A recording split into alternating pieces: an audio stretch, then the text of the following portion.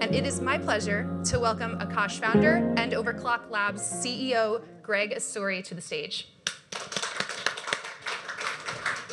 Thank you, Amanda.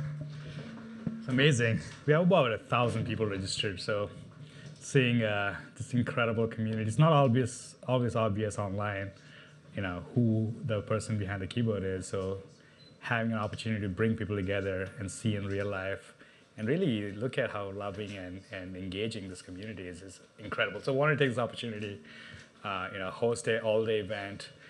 So much happens across Akash. And even our team, it's hard to keep up what's happening, right? So this is an incredible time to welcome everybody. So before we wanted to kick off the event, I wanted to actually take a trip down the memory lane because it's not very obvious, how we came. A lot of people don't really have the context how we came about. So if you really put the origin, the Genesis block, we founded the company Overclock Labs since 2015. My co-founder here, Adam Bozanich. That's him in the photo. We found it, after 2 kids and 10 years down on the experience belt. It's funny because Overclock began right after Kubernetes was founded. Kubernetes was launched in 2014, and we were so fascinated by the technology, we wanted to make Kubernetes more production-ready and fault-tolerant across the globe. These are some of the origins, right? I have a tendency to keep my notes archived, and I was just pulling up some of the old designs for Akash, and you can see the kind of parallels that we have in the design to what Akash today is, to what we originally began. Things haven't changed. The vision remained intact. Only the product came along quite a lot. We began the company in 2015 to make edge computing or high performance computing a possibility with Kubernetes as a foundational layer. And during the course of our development, we wrote quite a lot of code, right? We wrote a few libraries that are very actively used by Kubernetes community. In fact, there's a video here from 2015 that talks about Akash. So the first line of code for Akash was written about 9 years ago. And this is a video here. If you follow the link, you'll see how we were able to essentially boot up global clusters, about 20 different locations you can boot up in a single click and have them communicate in a single namespace, single IP address space. So all this very advanced stuff that we were doing, all this clustering across the globe, like federated clustering, all that, we began really 9 years ago. And the journey, it's amazing how far we've come along. And some of the libraries we wrote got very high prominence in the community. This is a screenshot from GitHub. You can see here I was ranked number 4 for the libraries we've written for Akash. I mean, right in between Google and Mozilla, and only human being on the list, and ranked number 13 across the globe. This is for Golang, and the other ones for Globe, because our code that we wrote are deeply embedded in the Kubernetes ecosystem at this point. If I delete these repos, the internet will break. So, this is the beginnings of Akash was founded in this deep infrastructure passion and libraries we wrote. And the libraries are now used by some few known companies that you probably heard of. These are the original Akash source code. Now it's used by NVIDIA, IBM's HashiCorps of the world. Still date, right? So in fact, NVIDIA uses a lot of Akash libraries in their Kubernetes drivers. So any decentralized network or network that uses Kubernetes and NVIDIA GPUs effectively use Akash source code today. AWS CLI actually uses Akash source code to a lot of the Department of Defense to Dockers of the world. Akash is very deeply integrated. Akash's libraries that are deeply integrated into some of this source code. And all this is verifiable. If you go to the GitHubs, you'll be able to see actually see the dependencies. It's fascinating to see how far the libraries have spread across, right? And really, if originally when we founded Akash, we didn't go down the decentralized route. In fact, it was very centralized. Even though we're doing this large-scale cluster deployments, the control plane was very centralized in the sense it was usually on a server or two. But the challenge with centralized control plane is fault tolerance, right? So when you have large clusters talking to a single control plane, the chances of the control plane breaking down or causing deadlocks is a common issue, right? So we quickly realized that you cannot scale to any level of high performance using a centralized control plane. The only way to really massively scale is go back to the roots how internet was founded, a decentralized network where instead of a single control plane, we could have a decentralized control plane where there's no dependency on a single point of failure.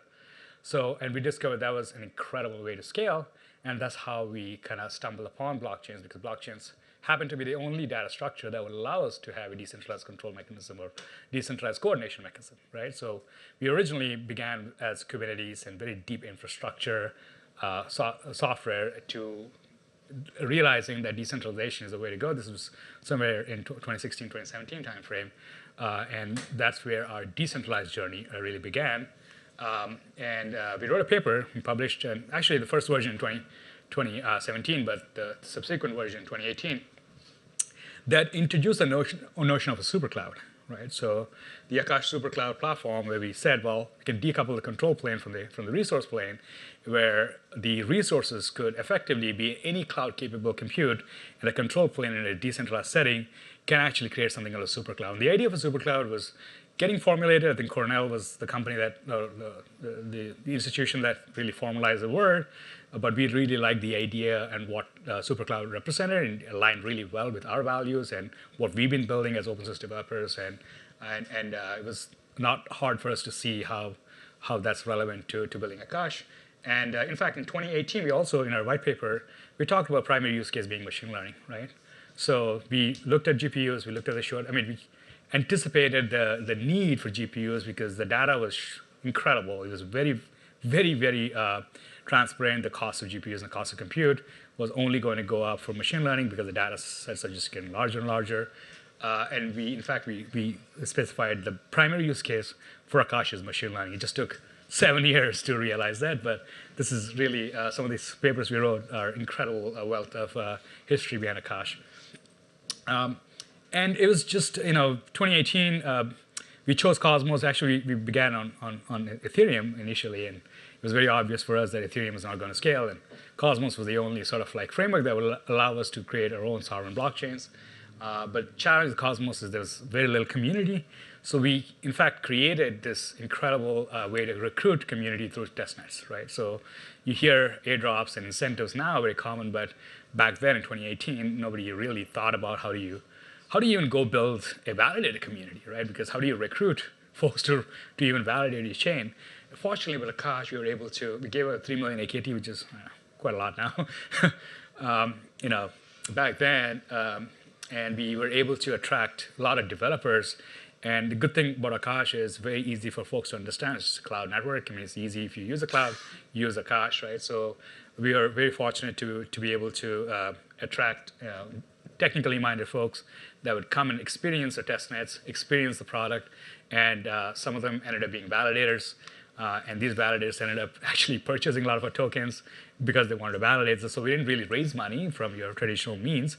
We raised money from people that use Akash or validate on Akash, right? So that's how we were able to bootstrap, and that became the foundation for our culture, right? Because we are a culture of users that want to build a world that we see should operate like.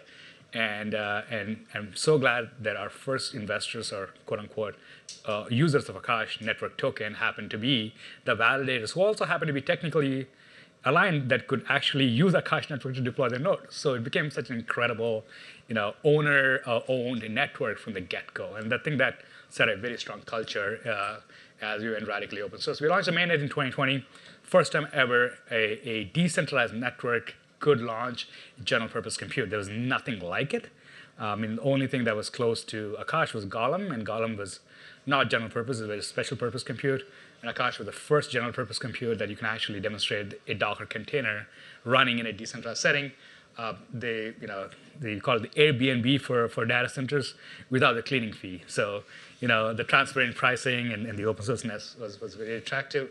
It didn't obviously have all the great features that we have today, but it was ephemeral. It was very foundational nature in 2020. As we went about deploying and developing Akash Network, we made some incredible progress, right? We added persistent storage, which enabled databases and enabled storage, heavy applications to be able to deploy on Akash. We did IP address-based discovery, which allows for a lot more versatility when it comes to discovering nodes. In fact, Akash is one of the largest IP address marketplaces. We don't really talk much about it, but one of the beautiful things about IPs, which is really a scarce resource, right? I think IPs are more scarce than gold. Think about it, right? It'd be cool to have an IP coin someday that's backed by IP addresses, but it's really a scarce namespace. But Akash is a great place to get IP addresses. And of course, the big update that came in 2023 was accelerated compute with GPUs. And that, even though we set out our journey in 2018 to get accelerated, took a long time to get here because NVIDIA really didn't have drivers, enabled for Kubernetes. In fact, if you look at my source code being using NVIDIA drivers, again, which is used by us, it's just a very incredible circular loop we go, right? It's awesome to see how commingling of open source software happens, and that's really, we take a lot of pride because building decentralized systems is about building up upon each other's work, right? And building open source systems is about building upon each other's work, and that's very central to Akash as a culture. And the latest we did is private containers, and as you know, privacy is very hard on blockchains. In fact, anything private is, of course, all the data that's here on Akash, the system containers are private, but the access to the container has to be public by design. But by shipping private containers means we had to think about how do you do secrets management. It's a very complicated aspect we were able to ship this year. One of the key moments for Akash is going radically open source. In a sense, even though we began as open source, the source code was open, but not the process to get the source code. But at the beginning of 2023, and really in the end of 2022 and beginning of 2023, we went radically open source in the sense, including the process of setting the roadmap is open source, along with the code. That was such an incredible, a moment for us because now we're able to attract all the way from, I think we had 20 or 30 contributors before we open source to now, before we went process open source, now we have about 500 contributors to Akash Network. Every aspect of Akash Network is open source, all the way from product meetings. We don't have any Overclock Labs, which is the primary contributor to Akash, does not conduct any private product meetings anymore. It's all done in the public. The video is posted on a permanent chain, on a blockchain. Go to our GitHub, you'll be able to see the entire history of all the meetings, all the decisions made. Meetings are transcribed and easy for people to read. So in case you don't come to a meeting, you can catch up. You can use an AI now. I guess people are training on our meeting notes. So you can actually ask, hey, who made this decision, when, and why was X feature not enabled, even though it was in the roadmap. So you can, this wealth of knowledge is completely open. And so when people come build tomorrow, they have this history. They can go back to and ask reasons why, right? With AI, you're able to achieve so much more in terms of how back and how easy you can retrieve information. And Akash, GitHub is a wealth of information. We have publicly funding enabled, right? And that's a key aspect of being open source. Open source is great, but if you don't have a way to sustain open source, it's kind of useless. And we see that happen quite a lot with Kubernetes. And Kubernetes, we have a contributor churn problem now, right? So people come and contribute because they love the software, but at the same time, how do you sustain doing that in a full-time setting? So Akash has a very open funding mechanism. There are about 30 proposals that fund various activities of Akash. In fact, this conference is funded by the community, right? Even though Akash doesn't have a leader, I'm just a core contributor. Me going first doesn't mean I'm leading the project. I am a contributor to the project. Hopefully, I would like to see next Akash Accelerate someone else give this keynote, and that's really the goal, right? The goal of Akash is to create an open environment where participation is equal on every field. You can actually scan this link. You can see the funding proposal. So if you have an idea for Akash, to build an Akash, be it software, be it events, be it anything, you can actually apply for funding. I think there are about $30 million in the community pool that are actively delegated for funding different aspects of Akash. This model was designed after Kubernetes, so we were able to take what worked in the previous prominent open source software and being able to leverage that in Akash. So incredible stories. We have two companies three, in fact, Overclock Labs, CloudMost, and Praetor, all different companies, building on top of Akash now merge, right? So a common pattern we see is open source companies, when you don't have a sustainable way to continue your operations, we found a way to keep those teams going, right? So CloudMos was a client built on top of Akash, built by our community members, because Overclock Labs, by design, did not build a client, because we think client is where you capture most value. So we let that opportunity for anyone that's aspiring, and gave one opportunity for people to go build clients. So we have about 7 different clients now on Akash, and one of them happened to be CloudMos, which is the most popular and most widely used client, building on top of Akash now part of Overclock Labs, but still funded by the community. We just act as a vehicle for them to operate. Same thing with Praetor. Praetor makes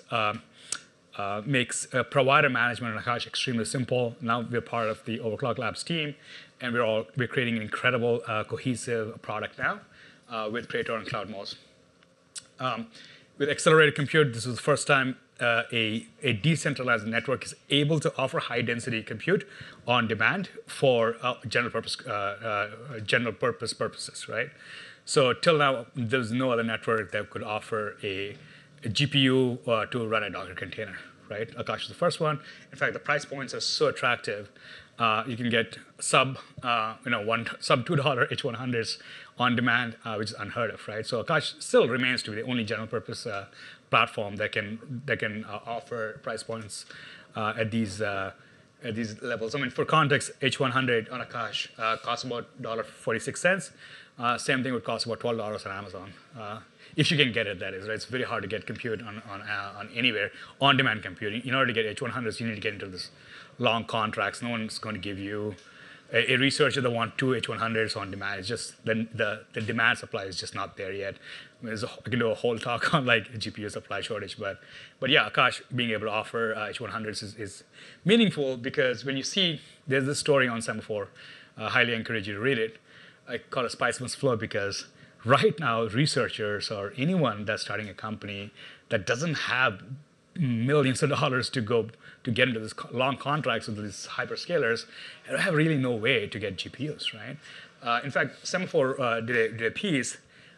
This is in last year, in October 25th. This is the first time mainstream press is actually talking positive about crypto. I mean, till now we've been riddled with FTX of the world and SBS of the world. I mean, and the Terra Lunas of the world. For the first time, they said something positive about crypto, and that story was highlighting Akash. This story is about how a Columbia student was, an AI researcher in Columbia, trying to get a bunch of chips to do some fine tuning, was not able to get chips anywhere, right? And then they could come to Akash and easily find the chips. And actually, in fact, that student ended up starting a company because he was so excited, and that company got acquired all within like 4 weeks. And he's actually in the audience somewhere. So he's working with this company called Brev, which is loved, which is loved all around by AI researchers. He is here to talk about his story, but this story is very, very interesting for those of you that want to go check it out. Growing ecosystem, we have amazing companies now building Akash. A lot of AI now. AI is just taken over. We have News Research, which is a very prominent team. They're known for their model called Hermes. They're training their model on Akash now. And University of Austin, the professor is here to talk about various programs that we have going on with a lot of researchers there. Brev, which is very popular machine learning platform as a service. You can go to Brev today and just deploy Akash nodes very quickly without credit cards, without crypto or anything. It's just a very mainstream sort of like application. NodeShift, they recently were on the building a GPU aggregator. They were on TechCrunch recently about their funding announcement. In fact, we found out about NodeShift from TechCrunch because they mentioned they raised X amount of $1 million to build on top of Akash. And that's what permissionless systems are. It's beautiful when you see like examples, and then we hit them up, and they're like, oh, they're cool people, right? So it's amazing. We don't do partnership announcements, as you know. Maybe very, very rarely do announcements. We never almost do any announcements without integration, right? So we're famous for doing announcements post-integration, or at least have a demo, right? We don't do announcements after phone calls, for first phone calls, like most people in crypto are leaning towards. But building an amazing, and Morpheus is, again, here, Venice, which is Venice AI, which is Erik Voorhees' new project. Erik will be here very soon. them using Akash, he mentioned, and he loves Akash and whatnot. So it's an amazing, growing ecosystem of folks that are integrating Akash deeply into the protocols and products. And so far, we were able to do 58 million gigabyte hours. So memory is one of the most scarce resources that we measure our success on. With 58 million gigabyte hours is a lot of gigabyte hours. If you look at our trend, our last quarter, AI has been a phenomenal demand generator, and you can see the trend how we were, we're not that growing, but the last quarter for somehow we just took off, right? That also aligns fairly well with leases. Leases are applications deployed on Akash, about 180,000 applications deployed in total, in aggregate on Akash. You can also see the trend in last year, we just shot up, right? So, with that, our key priorities today remains to be continuing to get adoption, which means removing friction, right? So Akash, the way I describe it is, as you can see the history when we began Akash, it was really to make Kubernetes usable, right? Because Kubernetes is only used when you have to scale. It's not used when you have to just bootstrap a single application, right? Kubernetes is like taking a Ferrari to get groceries, right? So, and that we have the same problem because Akash is built for scale. We really originally designed for scale, but we haven't quite made efforts in addressing users that are not looking for scale, they're just looking to tinker, right? Like researchers, for example. Most machine learning folks don't really yet care about scale. They care about running the PyTorch or some simple application. They care about SSHing into a box, right? So those simple use cases, Akash doesn't, it supports, but you have to quite a lot of work to get to those simple use cases, right? So a big challenge is how do you make a Ferrari that you can take to groceries? Right, that's really the challenge, right? So with Console 2.0, I'm very, very excited. We're making some incredible investments. Happy to show you what we have going on. The goal is to attract anybody and everybody, and we have cloud practitioners, AI researchers, traditional developers that are not crypto, right? How do you get them to use? Because really, Akash's most users, as you can see in the previous slide, are mostly non-crypto folks, and that's really we take a lot of pride there. And when people use Akash, people shouldn't say the crypto is just a infrastructure thing. Is not the product. The product is a cloud. And on the other side, as we improve our demand, we also need to improve our supply. And some of the things we're doing is through incentives, right? So we are very careful on how we design incentives. As you can see, some of the newer networks got Sybil attacked, and for a reason, right? The reason we don't want to go broad is because it's very challenging to do incentives really well. If you just go open and be like, hey, let's see what happens, you get Sybil attacked, right? So you get, because it's crypto. So designing incentives where those attacks or the attack surface is minimal, at the same time the quality is higher is very, very hard, especially for non-verifiable compute. So designing a system where we are currently in pilot for the incentives, which worked out really well, and we are very careful on what the kind of proposals we make that'll eat into our FDV, because you get one shot and you waste all the incentives early without thinking through carefully as to how these incentives are distributed, you're not going to get another shot. We see so many failures in crypto, including some of the big ones that I don't want to name, but some of the big ones that ran out of the tokens because they were too broad, too early, without nailing your demand. So it has to be a good equilibrium in terms of your supply and demand. It's about utilization. It's not about how many GPUs you have, right? So our utilization, fortunately, our lifetime utilization is about 40% for GPUs, which is fairly high. In fact, for high-density GPUs, it's significantly higher, somewhere north of 60%, right? So we always keep that utilization as our North Star. So oversupply or over-demand is not a good thing. So that's really what our goal is, to keep that good equilibrium, because providers need a good demand, whereas the tenants need to see racks full when they come to the store, right? So that's really the challenge. And the new user experience is broad, right? Of course, the goal of console to be able to invoke from pretty much any link we have, from the console, direct link to GPU landing, and we have some incredible ways to use Akash. One-click launch a vanilla SUSE or a Ubuntu instance that looks and feels like a VM. So with regular SSH, with regular whatever you used to using a digital ocean. So that's the goal, without going through the crypto experience, right? Akash right now is non-custodial only, so we'll be adding managed features. where you'll be able to log in using Google or GitHub, using credit card, along with making sure that you have the non-custodial aspect intact, because we can't compromise custody for convenience, which is not a choice. It is an optional. It's not a must, but it's an optional aspect, right? So you can either choose custodial or you can choose a non-custodial experience. And the goal is to minimize as much as custody from anyone, right? But we do realize that we need to be managed for folks to be able to use Akash without crypto. So a lot of good things coming in Console 2.0 and a roadmap, right? So we look at, so far we've come quite a lot, and the goal really is to get to cloud parity, in the sense like, in a few years from now, we should be able to go to Walmart or some large company and be like, hey, you can move all your stuff from Amazon to Akash.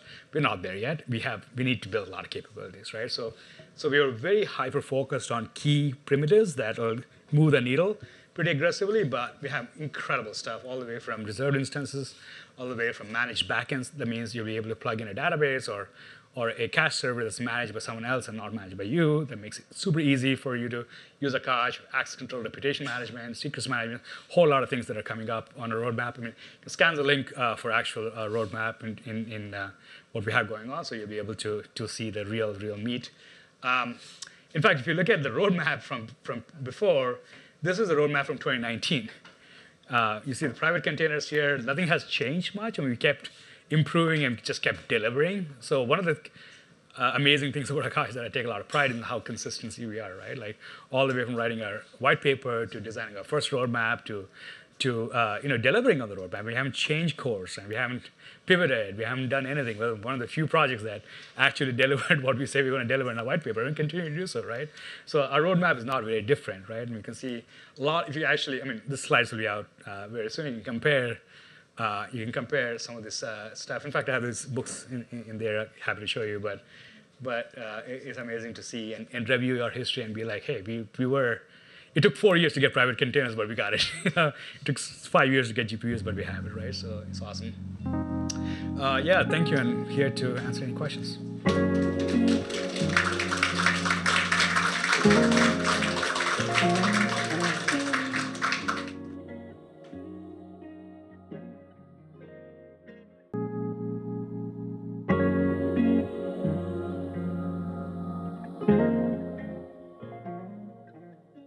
Thank you for your patience. Today we are going to be talking about AI revealed, real-world applications. Today we have moderator David Johnston, OSS, and contributor to Morpheus. Panelist number one is going to be Cameron Fairchild, software developer at BitTensor. We have Sam Padilla, co-founder and head of product at Iden AI. And then we have Tina Baker-Taylor, COO of Venice AI. Thank you. Awesome. Well, thank you guys for being here. Been looking forward to this discussion. Maybe we just start with real quick intros. Tell us a little bit how you got involved in BitTensor. Yeah, so I was going to University of Toronto, right? And I had, there's this Discord server, as there is.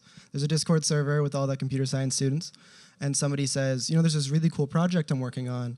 I got like a little internship with them, and I think it's really interesting. And I was like, well, this sounds cool. So I go and I join, and I check it out, and it's pretty interesting. I end up start mining, getting involved in the project, contributing. And then, then I got hired. I got hired on. It was great. Awesome, man. What about you? Yeah, so my name is Sam. I'm the co-founder of Adon. Adon is a new AI company, decentralized AI company focusing on data. We're building a decentralized AI data marketplace. So in a very high level overview, you can very much think of it as a similar to what Akash is doing. Instead of focusing on compute, though, we're focusing on data. Awesome. Tina. I'm Tina Baker-Taylor, and I'm the CEO of a new generative AI app, which is called Venice AI. Venice is different to some of the incumbent chat apps in that it has a privacy infrastructure. So we don't see the inferences that you send, we don't see the responses that you get, and we don't hold on to your data. We actually never have it. It's only stored in your local browser. We are focused on building out our future product completely in a decentralized way. We use Akash today. And yeah, hopefully we will provide an alternative to the market, which today we have chat, image generation, and a variety of different sizes and resolutions. You can have the AI write code for you. And a number of other quite cool features around manipulating system prompts, etc. But all of the models that we use within Venice are open source models only. That's awesome. Very aligned with the ethics of everyone here. So very cool. Well, let's dive right in. So the subject is real world applications. Be curious if you want to kick us off about sort of the real world applications that you're most excited about that you think are going to sort of define 2024. Yeah, well, I think like as you mentioned, the code generation, I think that's very exciting. It's like I myself, because I'm a developer, I do use Copilot. I find it's very useful, and honestly, it doesn't really matter what service you use. A lot of them are pretty great, right? And it really accelerates that development process, right? There's a lot of things that you just can skip over essentially, and you can get down to like the meat of it, basically. That's awesome. Sam? I wouldn't necessarily talk about 2024, but if you go a little bit further into the future, maybe 2 years, 3 years from now, I think one of the most exciting trends in AI is embodied AI. So literally real world AI agents, mainly robotics, performing actions in the real world. So very bullish on robotics, very bullish on humanoid robots or robots in the workforce replacing repetitive tasks and so on and so forth. So I think it's probably the end game in my view of real world AI is just embodied AI, real world agents. Very cool. Hey, Tina? Yeah, so I'm coming from the crypto space where I've spent the last 8 or 10 years, and I think that one of the things that we haven't done well is applying what that killer app for digital money might be or tokenization might be. And so for me, one of the things I'm most focused on right now is bringing mainstream audiences into using these AI tools so that people aren't caught off guard. We always have this adoption curve of new technology, and I think for us in the room, you're not my target audience, right? Like what's going on. But for people like my parents, or even much younger people, making sure that they understand how to use this technology for their own benefit, and in doing so in a way where they're not giving up a whole bunch of data, they're not potentially influencing, foreign governments to be able to use information for vector attacks, etc. So I think just the responsible onboarding of, the next wave of users into AI so that people are adept at how to incorporate these tools into their lives. That's awesome. And that's really where my heart is like, how do we get 1 billion people access to crypto and Web3, right? For me, that's the big payoff of having a chat interface is we're alleviating all those layers of complexity. Like for most people today, smart contracts are a mystery and they don't know how they work. And that's okay, right? The way we got billions of people on the web was creating search engines that made finding what you wanted super easy and just tell the machine, oh, I want a sports website and found you something pretty great, right? We need that sort of moment in crypto and Web3 where we alleviate all the complexity. And it's interesting that you went to embedded AI. I agree. I think that's sort of one of the longer term trends. What I'm focused on more in the short term is smart agents, right? How do we create that interaction between the Web3 wallet and the large language model, right? And so be curious if you guys, what you think some of the interesting applications around smart agents will be, how we start mapping those Web3 use cases that have been pretty well proven and get them accessible to a much broader audience that can use a chat app. So maybe to start with Tina, if you want to talk about, riff off some of that. Yeah, definitely. So I think, again, for me, using digital assets or crypto or wallets or any of that stuff today is still really hard. I mean, it's I know what I'm doing, and we were talking about the T-shirt that Cam's wearing, and I often have times where I'm like, I don't know why this isn't working. Why isn't this working? And it becomes so frustrating.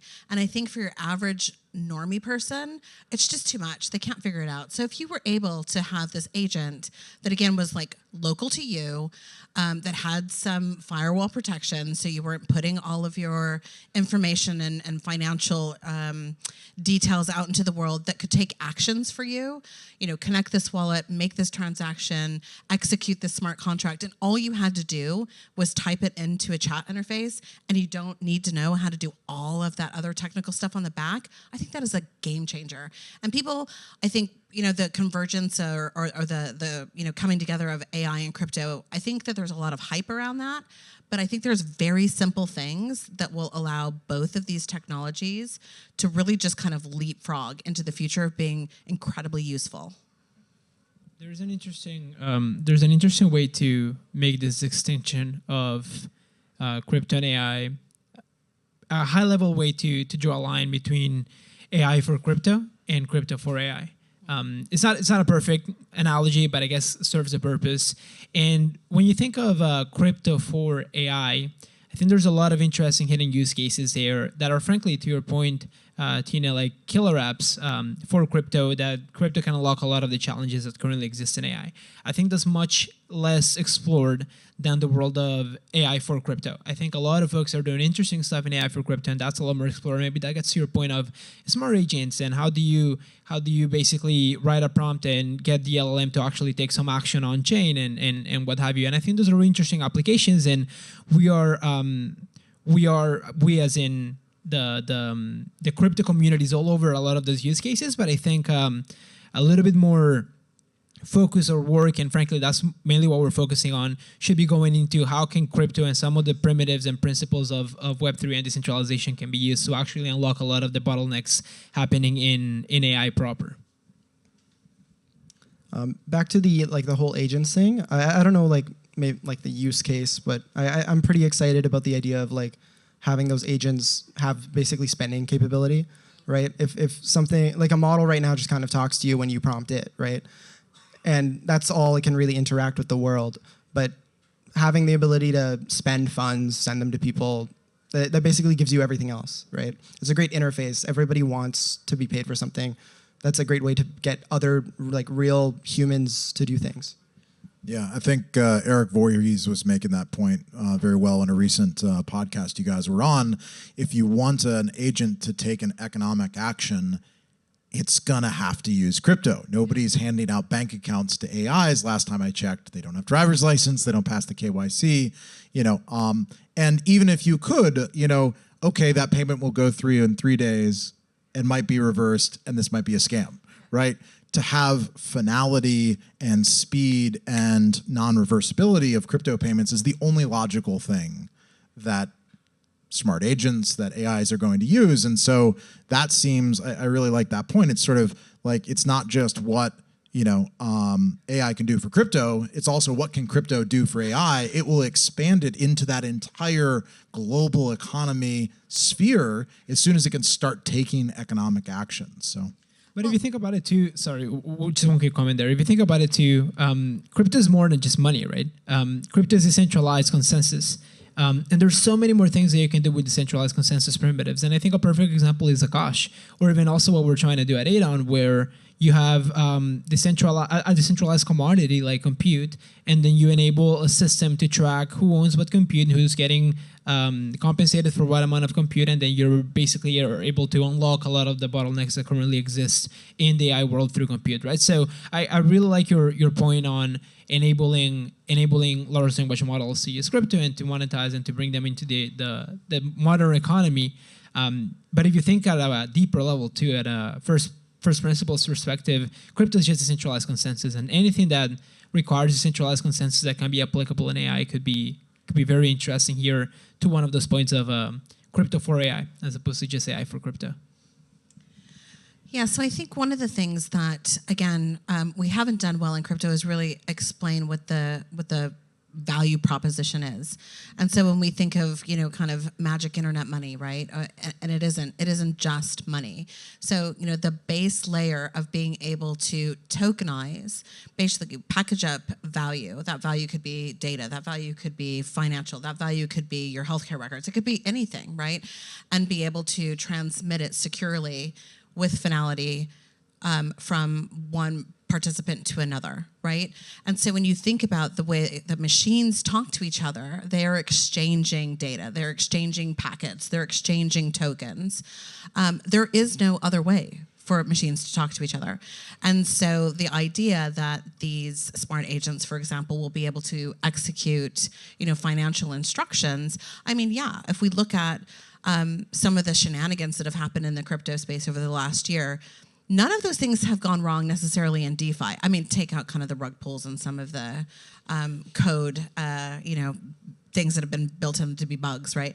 But generally speaking, DeFi contracts act as they should, right? But you need that digitally native, internet-ready form of being able to send value. So it's not just money. And I would be a little careful too in saying that it's, consensus, because things like USDC are completely centralized, right? That doesn't necessarily mean that they don't work or that they're bad, but it isn't all decentralized. And I don't think it necessarily has to be either. Well, I love that point about DeFi. Like in a world where Celsius and stuff are long gone, Uniswap's working just fine. Compound is working just fine. The Aave lending contracts are working just fine. And there were a lot of people, I think, in, let's say, 2020 that were using the term DeFi. And it was sort of DeFi in name only, right? It was a centralized company holding people's funds. Like, what's DeFi about? Oh, you have a token. Congratulations. But in the last 4 years, the infrastructure has really gotten to a point where you can move things in a truly decentralized way where there is no custodian, right? We've seen a lot of those applications come out recently.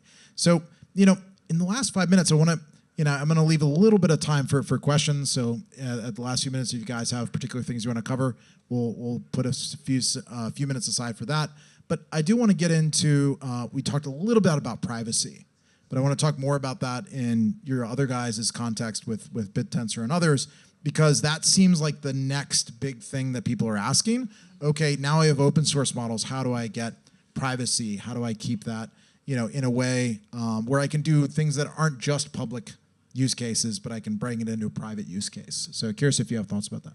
Yeah, it's not directly related to crypto, but cryptography maybe. There's, the idea of using models which can operate on encrypted text, encrypted inputs, right? And they, send out encrypted outputs, and then that way it's fully private. Are you thinking in the ZK context or FHE or any of those technologies that you're looking at? I mean, zero knowledge would be capable. I think usually those are less performant. I think there's a lot of work being done towards that, and I think that's a really cool application, honestly. But I mean more like the homeomorphic encrypted space. That's really interesting. Where you can, and for the context of anybody's not familiar, FHE is where I can take some encrypted data, I can hand it to Tina, she can run her calculations. Let's say she's running a large language model. She can give me the output, and I'm the only one who decrypts it.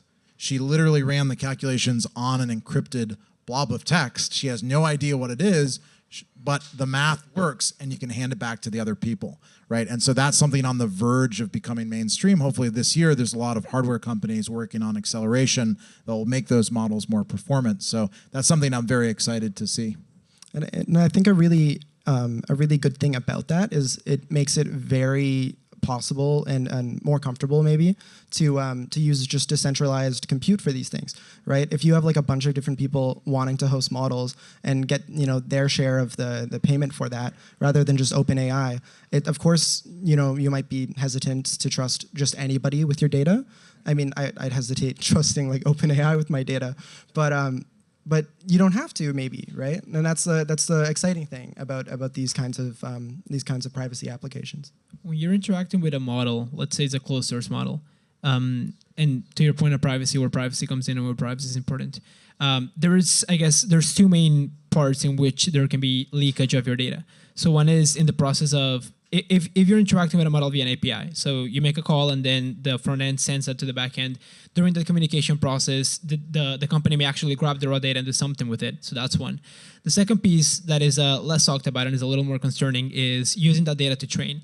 And it's actually interesting because when a lot of people think, oh, they're using my data to train, you think that they're keeping the raw data and then using that raw data later to do the training passes. And that's not necessarily the case often, depends on the company, but it's just actually taking the embeddings. So when you have a piece of data, you run inference through that, what comes out of that process is embeddings, and then you actually use those embeddings to improve the model.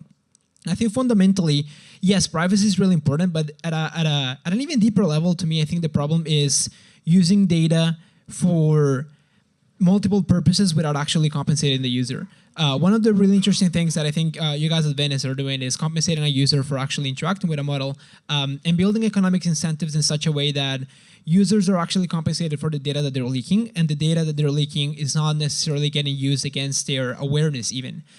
So privacy is important, yes, but not only because you want to run inference without anybody knowing what you're talking to the model about, but it's because you want to build the protections around monetizing the data when you want to monetize the data as a user, or not getting treated as collateral and as a data mine basically by other companies.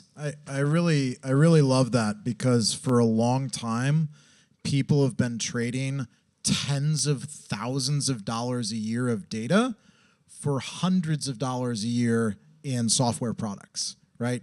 You're using Google search, and maybe what they spend to support your usage is a few $100s a year, but they're getting tens of thousands of dollars of ad revenue from each person. So moving into a world in which you own your own data is really exciting, because all of a sudden that money ought to flow back. And if you have a competition where people move to the systems that reward them the most, finally that value is going to start flowing back the other way, which is really exciting. And a lot of this is around incepting people to behave differently, right?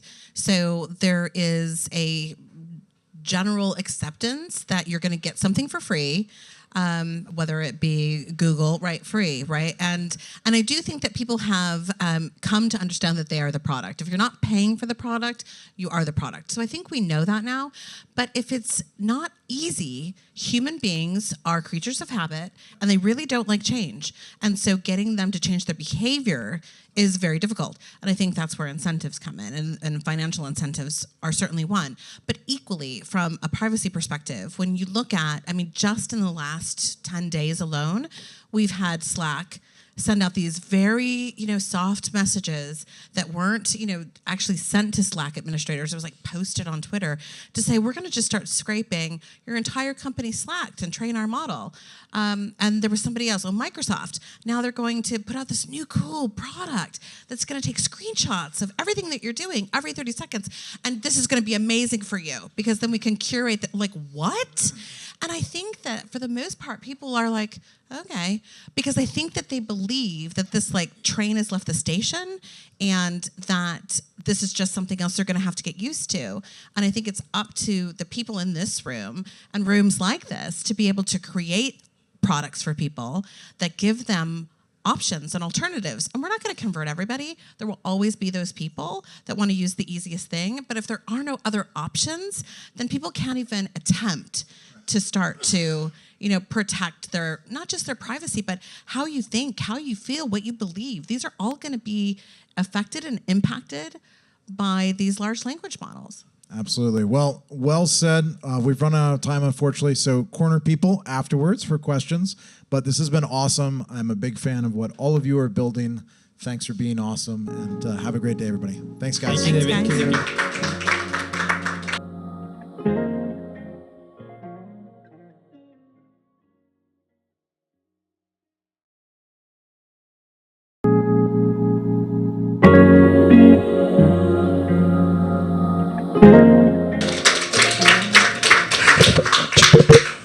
Well, super excited to have Erik Voorhees. Erik needs no introduction, but I think it's famously known as the oldest man in crypto.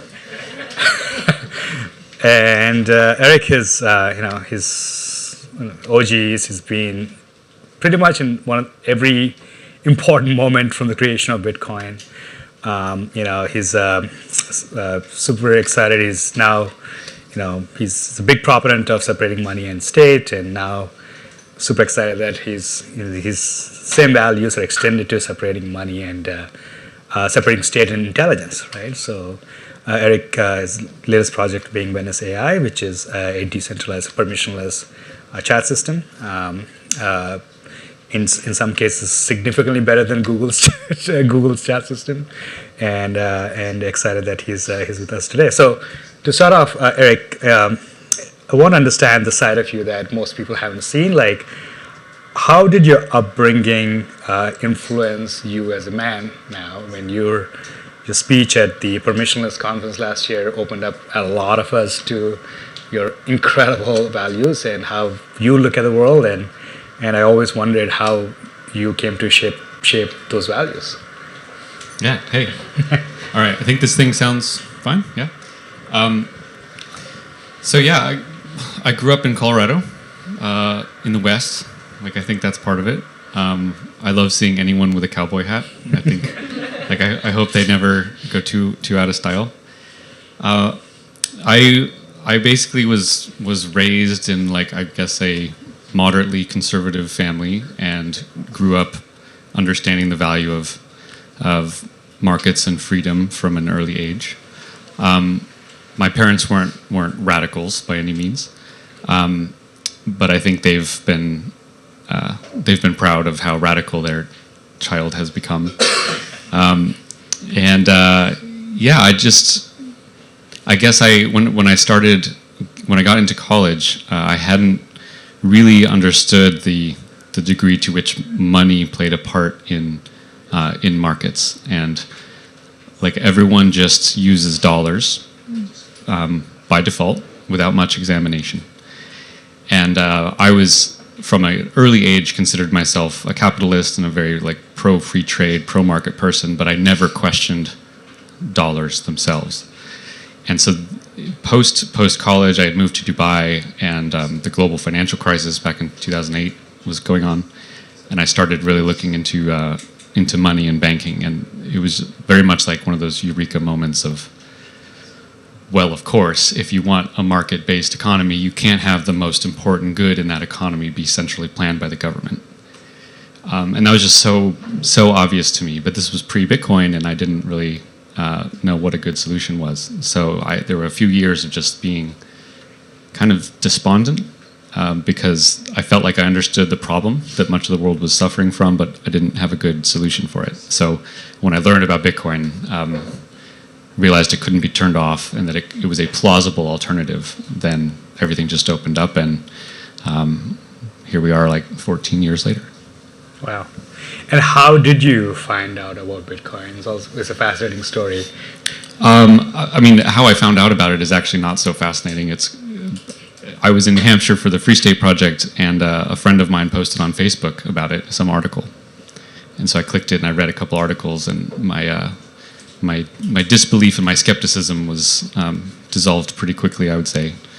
And I just totally fell in love with it, and definitely had a few days with like very little sleep, and learned it intensely. And it was actually interesting to see how quickly I could learn how Bitcoin worked, because I was so interested in it. And I'm not a developer, I'm not a cryptographer. Like, a lot of the fundamentals of Bitcoin I didn't know, but I learned it all pretty quickly just because I had such an interest in it. And I've discovered this is like a broader life lesson, that if you ever find that you're trying to learn something and it's taking a long time, it's probably because you just don't care about the thing. And when you have a passion for something, you can just absorb it very, very rapidly. And when you find those things in your life, you should pursue them. It's awesome. So Bitcoin paper is not for faint of heart. It's not an easy paper to read, right? Did you read the paper, or did you read about Bitcoin and then read the paper? How is that sort of like? Walk us through that day in the life. Yeah, the white paper describes how Bitcoin works. But more important than that, I think, was just like some of the broader concepts of how a decentralized network can operate. And certainly the best way to learn something is to start using it. You know, like, you could read about bicycles in a textbook for months, and you wouldn't really understand how to ride a bicycle, right? But if you spend a few days doing it, there's an understanding that your mind gets just from that usage. So just like acquiring some Bitcoin and sending them to my own wallets that was a huge part of the learning, and that didn't take a huge amount of technical skill. Awesome. So 2012, Satoshi Dice, was responsible for half the Bitcoin volume. You founded that, or you were involved? What was that like? How was Bitcoin 2012 like? And Bitcoin, to be in thick of it, in fact. Bitcoin 2012 sucked. Was anyone around back then in the Bitcoin community? Oh, no one. Okay. So Bitcoin 2011 was exciting because that was one of the first bubbles where Bitcoin crossed through $1 and then went up to $31 over the course of a few months. And during that period is when I got involved. And then after that bubble popped, there was just this horribly miserable, depressing slide from $31 down to $2 over the next 12 months. And this was Bitcoin's first bubble. So all the skeptics, almost no one had heard of it or cared about it, but those who had heard about it had every reason to say that this was just some stupid Beanie Baby fad, right? Bubble was clearly over, bubble had popped, it didn't take over the world, it failed, and everyone who was still involved was just a total idiot. It was in that environment that Satoshi Dice got built, and if you actually look back at the transaction charts of Bitcoin transactions per day, you can see this miserable slide after the bubble pops. And then it's dead, like a dead patient in the hospital bed. And then Satoshi Dice, which was a Bitcoin gambling game, arrives in April of 2012, and you see this bump in the flat line of Bitcoin's transactions. And ever after that bump, the transactions just start growing forever. And so I do not want to claim that I resuscitated Bitcoin from the dead, but it did feel good to see that and to really be able to bring people a use case where they could understand why a decentralized system was cool. And back then, this was in the wake of all the poker sites getting taken down a few years earlier. So online gambling was a big topic.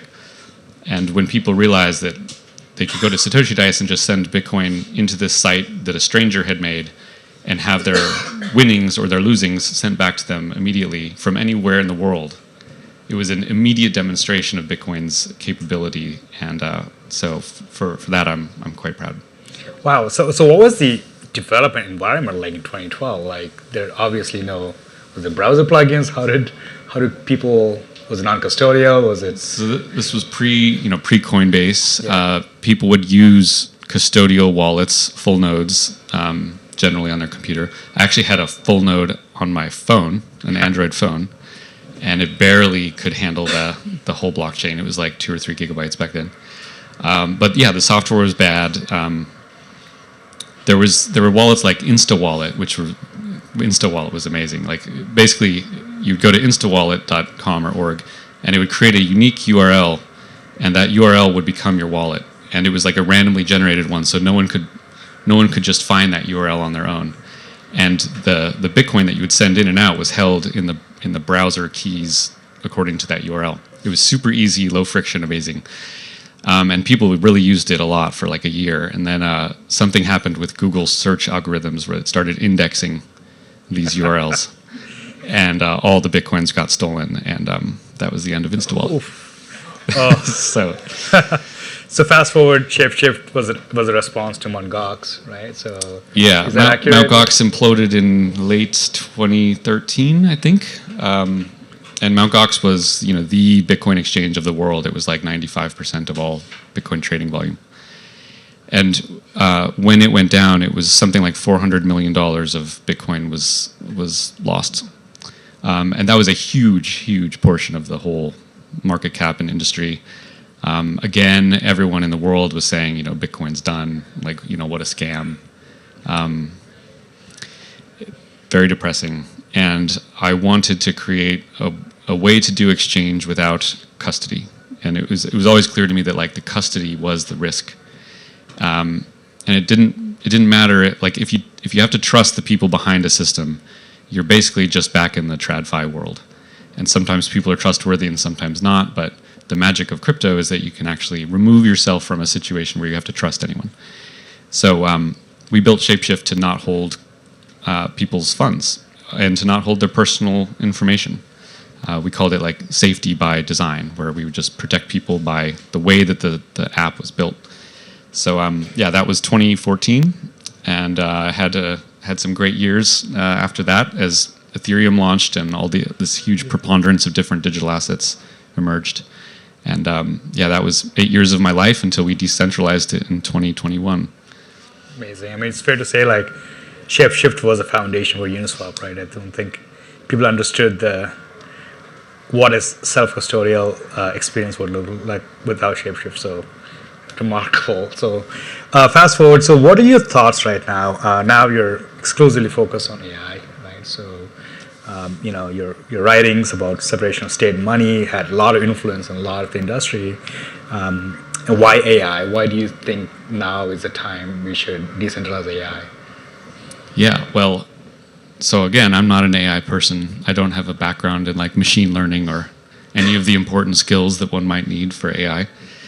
But I've seen how powerful the tools are, and they're obviously getting much more powerful. I think there's a very bright future ahead for humanity when it can leverage machine intelligence to this degree. And the AI stuff, generative AI in particular, was just an interest of mine as a hobby. And I started realizing, you know, as you use the chat GPTs of the world, and you start realizing that the answers that are coming back to you aren't actually machine intelligence, but there's some like human censorship going on and like guardrails going in, and it's not clear like what's coming from the machine and what's coming from the human. And I started realizing that like, okay, if there's a few of these big tech companies offering the AI products, not only will we be subordinate to the whims of the company, more dangerously, in my opinion, we are subject to the whims of whatever regulators are overseeing that company. And it doesn't take a lot of imagination to consider a future world that's not far, you know, 5, 10, 15 years in the future, where governments of the world utilize these AI systems to control how people think.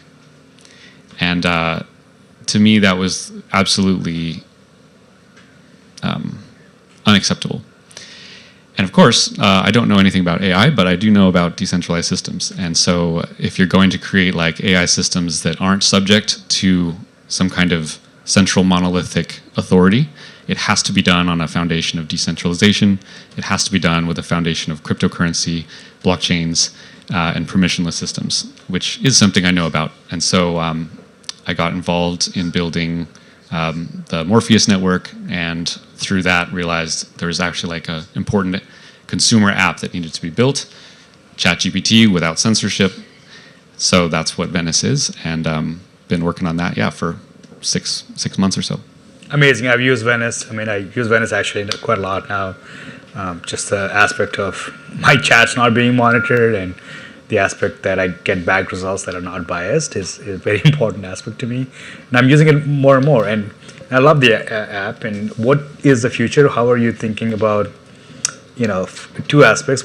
How do you see broader adoption for a decentralized system? Also, how do you see the competition shaping, especially with ChatGPT, GPT-O, and all those new things coming and really innovating? Yeah, I saw basically like there were two sides of the open source product, or sorry, of the AI product world. One, which most people are using, was large centralized companies, you know, Anthropic, OpenAI, Google, Microsoft, these firms, and they were getting a highly curated, censored, but very easy to use, very performant, very excellent product, but subject to all of the restrictions both today and into the future. That's what most people are using. And then on the other side, there was this whole big world of open source AI, which was very cool and very diverse, but also very messy.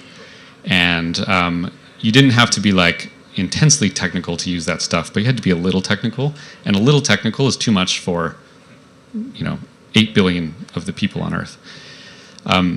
So I realized, like, okay, well, let's just take some of the biggest, best open source tools and build an app that works as nicely as the ChatGPTs of the world.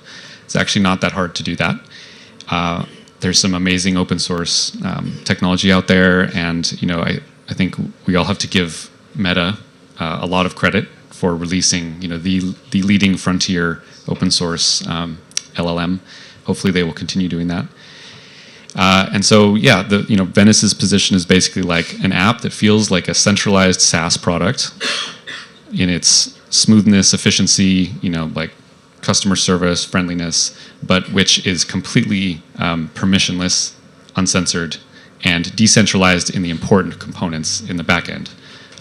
This is where we use Akash servers for a lot of the compute, and that's the basic niche that we're going for. So someone who wants the basic usability of ChatGPT without getting spied on or censored, that's our market.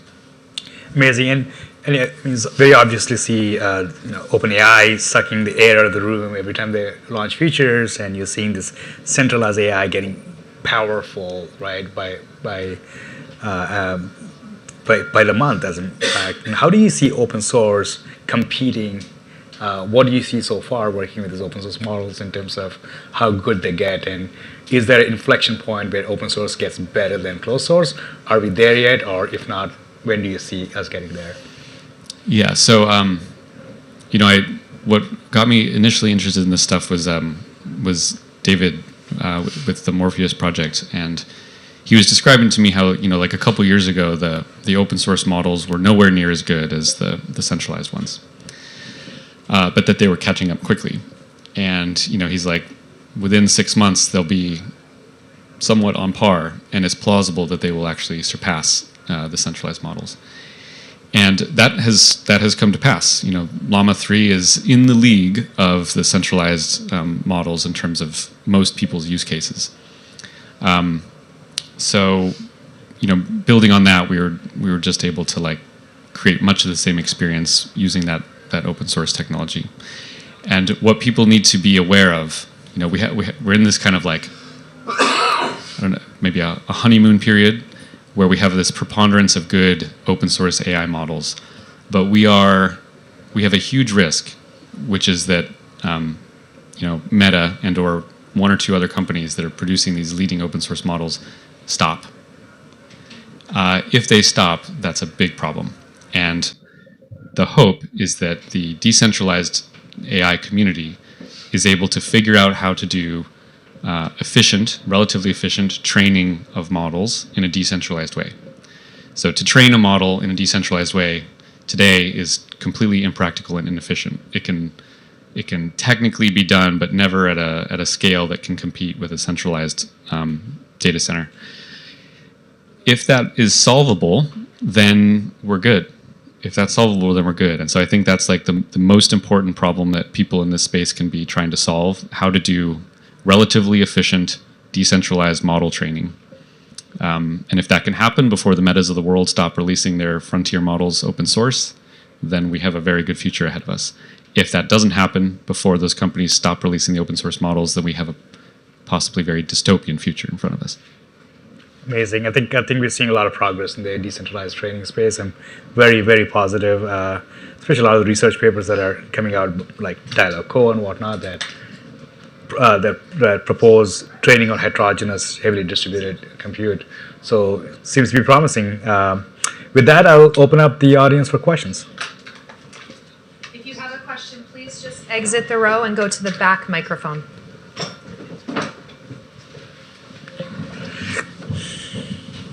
Hi, Erik. Thank you for sharing. And as an OG in crypto and soon to be OG in AI, and so I'm just curious about like, so I guess like your thinking certainly is shaped by a lot of stuff that you read. So could you share with us like what are the most influential stuff that you have ever read in your life, and also like nowadays, right? So like what are you constantly reading? What is actually grabbing your attention? Yeah, thanks. Yeah, I have to say the most influential book I've ever read is Atlas Shrugged, which might sound a little cheesy to some people, but one of the greatest pieces of fiction that captures like a spirit of man that is too often minimized and dismissed by most literature. And it is a heroic a heroic poem, essentially, to the importance of the individual person against the collective. And if you read that book, it's hard not to. It was written, in the '60s, late '50s, early '60s. It's hard to feel that it is fiction, because so many of the things that seem silly in that book are actually like happening, and you can see this all around you. So that book was huge. A much shorter one in nonfiction, What Has Government Done to Our Money by Rothbard. You can read that in an afternoon, and that essentially describes the process, which isn't some conspiracy or not even necessarily intentional, but just the mechanical game theory way by which governments ended up wresting control of money from the market where it had been before, and how distortive and corrupting that process is. So yeah, I would say those two books. What about now? What do I read? I've been trying to read like some of the early AI history stuff, and you joked that I might be an OG in AI now, which is definitely not true, because the AI stuff has been going on, for 70 years, since the 50s and 60s, and it's amazing how, I think us in the crypto world feel like we've been working on this stuff for so long, and like, why hasn't it taken over the world yet?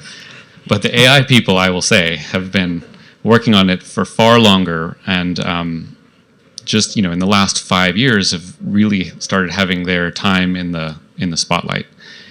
And so I've been trying to learn about some of that early history, and it's cool to like learn about computing systems on those fundamental levels back when the computers themselves were simpler.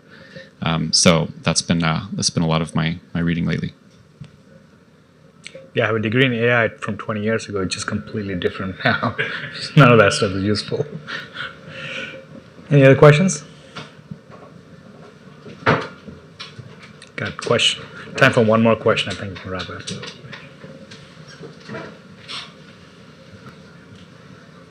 up. What would you say is the biggest risk Akash faces? Question to me? Yeah, or either of you. Biggest risk Akash faces?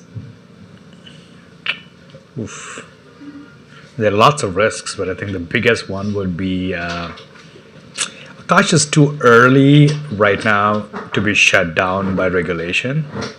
I think if regulation is out of our way, I think Akash is unstoppable. But if regulation comes and basically says you cannot exist, I think that's going to be a big problem.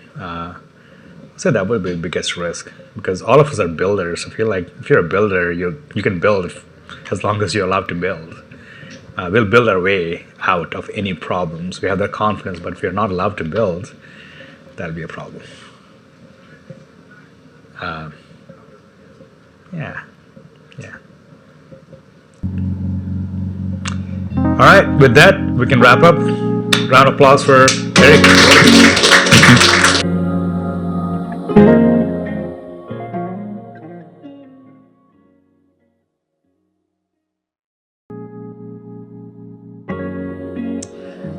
Today we are going to be having a little chat with Lex Avellino, CEO or Creative Officer of Passage Immersive Worlds, and we have Robert Myers, Founder and CEO of Manifold Labs. Please give them a round of applause.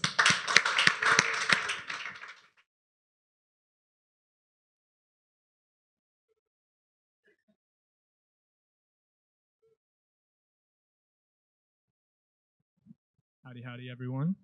Hello. So Lex here from Passage.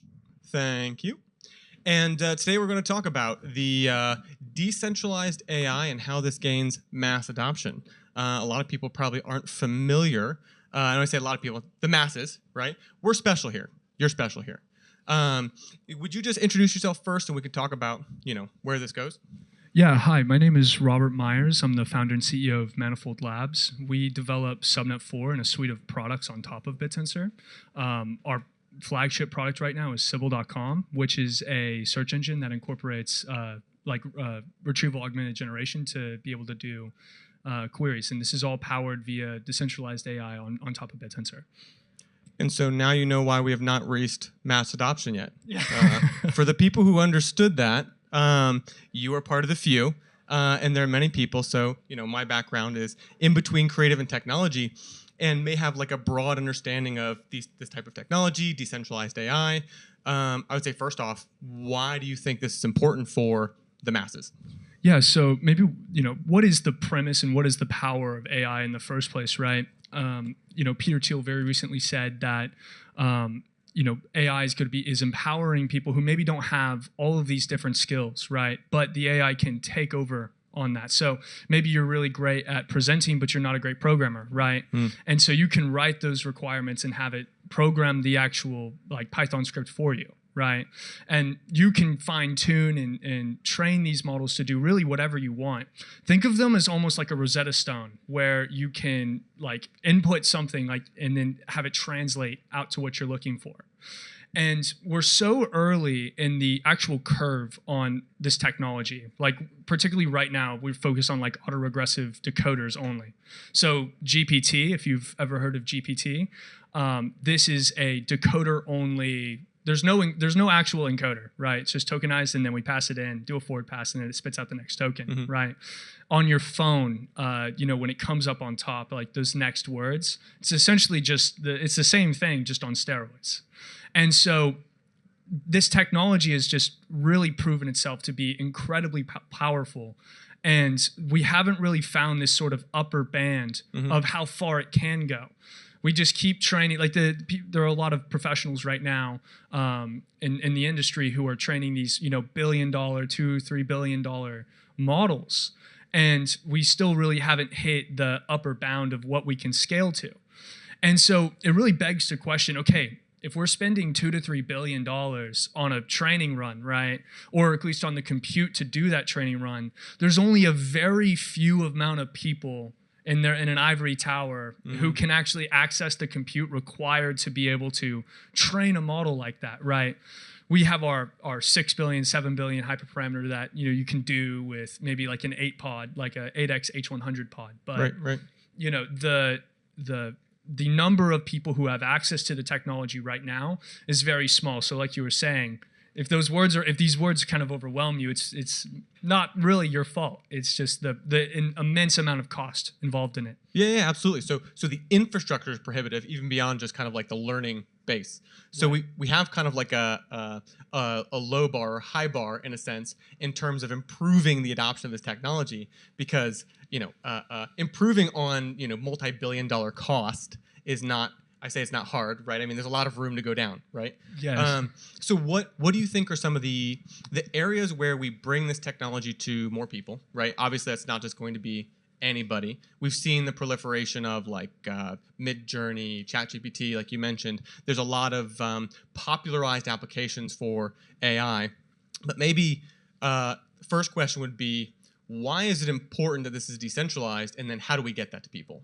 Absolutely. So I think about where we are right now in the LLM space, or in this sort of like applying this AI and making it embodied, right?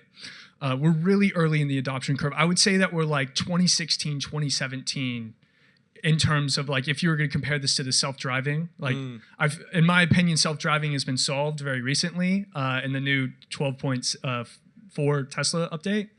I mean, it's unbelievable. It gets you from point A to point B, no interventions. Right. They're about to remove it. So it took from 2016 when many of those companies, a lot of companies like Cruise, Waymo, there's a long laundry list of companies that raised in 2016. And now we have a graveyard of companies that raised off of that, right? Right. And we have a very few amount of winners. I would say that this technology is becoming mature to where it's entering the mass market now, where before it was very limited in its scope. Like if you got into a Waymo, before this, either with Comma or with Tesla, right? You had to go to Arizona, or you had to go to a geo-fenced area to be able to try that technology out, right? Now it's hitting, hundreds of thousands of cars that are on the road every single day. That's going mass adoption. That's what it looks like to take it to the consumers.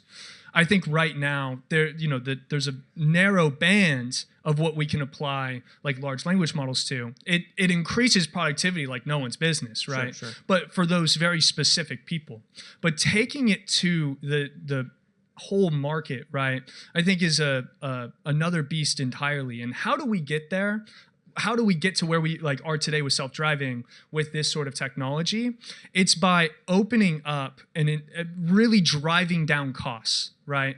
So right now, if you want to rent a H100, not using Akash, right? Like, Right.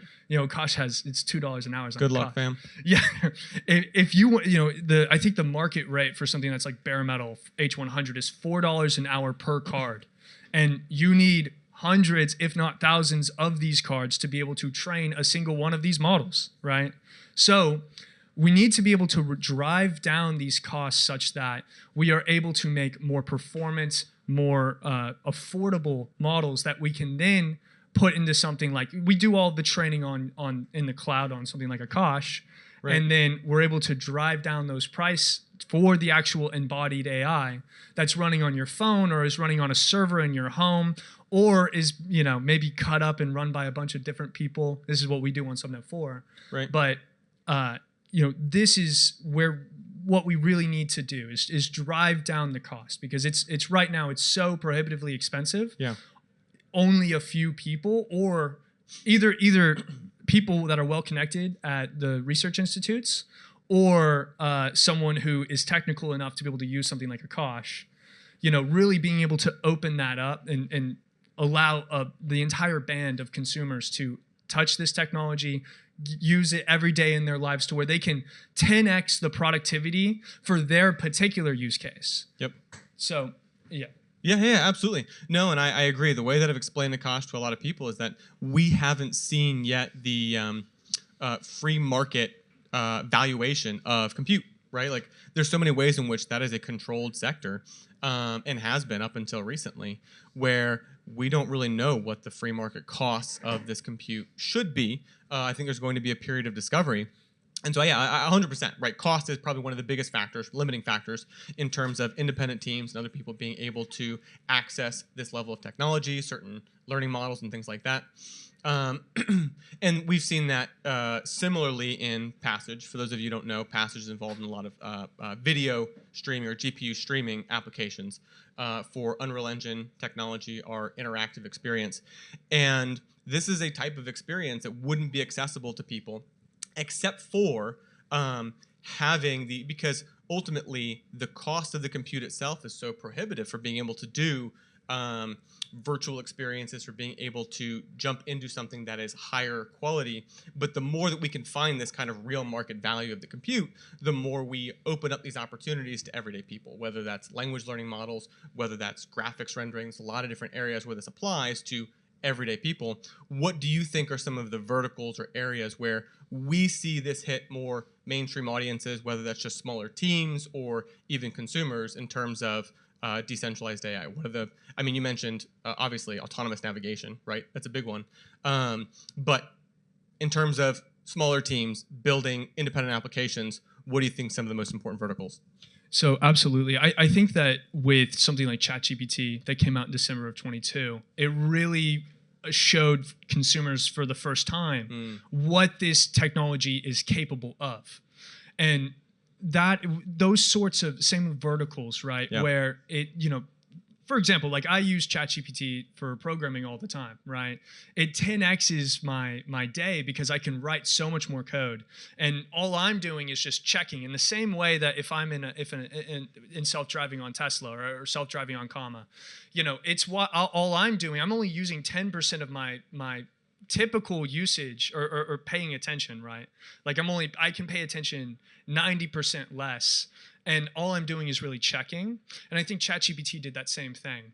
And so now what we need to do is find those really important use cases for and I think that we'll see it first in like the professionals, right? Like B2B kind of software, right? And supercharging each and every single one of those fields. Right now, like search is really popular.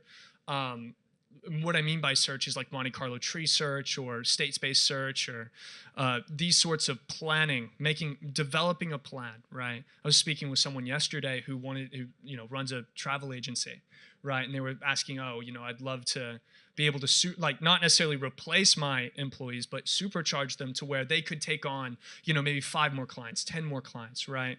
And then that's how the consumer is, I feel like, initially going to interact with the technology, is through the B2B.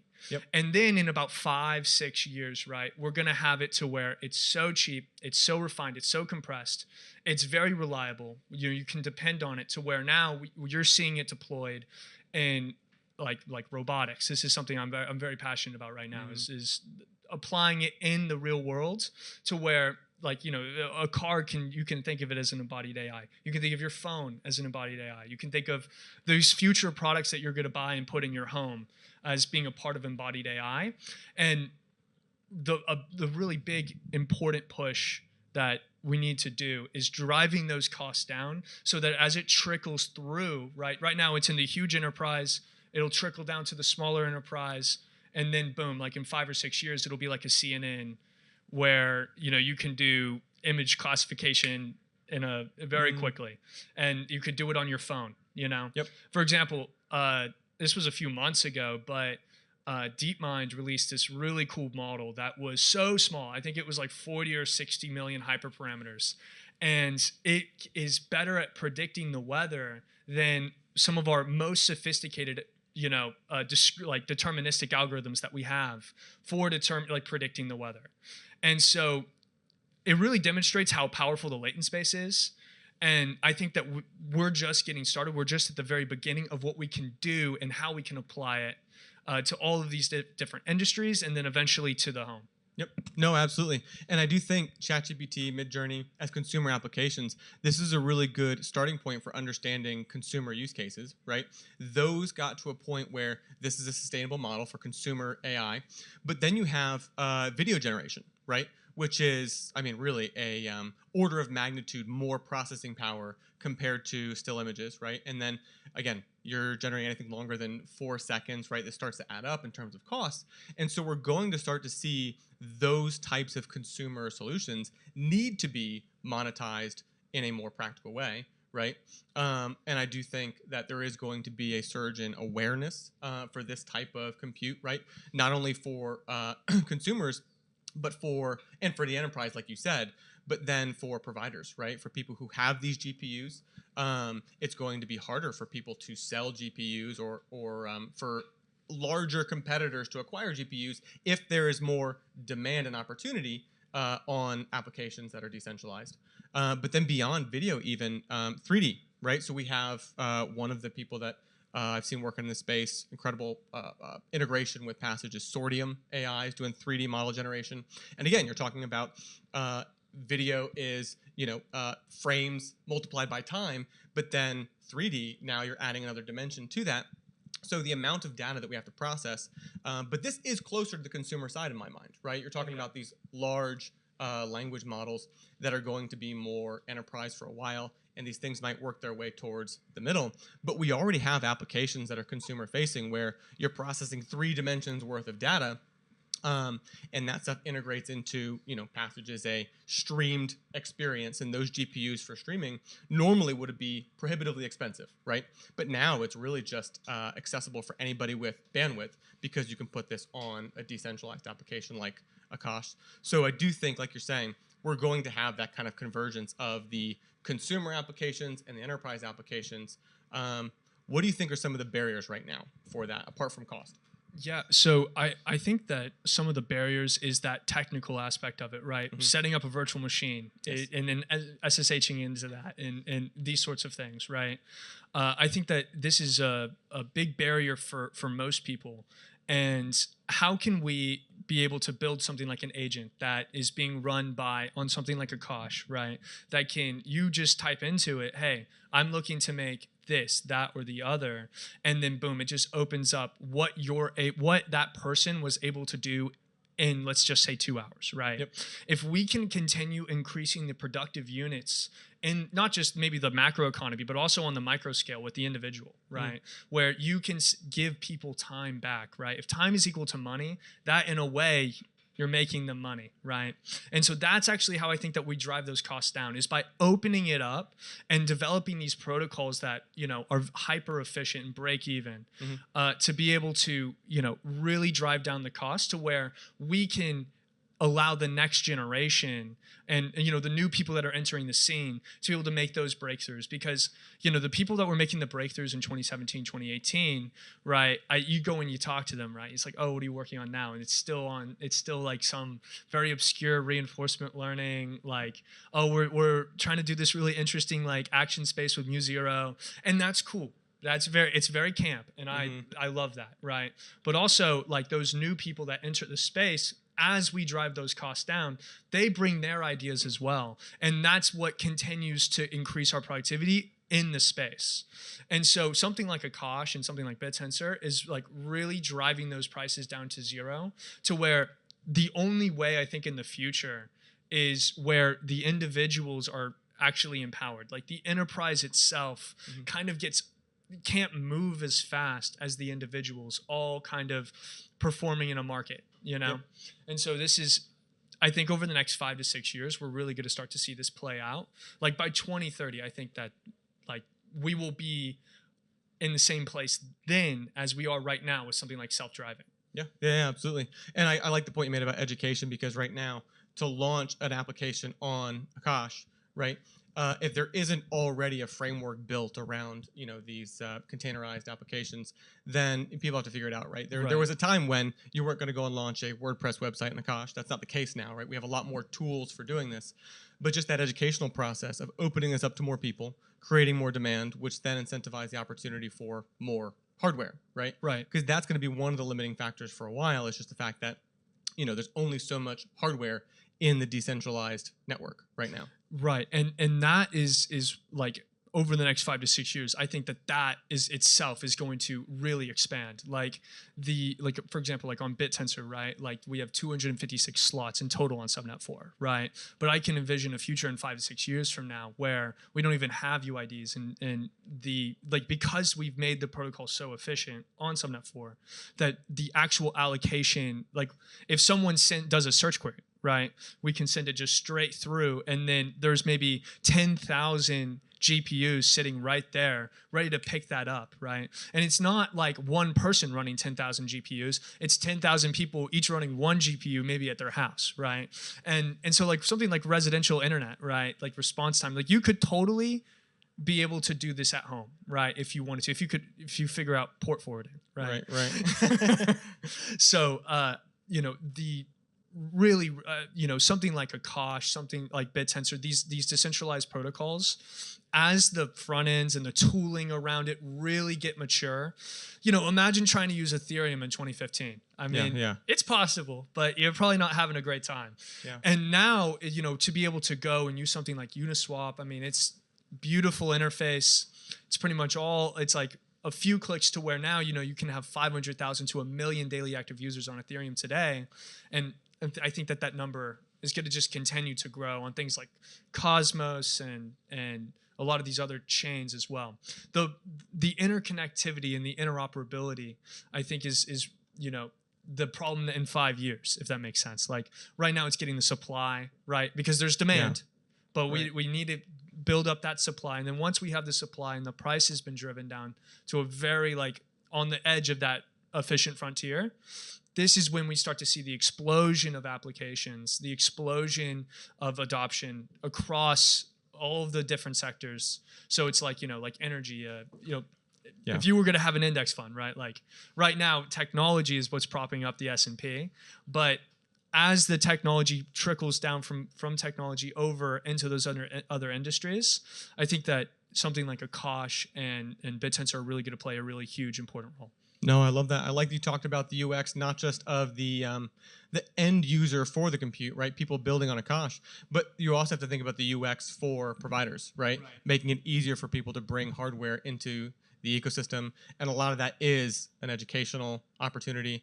Real quick, we got a minute left. What do you think in terms of kind of looking forward in this space before we've hit mass adoption. What's the opportunity for builders in the space, given that we haven't hit that yet?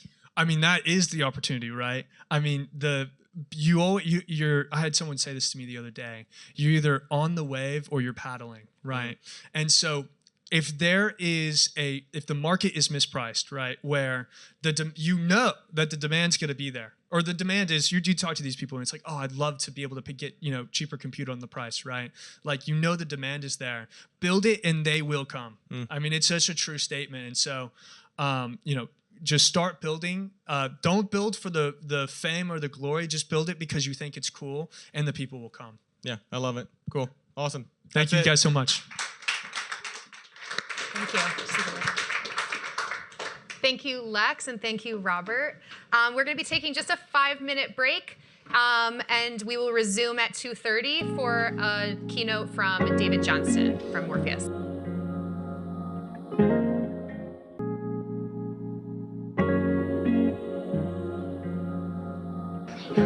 All right, welcome back. It's my pleasure to introduce to you David Johnston, OSS contributor to Morpheus.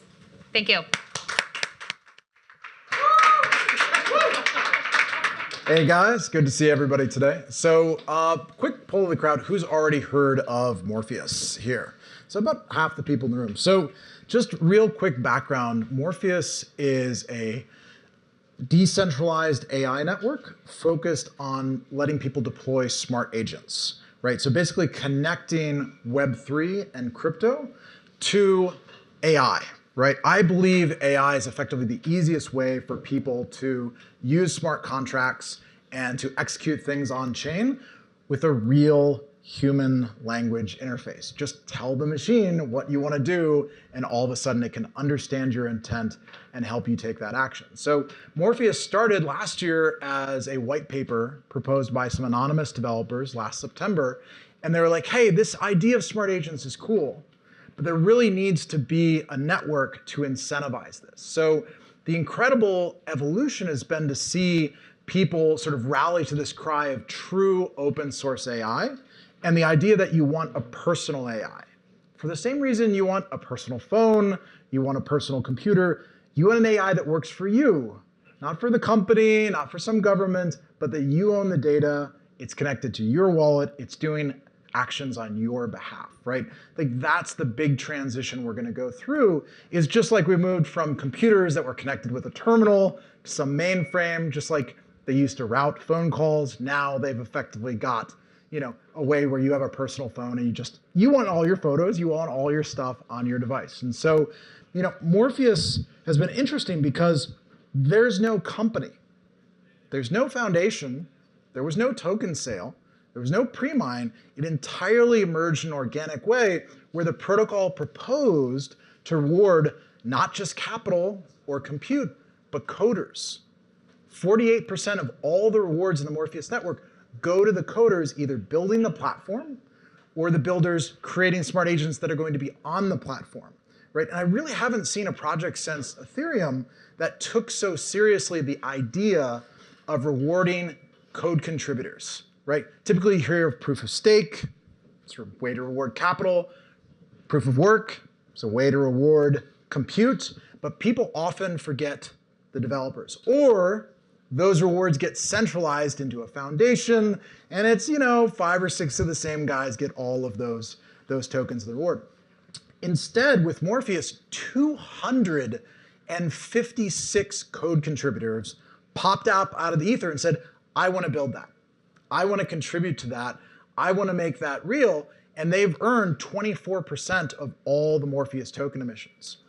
The other really breakthrough thing with Morpheus was this concept of a fair launch, where somebody could take their Ethereum, put it in a smart contract, and only contribute the yield.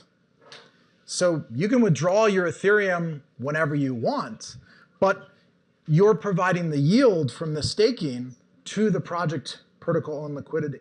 And so observe a few things about this.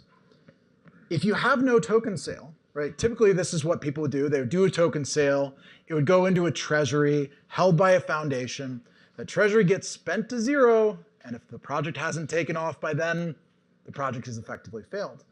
Instead, by creating this 16-year emissions curve and letting people provide capital and only provide the yield, it's created this reoccurring revenue, right? It's ARR, automated recurring revenue. As long as people hold their ETH in the contract, it's sending that yield, that Ethereum reward, into the protocol and creating demand for the token. So it actually goes into the Uniswap AMM and creates demand for the more token.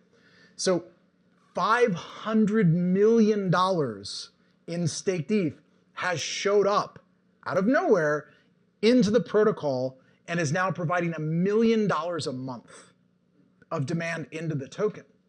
And think about the effects of that.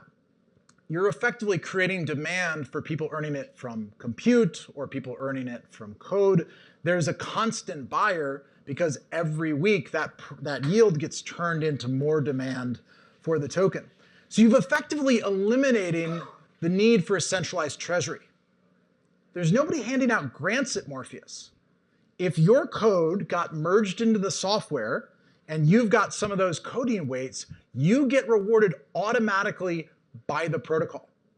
You own those tokens and then can go and use them however you please. You want to sell them on the market, you want to hold them, that's up to you, right? You didn't need a bureaucracy or a committee or a DAO to decide on what to fund next. You just created a free market. And that's effectively what Morpheus is. It's a free market for code where the coders are selling their code to the maintainers who are buying that code, merging their weights into the protocol, and they get rewarded by the protocol. And like, I have never seen a project, maybe since Ethereum, that has attracted so much talent to build in the ecosystem. Like, these are people you could never hire, right? But they're really passionate about decentralized AI, about open source. They want to earn protocol rewards. It's really served as an amazing filter for the quality of the people involved, right? You know, I loved the talk by Erik Voorhees earlier, you know, talking about Venice and his vision, right? They're a good example of somebody who's building in the Morpheus community that wants to use the compute and the capital and the other resources of the ecosystem to provide a really cool product. In his case, a free open source version of ChatGPT that doesn't spy on you, that doesn't mine your data, that's private to you, right? And so there's so many examples of that coming out now. And I think the important aspect to understand is if you want to build a neutral project, it has to be permissionless, right? It can't be owned by any one company, can't be owned by any one protocol. It has to be open for anybody to build on. So I often get the question, cool, I love what you're doing at Morpheus, how do we partner? And you can't partner with Morpheus any more than you could partner with Bitcoin. You could integrate it with, though. You could use the capital smart contracts. You could use the coding tools. You could use the inference and the compute that the network is providing and using from Akash and other folks like that. That's really what you want, is these free markets to form around the different pieces you need in order for decentralized AI to be successful. And so it's been a really incredible journey since last September, sort of contributing to this open source, seeing the community evolve, the fair launch happening, and the $500 million of staked ETH flowing in, and that's sort of creating this reoccurring revenue into the project that has bootstrapped everything else. And so, you know, what I would emphasize also is this isn't just about Morpheus. This is about every project you want to build using these same primitives. So the project has generalized this concept and said, anybody that wants to do a fair launch, here's the smart contracts, here's the dashboards, here's the audits, knock yourself out. You too can issue a token and not have to have a Swiss foundation, not have to, you know, spend $1 million in legal fees. You don't need a centralized company. You can create all these functions in a smart contract, right? And so this concept of More 20 has been generalized now as a platform. So if you want to do a fair launch, a bunch of people are announcing, hey, those are the ethics we believe in. We want to do a fair launch. We want to do something that's owned by our community. And our community is excited to support it. And they can just put their ETH in a smart contract and signal that way as a way to support this project, right? And so More 20, you're going to see a lot of announcements this week of cool projects they're adopting this framework and saying that's what we want to do. We want to do a fair launch. But even after they've got the capital, More20 is more than just the money. The next piece is, where do you get the engineers? And if you've already created a framework where hundreds of engineers are used to earning these rewards from a protocol, you can make that same framework extensible for any project that wants to use More20. So if you're in the Morpheus ecosystem, there are an army of developers that want to contribute to your project, earn rewards just like they did on Morpheus, and bootstrap the next cool thing into the ecosystem. And it's the old Mark Twain, history never repeats itself, but it sure does rhyme. And that's what this sort of reminds me of the early days of Ethereum.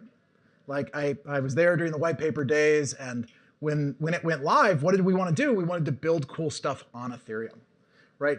And what they did so well is everybody who contributed code before the Genesis block got an airdrop of ETH. Those same developers are the ones that went and built all the cool smart contracts and dApps that people use on Ethereum today, right? And so what we're seeing is that same flywheel happen with Morpheus, where all the developers have been earning these rewards, now have an opportunity to build on the platform and earn rewards by releasing a cool smart agent or something like that. And so, one of the things I want to highlight today is, does anybody have an Apple laptop? One or two people? Okay, cool. So the 008 version of Morpheus came out this morning. This is live right now. You can download a large language model on your computer, connect it to your MetaMask, and it can do swaps. And it can answer the question, what's the price of this? What's the price of that? I want to send ETH to Bob. Okay, cool. Is that the Bob you want to send it to? Is that the right amount? And you push one button on MetaMask and approve that action on chain. Like this, yeah, it's not something we're talking about in the future. Like, this is live right now. So this is effectively starting off the race. All the cool things that people have built in Web3, how fast can we translate them to a smart agent context, where now you have this language layer, we can just tell it what you want it to do, and it can say, oh, I understand your intent. You want to stake ETH. You've never heard of Lido? Don't worry about it. Here's the contract. Here's the transaction. Here's the amount. You just push one button to approve. And that's, I think, the mass market moment we need to get to in crypto to get 1 billion people to use it, is to get to the point where you don't have to have deep technical knowledge in order to use these tools. Like, I'm like an old man now, and I talk about the early days of the web, like before search engines, and I realize like less and less people know what I'm talking about, but that's okay. Like, I'm telling you, before search engines, the internet was wonky, and it was like directories and IP addresses and stuff like that. But when search engines showed up, all of a sudden I could just tell it where I wanted to go. I want to go to the sports website. Great, here it is, curated the entire internet, gave me the best example. That's where we need to get to with Web3 and crypto, is we need to stop trying to teach people the guts of how the protocols work and just teach them how to express intent. Like, this is how you use the search, and this is how you actually find what you want to do. I saw a survey of Facebook users. There are like 4 or 5 billion of them now. 50% of them were unaware that Facebook used the internet to provide the service. And that's okay. What that means is you've got billions of non-technical users that didn't have to understand HTTP and TCP and all these acronyms to use the interface, right? And that's what we have to get to here, is crypto has still been in this stage of a few hundred million technical people could use it, and we need to open that up to a much broader ecosystem. So I hope that AI can do for crypto what search engines did for the web. And conversely, crypto has the opportunity to do for AI a huge number of things. Like, who's aware of the executive order that was passed last October on AI? So just a few people. There's a lot of draconian regulations coming down for KYC for data centers. So if you enjoyed KYC for your bank account, welcome to KYC for your data center. They're going to restrict the size of models. That's what they've announced. They're going to license via Homeland Security who can create AI models, like all this crazy stuff.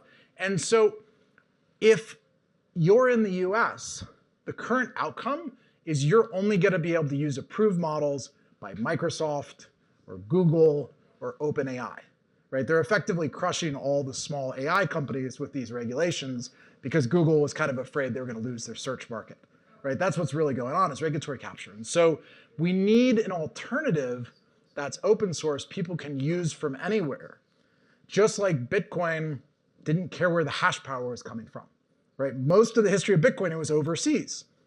China became unfriendly, it moved to Texas, right? It moves wherever the friendliest jurisdiction is.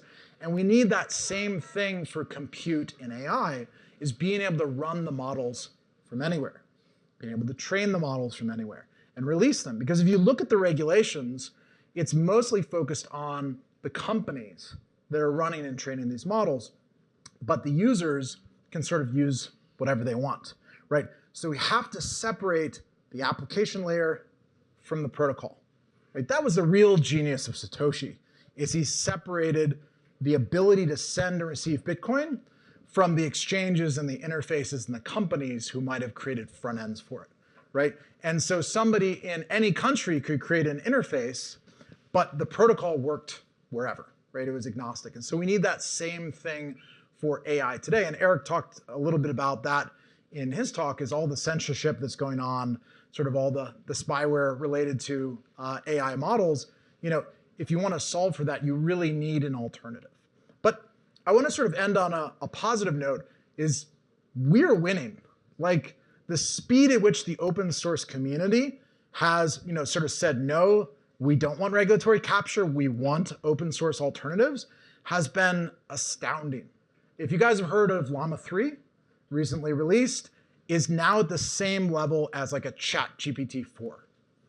So the open source models have closed the gap and become the most performant, the most reliable, the most accurate models in the world. And I was talking about this last year. The open source community is much larger than any one company by itself. And this is why open source tends to win over time. 95% of all servers are using Linux because there's no license fee. You can run it anywhere. You don't need anybody's permission. You don't need to slash a credit card. You can just download it and use it, right? Look at phones. 85% of all phones are Android.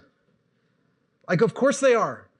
The cost of a license fee to, you know, if you paid for an operating system on a phone, for a lot of phones would be more expensive than the actual phone, right? You can get like a $50 Android phone, right? Imagine you're going to convince that guy to pay $100 a year for a Microsoft license. Like, that's not going to happen, right?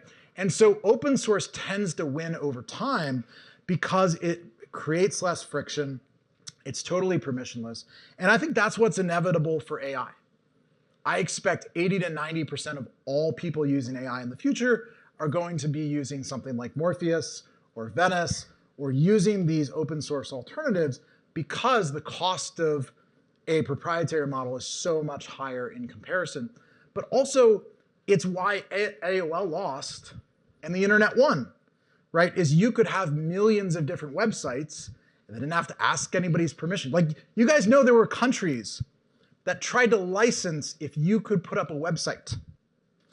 Nobody built websites in those countries, right? The countries where you didn't need a license to release a website, that's where all the websites got built, right? And it's the same thing here. People are going to release thousands of applications, right, on top of Morpheus and these open source AI interfaces, and they're not going to ask us anybody's permission. And so you'll have 10 times more options and ability to do cool stuff outside of a permissioned context, right? And maybe that's like the last thing to say is, you could almost think of this as like the iPhone moment, where now third-party developers can build something and get rewarded. Think of this like an app store, right? People are going to release smart agents that do something cool. The LLM is going to connect them with that application, and they're going to be able to use it and get rewarded, right? It solves for discoverability. It solves for all of the friction. Right now, developers pay Apple 30% of all their revenue for the privilege of using the App Store, right? And so to change that dynamic, you have to change the incentives, right? So that's what I'd sort of leave you with is, you know, what's happening here, how the hell did Morpheus end up with $500 million of staked ETH, is its marketplaces, right? And if you have competition, it gives you better outcome than committees, right? If you have an open market, it gives you a better outcome than bureaucracies. And that's always going to be true. And so it's really cool to see these tools, which we've like talked about or helped build the last 10 or 20 years in crypto and AI kind of merging together now and helping AI flourish, but also helping crypto go mainstream. So anyway, that's my talk about Morpheus, and excited to be here. Glad you guys are building in the ecosystem, and hope you all have an awesome day. I'll be hanging out back. Thank you, David. We are going to be checking back in about 5 minutes, a panel on the growth of decentralized compute. So go get a drink, go get some food, whatever you want. We'll be back at 3 o'clock. Thank you.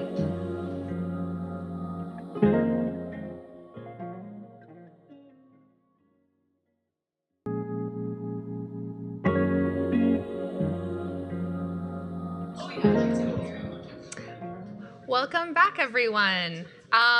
I'm pleased to have an entire panel of CEOs for today. We are going to be having David Johnston back as one of our moderators for the panel. Let's give him a round of applause. Why not?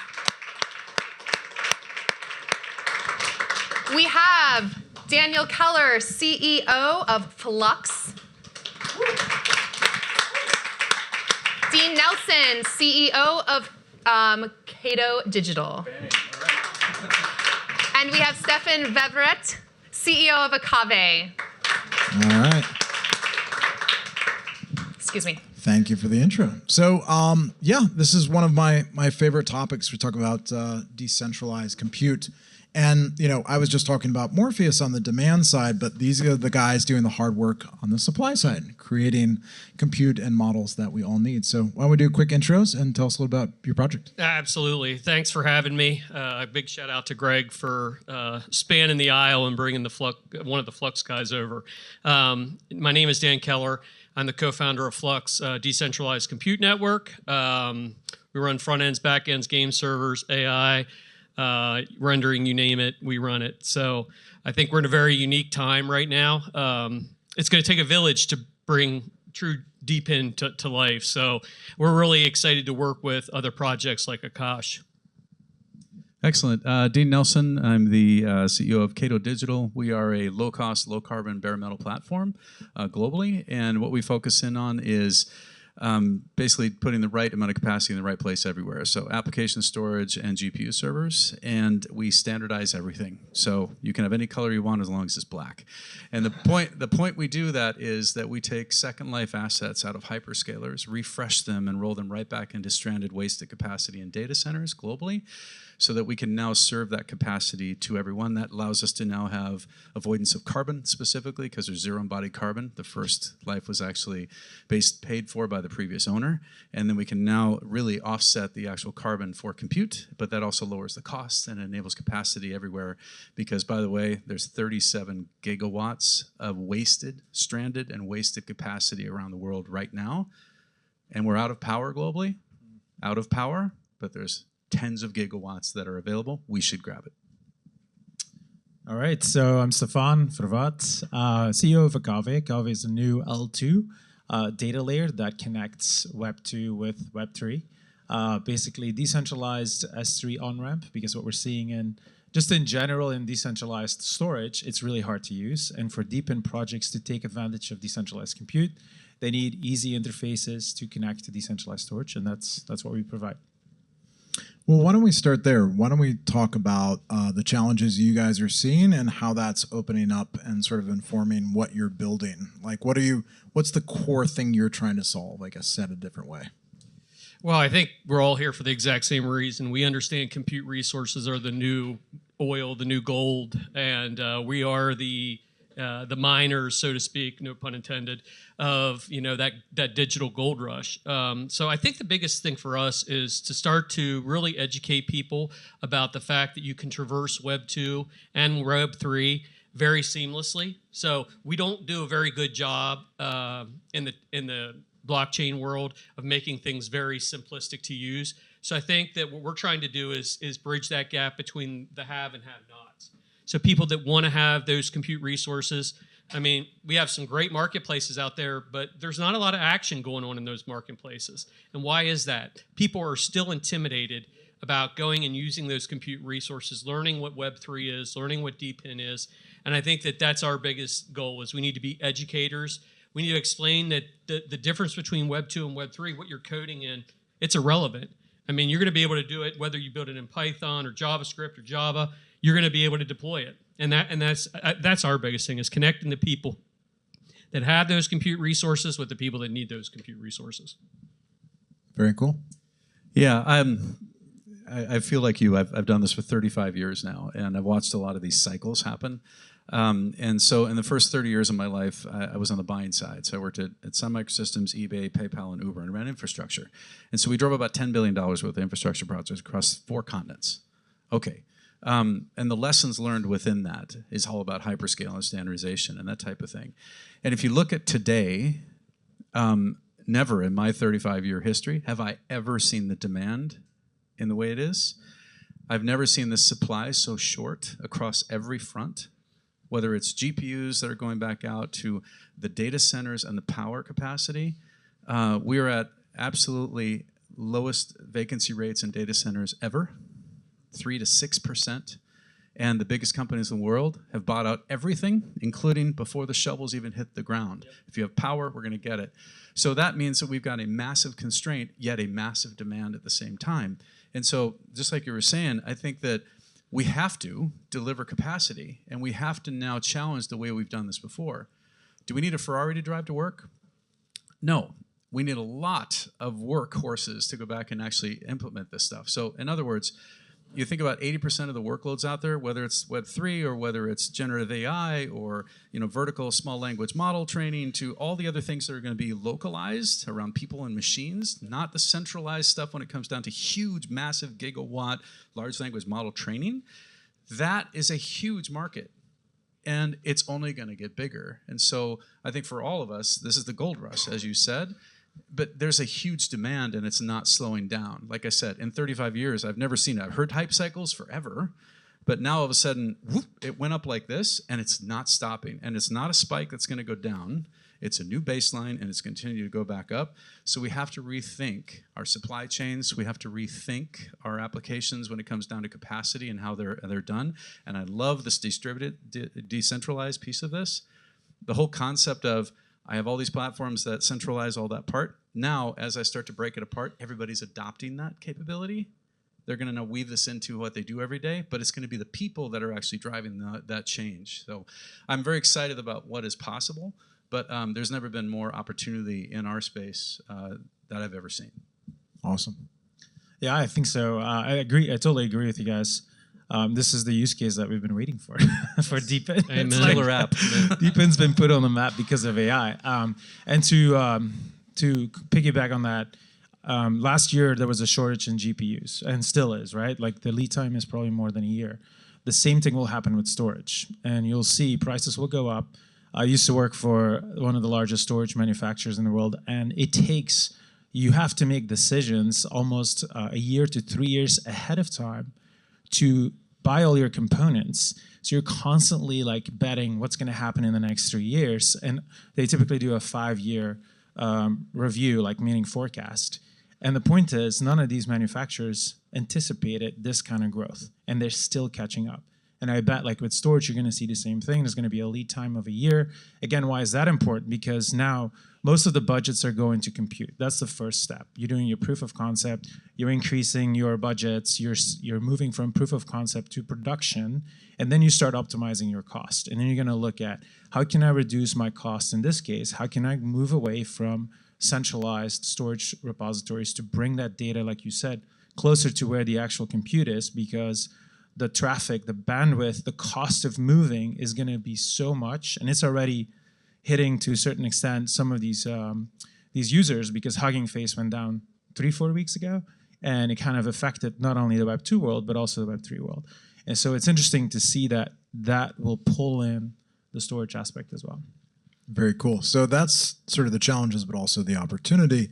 One of the things I always want to go into and sort of make it interactive is, what is the thing somebody here today or listening to this later, how can they get involved, right? And that's one of the things I love about sort of decentralized infrastructure is so many of these are built on communities and open source and stuff like that. Maybe Stefan, you want to kick us off, but how can people, you're launching a new layer 2, is there going to be opportunity for validators? Is it attracting capital to support it from the community side? Is it builders? Like, how can people excited about what you're doing get involved?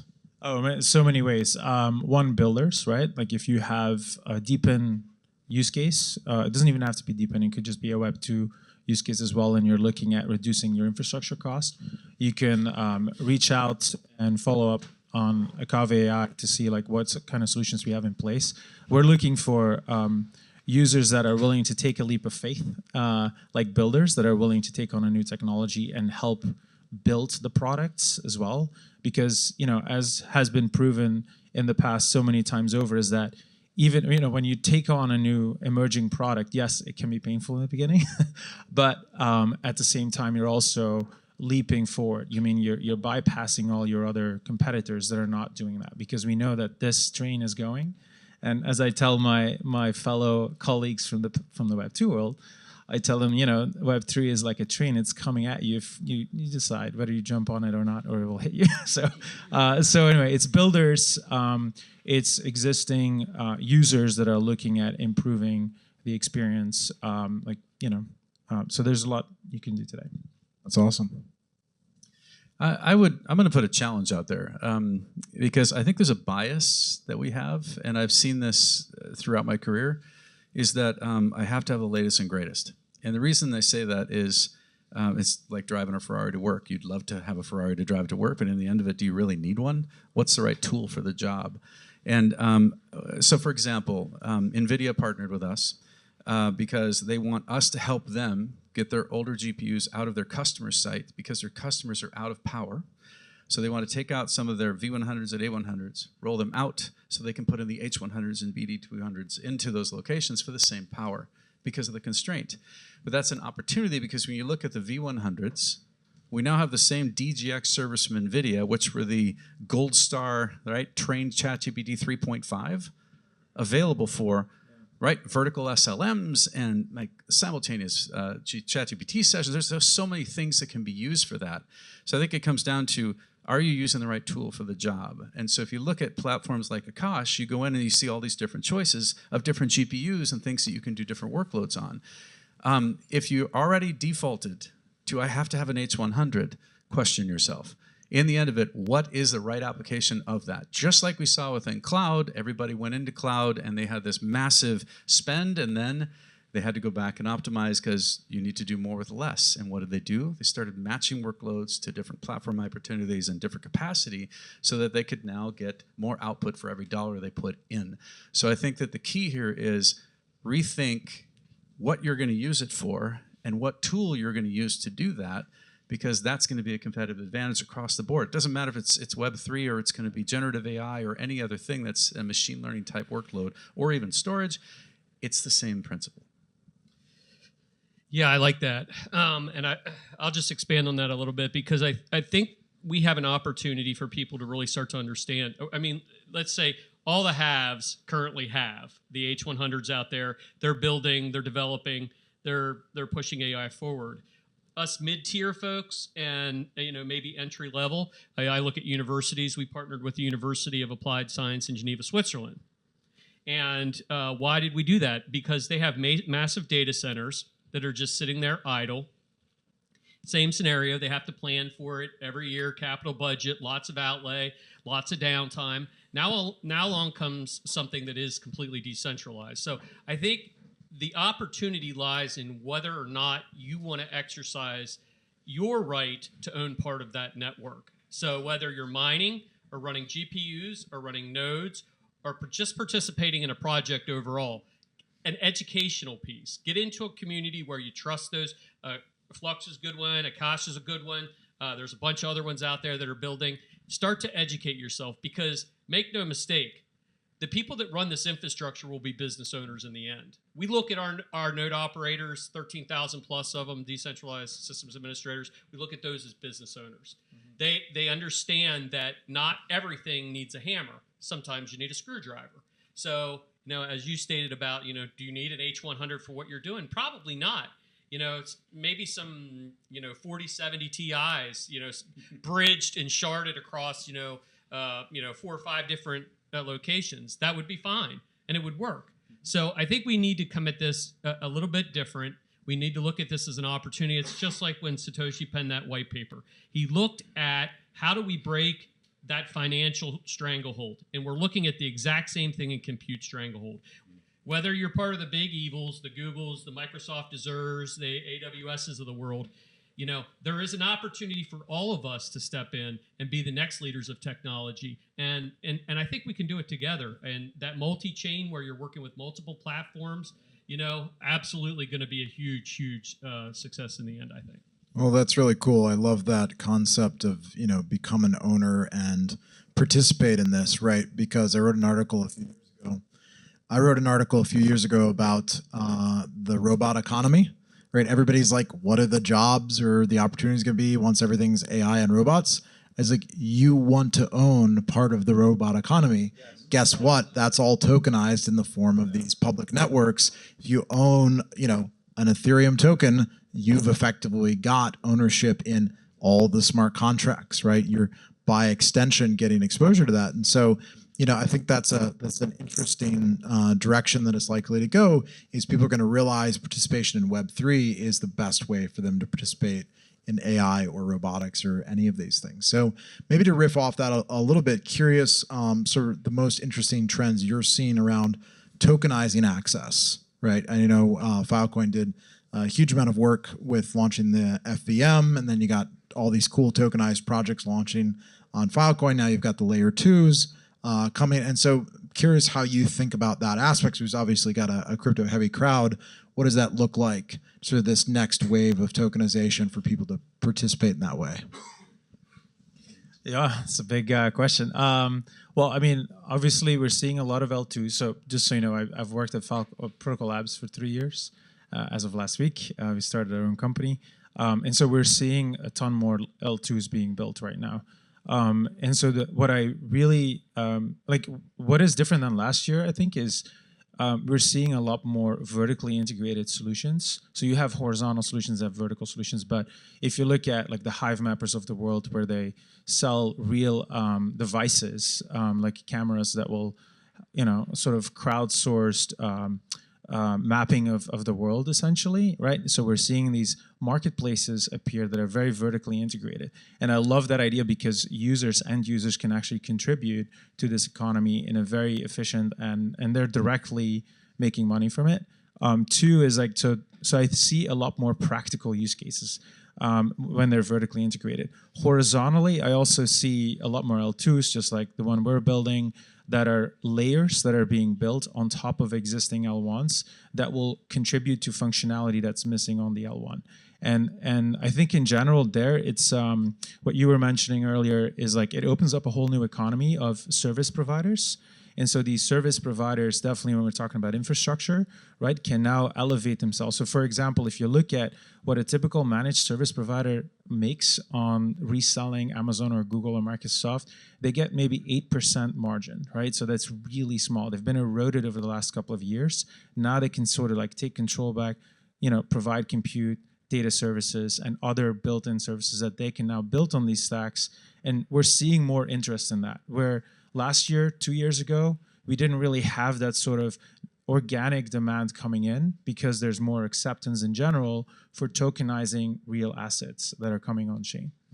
So those are some I think that's great. Yeah, the T-shirt gave you away on the Filecoin side. But no, that's great. You guys have other thoughts on tokenization or how you approach that? Yeah, I'm not a massive fan of tokenizing the world, so to speak. I think a lot of times you have to look at your project. Do I really need a token, or can I build on something that currently exists? We so often get lost in this, token drop and all these different things that we need to kind of concentrate, because I think we're at a very pivotal moment. And if we work together as teams building out these platforms, this will be the future.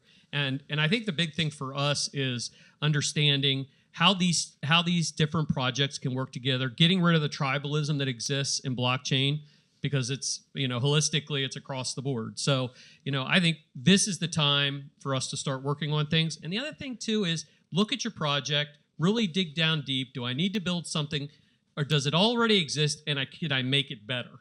Because a lot of the projects that we see, I'll give you a perfect for instance. We partnered with OVH, we partnered with Lumen Technologies. These are big players in the data center world.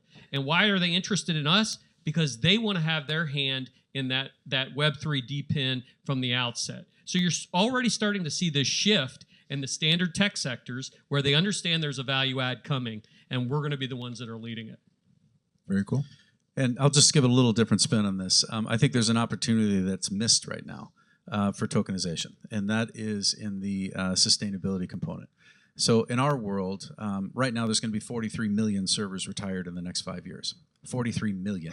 If you just think of the biggest platforms in the world, those assets are coming out. But there's also the largest net zero commitments in the world from the biggest companies in the world. And we've got this shortage and growth going on. We need to go back and figure out the actual tracking of carbon from birth, use to death. Okay, so carbon accounting across all of this is the absolute opportune application of tokenization. It is screaming for blockchain, because I want to be able to say that server was built where, with what, shipped to where, used for what, by whom. And then, so think of this as kind of the title as it goes all the way through. And so the carbon labels that need to be on the actual assets, to the actual buildings, to the power that's actually being used, all of that comes down to this decarbonization of digital infrastructure. And if you get a chance, look at climateaccord.org. We've united the industry, our industry, on decarbonization, but we don't have an answer to that yet. To me, that's a token, and that should be everywhere and just leveraged by everyone that's doing infrastructure. Well, thank you guys for your thoughts today. Really exciting panel. Glad you're building what you're building, pushing the universe forward just a little bit. So thank you guys. Thank you very much. Thanks for having us.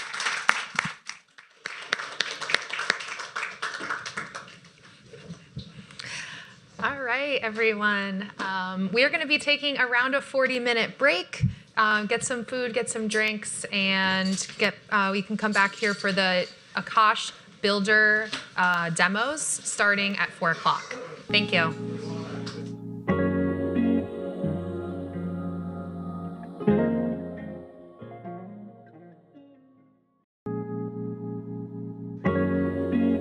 Welcome back, everyone, to the Akash Network Builder Showcase.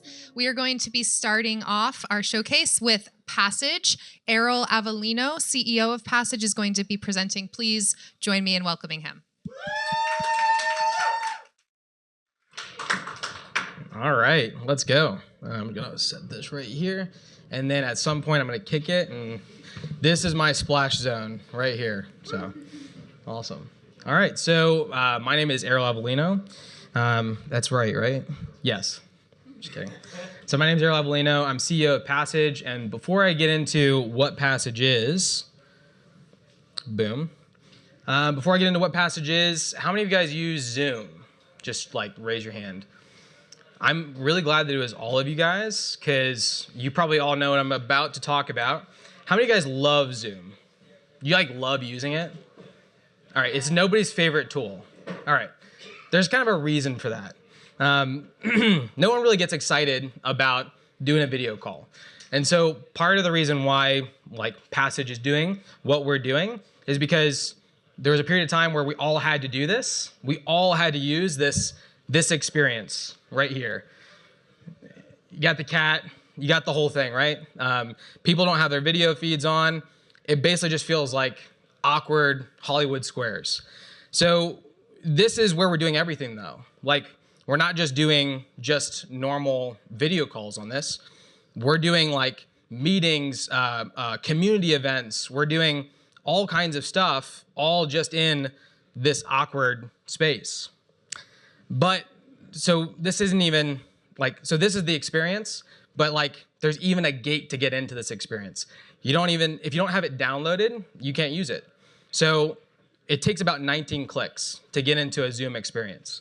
19 clicks to basically have the awkward Hollywood squares. So for us at Passage, we worked with Capitol Records, Amazon, American Girl, all of them having this problem of trying to solve the really bad experience of just meeting in that awkward Hollywood squares. So this is Passage, and I'll let you guys. Oh, video cannot be loaded. Let me try again. This is Passage, guys.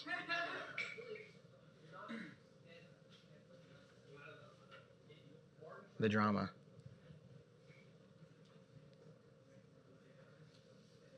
It's a really good play button, I promise.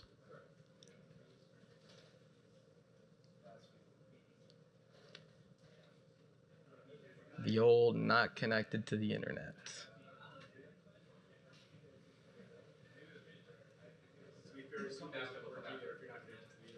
What's that? You know what? In all fairness, yes, that is absolutely true. So what you're going to see is you're going to see essentially us breaking free of the square, breaking free of this experience of just meeting in, this unrelational box of video feeds. One of the big problems that we had to solve when trying to create a more engaging way to meet online is when we're all here, we feel a sense of space. I wonder what's going to happen. If I press back, what will happen? It's not going to mess you up, is it? Okay. Because I wanted to show. So basically, when you're meeting in that Zoom call that we all saw, that meeting, what company is that? What is the context? What's the feeling of being in that company? That could be a tech company. That could be, a e-commerce company. It could have, a more competitive atmosphere. You really don't know what the experience is of being a part of that community versus anybody else who's hosting a Zoom call. And the sense of place really makes a significant difference. It's always easier to show than to tell.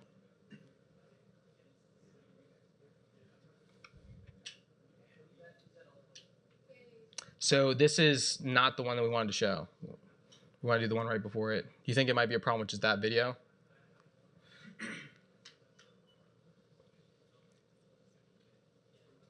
It's also on my phone, so you guys just want to gather around and...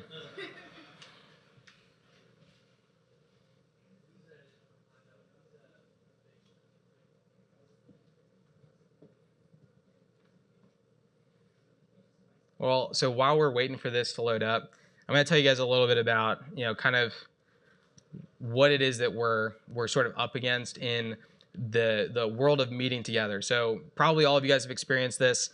Something like 49% of employees are exhausted by having videos on, because essentially when you're meeting in a Zoom meeting, how many of you guys look at yourself probably more than you look at the other person in the meeting? I appreciate you guys. Confession, let's go. I do it because when you look at the UX or you look at the UI of Zoom, the experience of that is your face is right there and it's right in front of you the whole time, and it's hard to be relational when all you do is you have a mirror right in front of your face. So for us, we made place a big part of the screen real estate. We made place a big part of how you're interacting with other people in the room.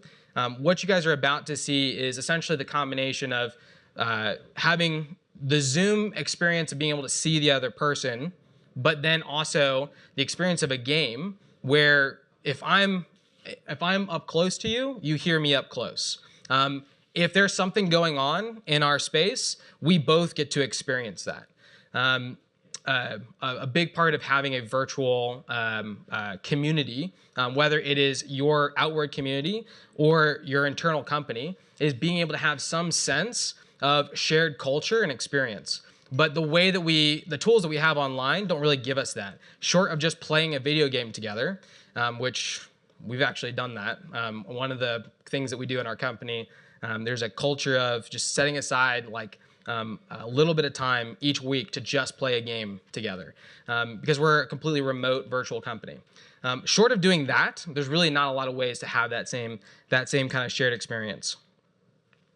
So, oh, it's the Mater deck. Love that. So one of the things that we'll be getting into here, I'm really excited to be able to actually show you guys the experience. The reason I'm really excited to be able to show you the experience is because what you'll see is access to an immersive world that also is one click on any device. Let's go. Well, what you're going to see is this.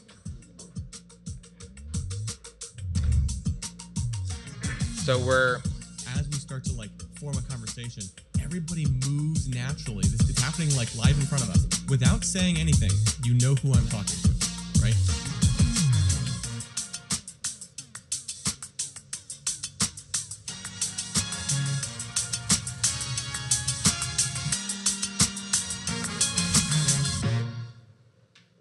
Boom. That is what Passage is. So what you just saw was essentially an Unreal Engine streamed experience that you can access on a browser. So when you get into a Passage experience, it takes one click to get in. Boom. Actually, just saw it right there. That was the one click. And then you're directly into the event experience. That means that anybody anywhere in the world, so long as they have some internet access, and it's really the amount of internet access that you would need to like stream something from Netflix. So long as you have internet access, you can get into a Passage world and you can have that level of engagement. Which one felt more like a community, more like an event? Was it the Zoom, Hollywood, awkward, square? No, it's when you can actually have presence in a space.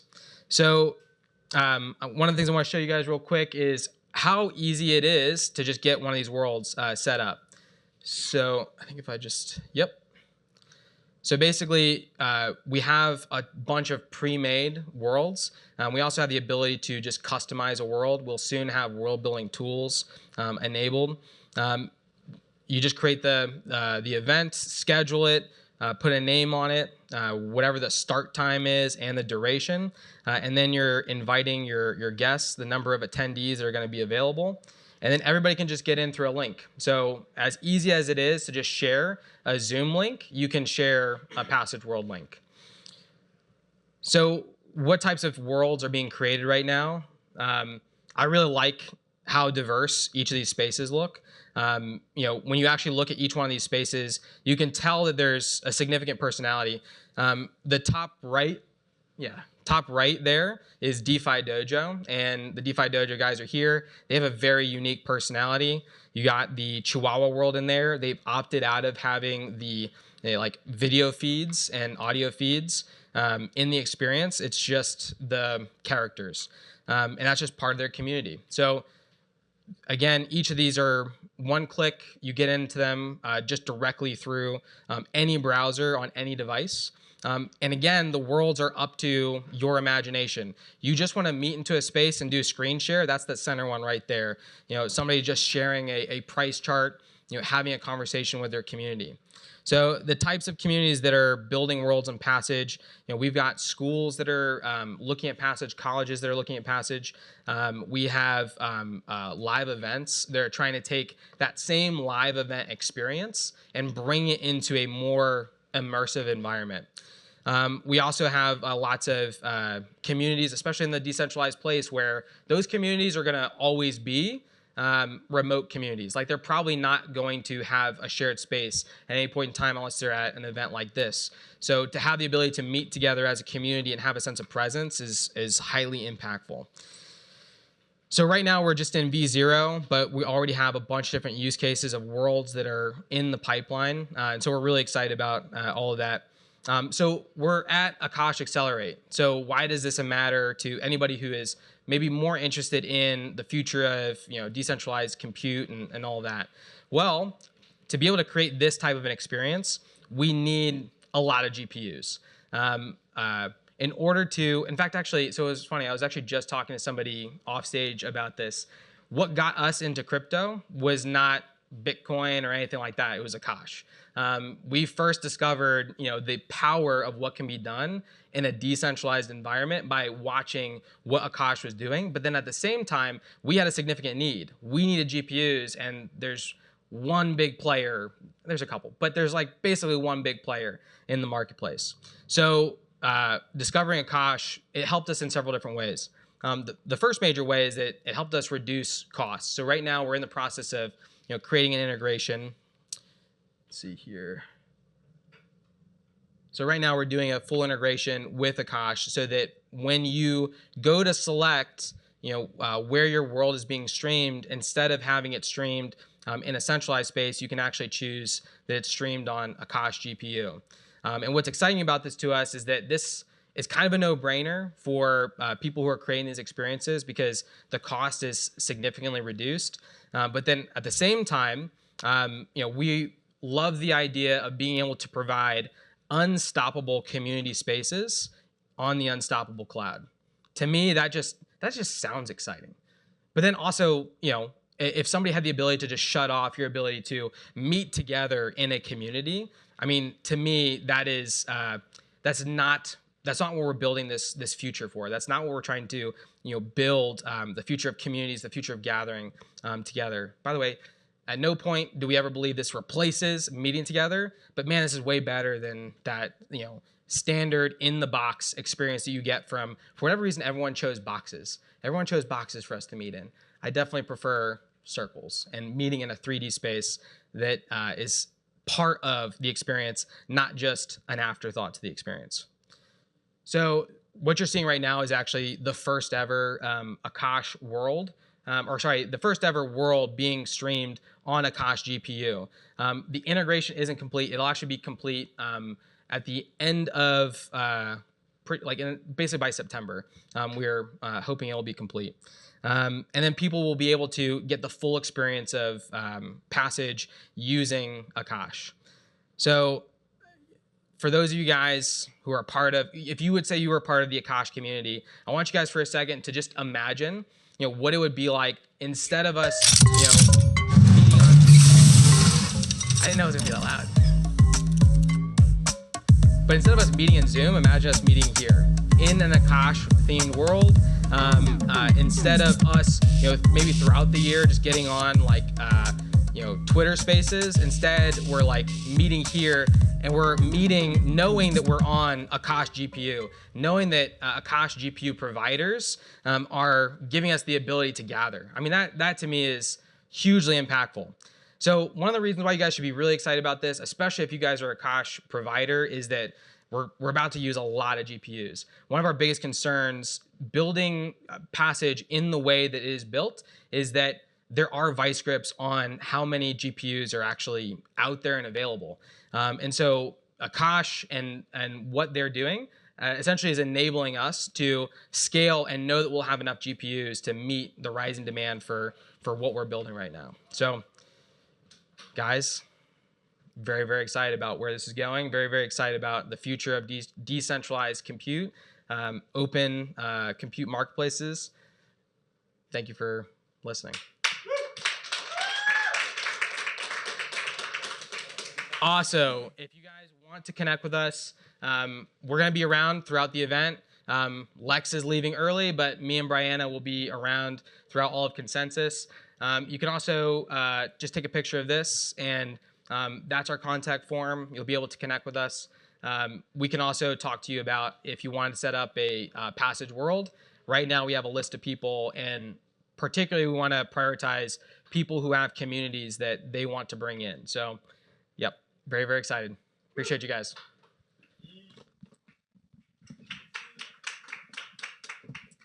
Thank you very much, Arel. Can someone just open the door really quickly in the back? Thank you. There's a guest that needs to come in. Up next, we have Ishan, Dhanani, founder engineer and AI lead at Brev, as well as Anish Metapoti, founding team and go-to-market from Brev. Please give them a round of applause. You want to go on that side? Yeah.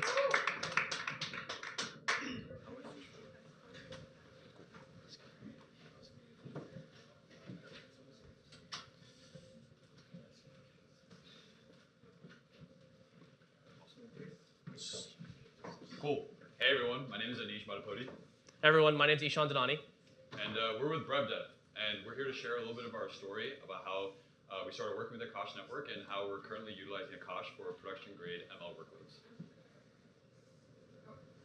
Sweet. So again, let's flash back to last summer, September. I think everyone was trying to fine-tune Llama 2, right? I was one of those people. And the issue was I couldn't get GPUs, right? So again, the first issue was I went to AWS, GCP, Azure, the big clouds, tried to access an A100. I couldn't get any quota. Okay, I looked around to other GPU clouds. I couldn't get any availability for the A100s I wanted, right? And the third, I tried to buy my own GPUs, and I couldn't actually afford them. I was a broke college student, right? So again, that was the big issue. Had no idea where to actually get them. And then we actually found Akash, right? So I was scrolling on Twitter one day, and I saw Akash actually had just done a GPU testnet. Now, I come from a blockchain background. I started the blockchain club at my university. I've worked in the ZK space for a while, but I hadn't really heard of a supercloud on-chain. So the first thing I did was I tried to actually deploy an instance. I bought AKT, loaded it in my Kepler wallet, wrote an SDL, deployed the SDL, SSH'd in, and I actually got my model running, which was huge. I had no idea I could even do that. Right? So the first thing I did was I told Anish and our other co-founder Tom, and I was like, hey, there's something here, right? I mean, the pain points were obvious. It was a little bit annoying to kind of handle the whole crypto transactions and then move into my instance. But again, Akash was a sleeping beast here. People on Twitter were talking about, hey, where do I get H100s? Where do I get A100s? Here we were able to access them on demand, right? So the first thing we did was we registered in the first Akash hackathon, right? And we actually ended up doing pretty well. We won third with the Llama 2 fine-tune. So the big kind of takeaway from Ishan's experience was he's able to get GPUs on Akash. It took him quite a while to get there, but he's able to get value out of Akash. And so the immediate question on our end was, how do other AI/ML developers who are trying to do the same thing as us also reap the same benefits without having to go through the same troubles we did? So in our idea, we felt there needed to be an abstraction on top of Akash network to make it easier for Web 2, non-Web3 native AI/ML developers to actually utilize the GPUs in the Akash supercloud. So literally one day, and it took a shot in the dark, and I sent a message in the Discord, and literally asked if anyone had any idea or had been thinking about building an ML ops platform on top of Akash. And Anil, the head of product, the VP of product at Akash Network, reached back out to me, a college student at the time, and said, hey, let's chat. Let's figure out how we can go about this. And 10 days later, we hopped on a call with Greg, who's also the CEO and founder of Akash Network / Overclock Labs. So on this call, what we did was essentially laid out our assumptions, right? We had this hypothesis that Akash is a great source of GPUs at a time where there's a GPU compute squeeze. Now, Ishan had successfully been able to fine-tune and deploy Llama 2 on top of the network, but how can other AI/ML developers who weren't as familiar with Web3 networks work with it like us? Had Akash Network been seeing similar people with the same use cases who struggled to utilize the network because of these issues? And the fact of the matter was they validated all of our hypotheses. And we came out of that meeting with 3 main learnings. The one is focus on the key infrastructure needed and the minimum viable infrastructure needed in order to deploy on Akash. Second is figure out exactly what knobs and dials do AI/ML developers want. It's very easy to say, hey, we'll build an AI/ML interface, but what does that really mean for non-Web3 native customers? What do you need to abstract, and what sort of knobs and dials do you need to include so they don't feel like it's pure magic and they can actually have control over their experience? And finally, what we ultimately realized is Akash is focused on being the very, very strong base and foundation for decentralized AI. But it's up to the community and the ecosystem to come build abstraction, tooling, and actual applications eventually on top of this foundation. And we left that meeting extremely, extremely inspired to go and create what eventually became Agora Labs. Right, so I want to talk a little bit about what ML native tooling kind of looks like, right? If you've done any sort of ML work, you're pretty familiar with Colab, pretty familiar with Jupyter Notebooks, probably have used Paperspace, SageMaker, Azure Studio, all these different things that exist, right? And the thing is, people don't go and use AWS or these clouds because of just their raw access to compute. They use them because they have very carefully created abstractions and tools built on top of their hardware. Now again, looking through it and even just tinkering around, we couldn't quite find anything that would fit an ML native developer to use Akash, right? So the 3 kind of biggest pain points were payment, deployment, and auth. Right? If you're crypto native, you have no problem using a wallet. You've done swaps before. You have your private key stored somewhere safe, hopefully, right? And then you are very familiar with deployment as well on Akash because it's an SDL. You're okay with learning a new language because you've done it in the past. But for these really kind of rock solid ML developers who are very comfortable fine-tuning, have done it for a long time, these guys don't want to kind of ruin their existing workflow. They have a stack, they've used it, it works, and they don't want to kind of change it up. So what we did was we took things that ML developers really cared about and added them to our kind of first version of Agora, right? So payment became Stripe. It's just a credit card. You log in very easily and you're able to pay. We handle tokens all in the background. For auth, we use Clerk, again, a very standard thing. You would log in with your email and we would kind of figure out the wall in the background for you. And then for deployment, which is the most important part here, we had two very carefully created abstractions after talking to customers. We had a very simple Jupyter Lab open button, which would just let you start prototyping, and then you could SSH in to start running your jobs and actually open up an inference endpoint. So these people that we referenced to were similar people to us. We were college students at the time, so we went all of our respective campuses, Syracuse University, UT Austin, and Columbia, and we talked to other students our age as well as researchers. And we learned a ton about their workflows, as well as basic primitives they needed to actually successfully launch something on Akash network. So with that in mind, we actually launched our MVP a couple months back, which was, hey, how fast can I spin up a Jupyter Lab? And can I actually connect my Google Drive to mount models, checkpoints, storage, whatever you need, and actually perform your training job? And with that, we built this MVP. And here's an example of what the UI looked like. You're able to quickly mount storage to and from the actual instance. You're able to close and delete the instance just like you would on a traditional cloud instance, and with basic primitives that Ishan mentioned with the ML native tooling. So essentially what we done here is create the first kind of Web 2 abstraction, ML abstraction on top of Akash network to where people could reliably and successfully run jobs. And that was a huge breakthrough for us. Things started to click in people's heads, and they realized they could come to Akash network to reliably get the GPUs that they couldn't quite get before from the respective university clusters or from the big three clouds like AWS, Google Cloud, and Azure. Here's an example of what that Jupyter Lab actually looks like once you open it. We have a GPU profiler that kind of shows you all the data of memory utilization, how the hardware is being used, et cetera. This is also a kind of a screenshot of how you can SSH into the machine and actually run longer Python training jobs or anything of that nature. And so essentially all this kind of showing is, hey, we've created this ML abstraction, and now ML developers at our universities were actually able to use Akash network. Yeah, and again, as we started reaching out, a lot of people started using us. We started getting some contracts. Some bigger names started using us. We had to kind of really talk to Greg, talk to all these providers, and figure out that, hey, let's make this usable. We got quoted a couple times, which was pretty cool. And then our co-founder Tom made an account on Brev. So we had been building Agora Labs at the time, right? This is a purely MLOps kind of abstraction on top of Akash network. And our biggest competitor at the time was a very similar platform that wasn't even focusing on Web3 at all. They were focused on aggregating the main clouds from Web 2, so such as Google Cloud, Oracle, Lambda, of those kind. But what they had been also doing is aggregating these clouds and providing the same two primitives that we had found by talking to our customers, Jupyter Notebooks and SSH access. And we realized that we basically had the exact same vision. How can we find a way to aggregate compute and abstract away the complexities of infrastructure overhead and give them the two basic primitives they need to actually build AI applications on top using Jupyter Notebooks and SSH access?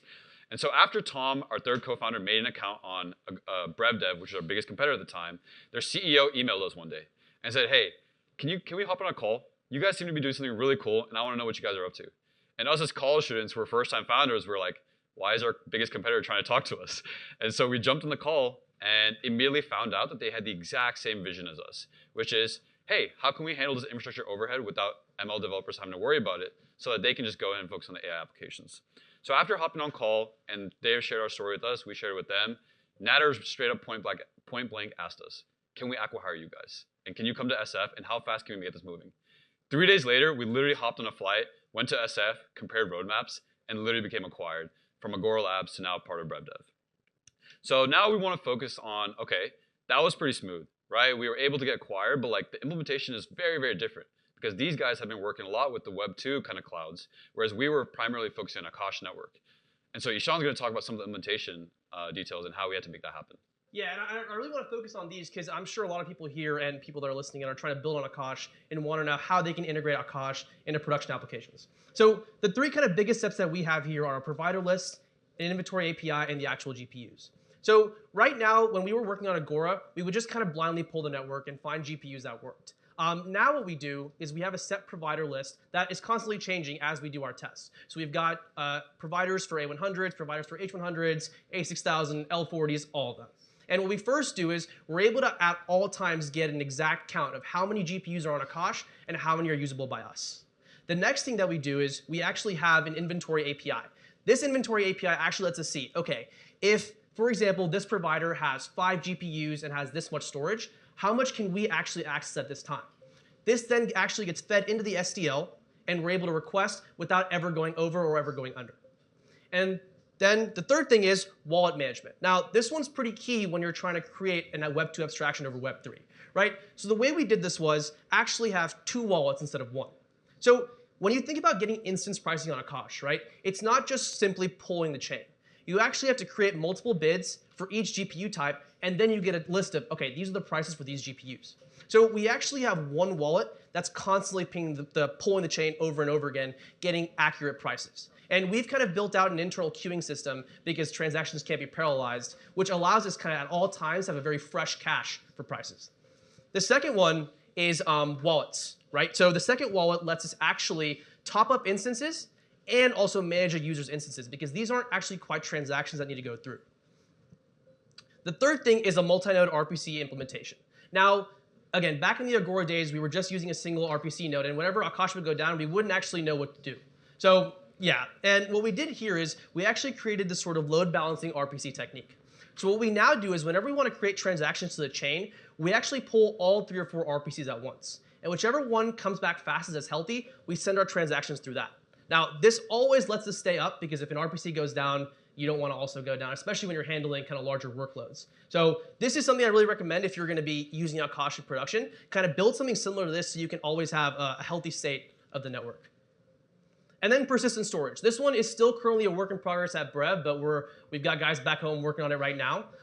Whenever you use Akash sometimes, and this is a Kubernetes level issue here, but sometimes if you max out the memory or the storage, your pod will restart, and that has potential for user data loss. Now, you don't want to be fine-tuning a model, go over or hitting out a memory error, and then all of a sudden you've lost all your checkpoints, all your models, all your data. That would kind of suck. So what we've done now is we've actually mounted a persistent volume inside of your directory. And what we do is we recommend users who use Akash to actually move their important files, for example, your Hugging Face cache, all your data sets. We recommend that you move them into this kind of persistent storage, which allows you, even if your pod restarts or something goes down on Akash on our end, your data is always safe.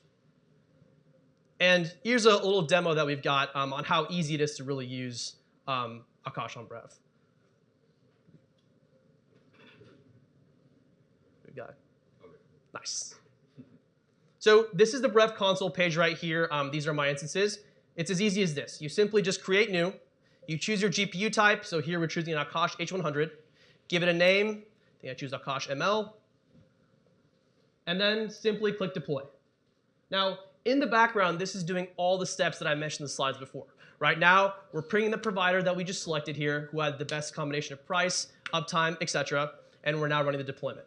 Now, Akash is actually super, super nice because it deploys very fast. They actually cache our containers. So in this example, we're using a Brev container with Python 3.10 and CUDA 12.01. This has already been cached on this provider in the background, and now it's simply just starting out the deployment. Wait for a second here. It takes a little bit of time. That's really how fast it is. That's basically real time right there. Now in the background, we're starting up a Cloudflare tunnel for our Jupyter notebook, and boom. You're basically in, ready to start building here. And then, honestly, my next favorite part, which is how a lot of ML developers use, is actually through SSH, right? So with Brev, it's simply as easy as going Brev refresh, Brev ls. We have Akash ML running, and you simply just type in Brev shell Akash ML.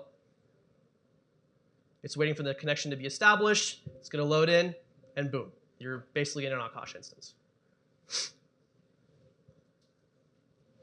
And I've got the classic NVIDIA SME check that all of us do. H100.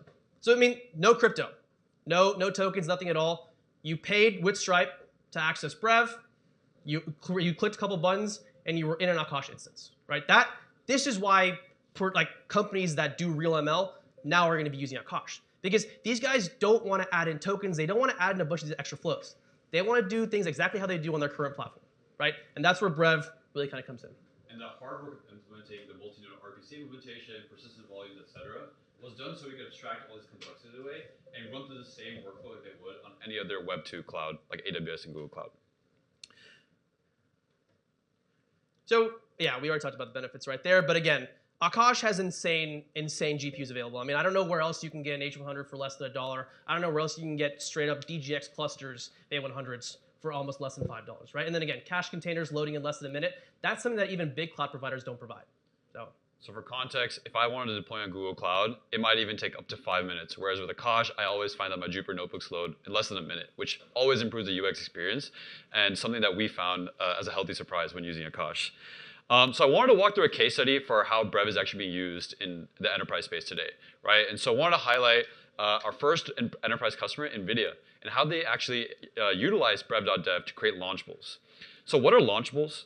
Launchables are basically reproducible GPU templates that allow anyone to deploy stuff onto GPUs and allow others to re-replicate what that means. So take, for example, NVIDIA's use case, right? NVIDIA has a ton of inference optimizing and other ML optimized software that they want people to use on their GPUs to maximize the throughput and output that they get on these machines. But in order to actually run the software, they need specific hardware and container configurations that require additional overhead that most AI/ML developers aren't used to. And so kind of how this works on the Brev end is you're able to specify a source of compute, right? So I could say H100 from Akash. I could then specify a specific container. Maybe it's an NVIDIA specific one, or maybe it's just a default PyTorch image that I want to load onto the instance. I can bring in a Jupyter notebook from a GitHub repo. I can expose certain ports for inference or any other sort of application, and boom, I now have a reconfigurable, shareable GPU template that anyone can use. And now NVIDIA has been using us to create their own launchables that they share on their social media. This will derive compute from Akash amongst other GPU providers, while also giving tons of millions of users the ability to now use their software much more easier. It's kind of the big takeaway. Oh, just wanted to show an example here of how NVIDIA actually took the launchable and put the button on their website to create one-click deploys that allow anybody to just straight fine-tune Mistral 7B using their NeMo software framework on GPUs, whether it's from Akash, GCP, Azure, some of the other cloud providers that we provide. So kind of the big takeaway here is Brev.dev has really relied on Akash in the last couple of months to source some of our B2C needs and supply compute, and Akash has really come through. Now, it's required careful abstractions, careful tooling, careful thinking about how we want to implement this for production-grade workloads and enterprise customers. But as we can see here, this has been a really, really strong foundation for us. Rewinding back to last summer, we were just a couple of 3 college students who wanted to fine-tune Meta's latest model, but couldn't figure out how to get the compute to do it. And now we've dived into this rabbit hole where we now work with the Akash team, have been acquired as a company, now working in San Francisco, and just wanted to go to showcase how building on Akash can bring amazing things our way. Something I really want to highlight here as well is decentralized AI is still really, really early. Agora Labs and Brev.dev has made a really great way to pave the path for this tooling that can bring AI/ML workloads onto Akash, but there's still so much more work to be done to establish these basic primitives that can even match Akash's performance with the Web 2 cloud. And there's still a lot more work to be done here. And so on behalf of Brev.dev, Agora, Ishan, and I really want to urge anyone who's interested in this decentralized AI space to come in and make this impact happen. Remember, the way we started working with Akash, we're just sending a simple message in the Discord. And we're able to get on a call with the VP of product and CEO who immediately validated what we had in mind and allowed us to build what we could and flourish. We took that and now what became eventually Brev.dev. And we really urge others to do the same so we can advance decentralized AI moving forward. Thank you guys so much for your time and appreciate it. Have a good rest of your afternoon.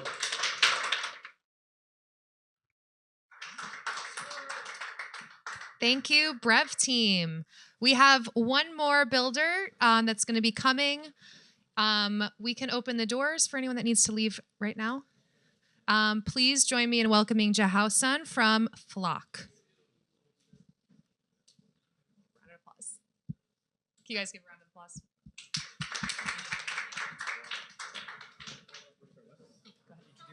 I already did. Oh, okay. Hey, everyone. Hey. Oh, wow. See some old friends here. So, this is not our slide. Yeah, my name is Jiahao Sun, CEO and founder of Flux. Today I'm gonna talk about the decentralized AI in practice, especially with Akash. Yeah, that's the reason why we're here, right? So, tell me maybe either here or on air on the internet, how many of you guys have used LLMs recently, like chatbots, of course? Man, everyone did, right? And how many of you have suspected like your data was given to a third party sending you some advertisements without your consent? So that's the reason why we're so concerned about those privacy issues in the whole ecosystem, right? And also there's other questions, like how many of you guys are engineers who trained LLMs before?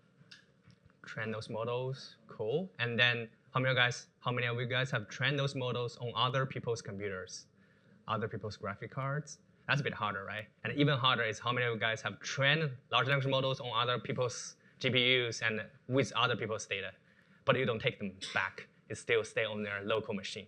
So that's basically what I think is decentralized AI is going to change. So we don't have to always centralize everything in one place. Of course, the centralized training for the base model is still very efficient, right? But with decentralization, what we are trying to tackle is how do we utilize all these resources from different parts of the world, right? From different containers, even from different businesses to work together without needing to offense any of the privacy concerns. So that's what Flux is doing. So yeah, so in the term Flux, it's actually it's an academic term which we defined. It's called federated learning and blockchain Flux, right? It's a pun. So if you live in London, yeah, feel free to go to my stand-up comedians. So I like puns. So yeah, so what we're trying to bring is how to utilize this emerging technology in AI already, federated learning, with blockchain. So blockchain can help with the governance and to help with this headless control, headless governance, consensus of the whole training process,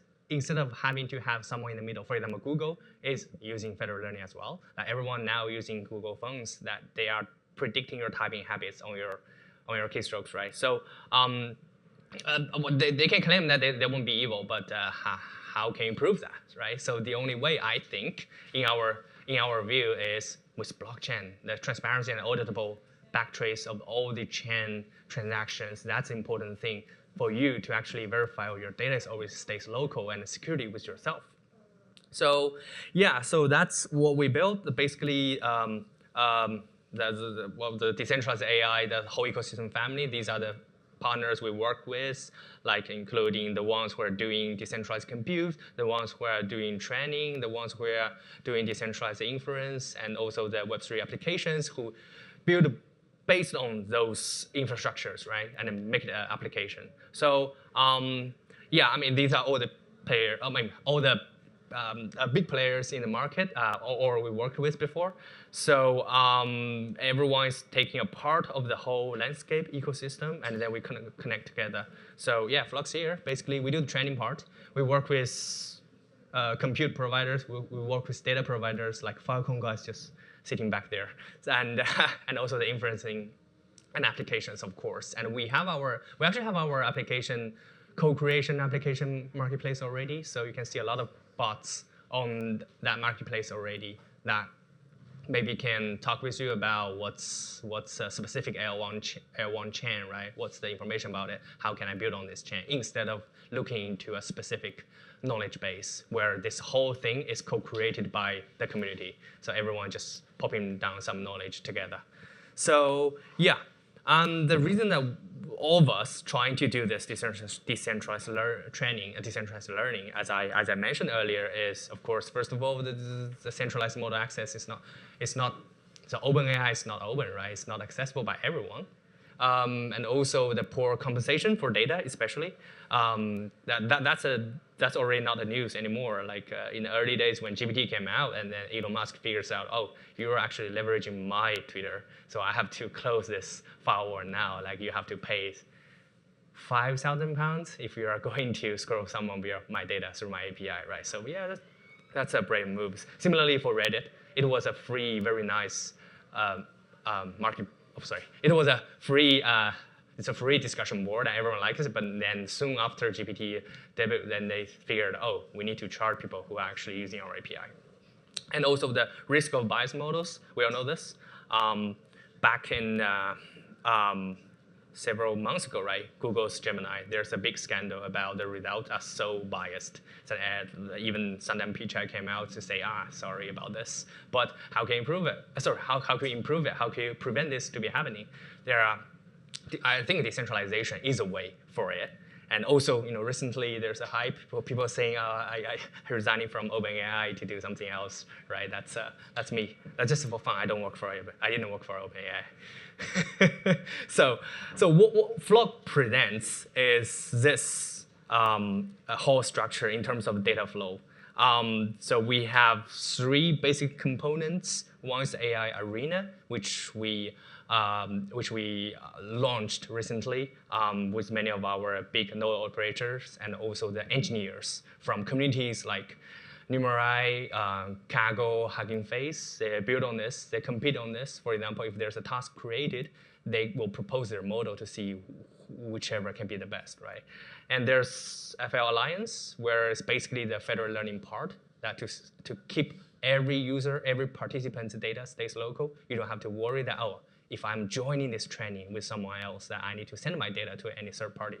And thirdly, of course, the dApps and applications, where we work with our clients both in Web 2 and Web 3. Web 2 includes those in healthcare industry, financial industry, and Web 3 are those on-chain players, as I showed before, Olus, Morpheus.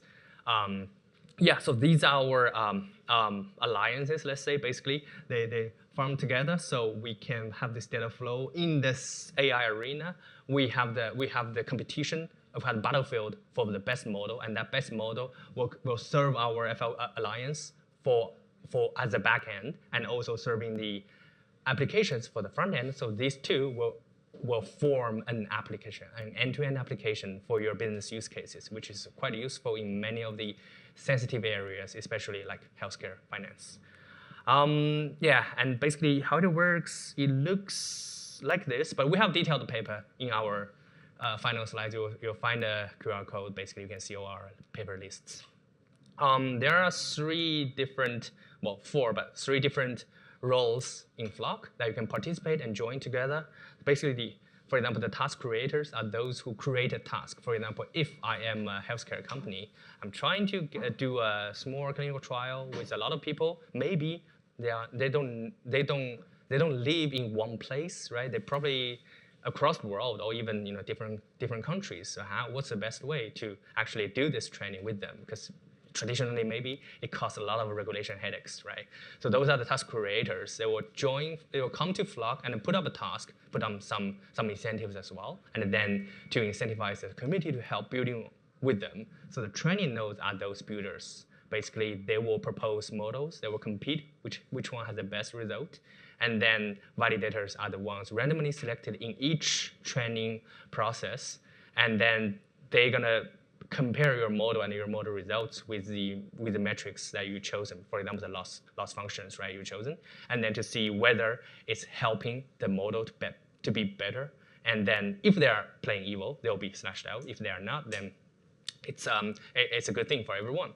And then eventually end users just end users. For example, I'm wearing this Apple Watch. It's recording some of my data, and then I can willing to join a training with one of the lifestyle company who is tracking my sleep health care, right? Sorry, my sleep health, and then trying to do a prediction for me whether I can do a good sleep tomorrow, or maybe I should avoid caffeine tomorrow, something like that. I'm just a random example. So these are the end users. Basically, these are the roles in a whole training platform. Looks like this. We have the data layer, AI layer, and the blockchain layer. Blockchain layer, the role of the blockchain layer is for 3 important things. Incentive, of course, everyone knows, right? If you are contributing, you want to get some returns. And staking, so for people who want to bet on other people's model, or trying to contribute to the community, that's for the staking part, and also the consensus part. That's the important part. That's what actually makes Flock so different from others, because we're not just incentivizing the community. And governance consensus is actually important for the whole training process. It's actually helping us to get a better model instead of only just using it for some incentives. And then the AI layer, as I mentioned, these are the roles here, and also the data layer. Either you have proprietary data or you have your end users data, which means even if a task creator working with us, they don't even have to collect their users' data. Everything can stay local for their end users as well. So it's like totally isolated. Yeah.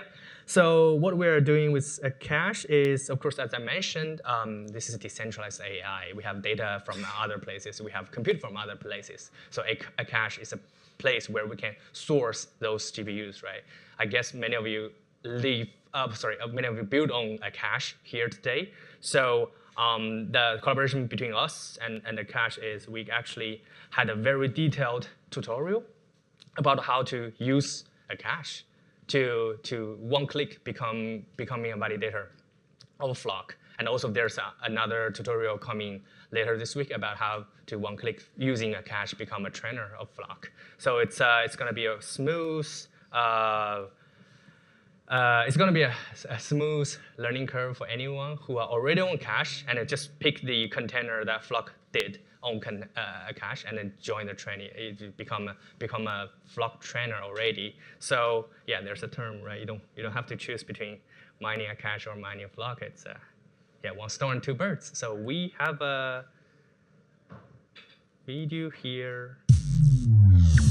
Yeah. Just walk everyone through how it works. Thanks to our DevRel, Tim. Hey guys, this is Tim back again. So this will be a tutorial video on how to run our LLM loss validator on top of Akash. So the whole process is quite simple. If you are directly accessing Akash Network's Git repository, you will find this awesome Akash repo where you can search our Flock template over here.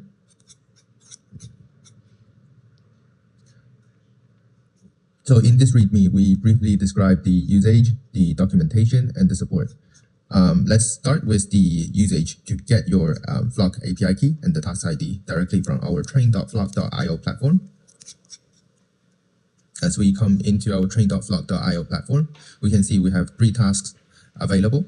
So the first task has been finalized, but you can still join in to the second and third task, where both of them are in the submission phase.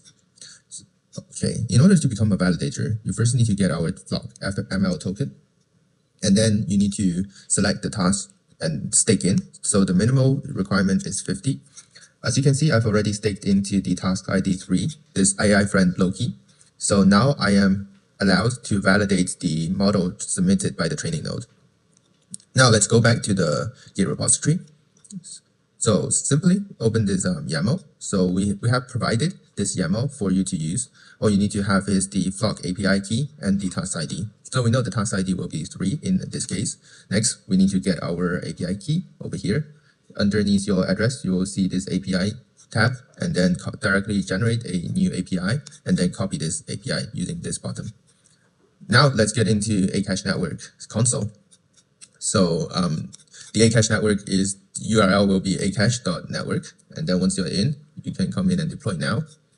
I will accept the disclaimer, and then next thing up is directly deploy. So what we do is at the moment, I think we are yet to see our template alive on Akash, but the next thing, so for this tutorial, I will be building my own template, or let's just search to see if we have template available here. Okay, oh yeah. So if you come into the find your template tab and search for Flock, simple. You will see this Flock validator, and then just tap it in, and then directly deploy. All we need to do is just use the API key over here, and then just paste it here, and then we know the task ID is 3, and then create deployment. I connect my wallet, Kper wallet. That's long. Oh, wait. Okay, so I have 3.3 AKT at the moment, and then all I will do is just use 0.5, and then continue. I'll make my transaction, approve the transaction.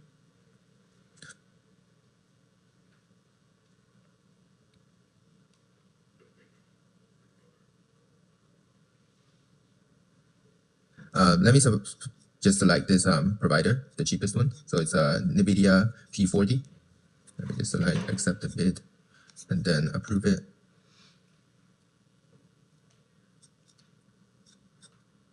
Now it's deploying. Let's just wait for the deployment to complete.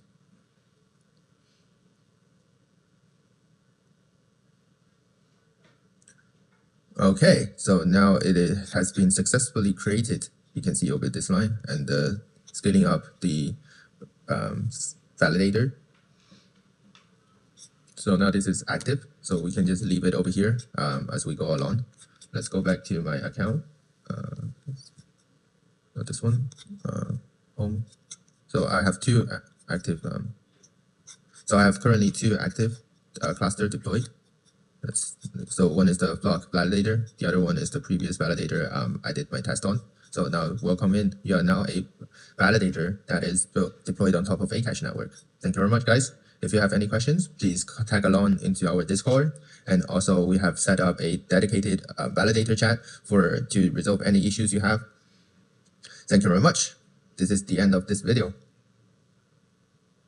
Yeah, thank you. So that's that's how easy it is to actually become a validator of Flock. And well, you can also easily become a trainer of Flock. But of course, for trainers, you have to understand a bit about how to train models, right? How to submit your model results, and that's a bit.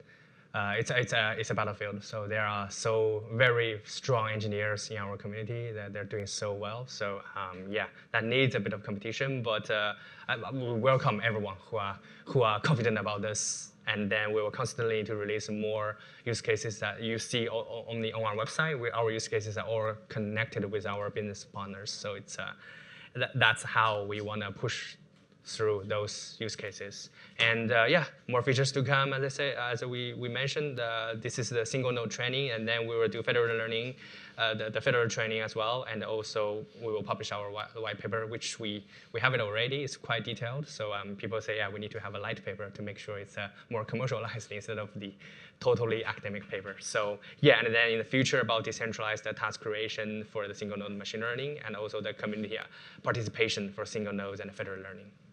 So these are the roadmaps for actually and rest of this year. And yeah, so here's QR codes.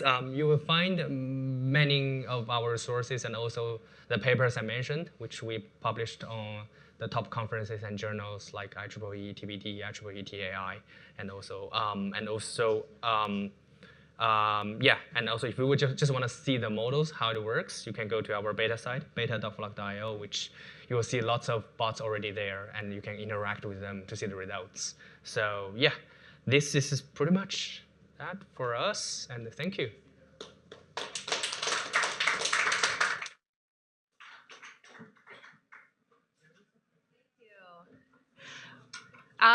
We are going to take a 5-minute break and reconvene back in here for Professor of University of Texas, Sriram Vishwanath.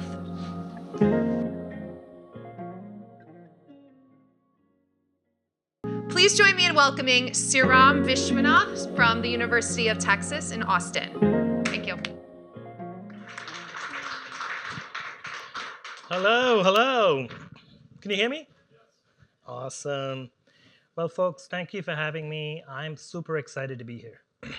I think when I first met the Akash team, it was love at first sight, because the core value proposition of decentralized AI, and by the way, I'll talk not just about healthcare, but I'll also talk about 6G, just because I think both are an awesome opportunity to do decentralized AI.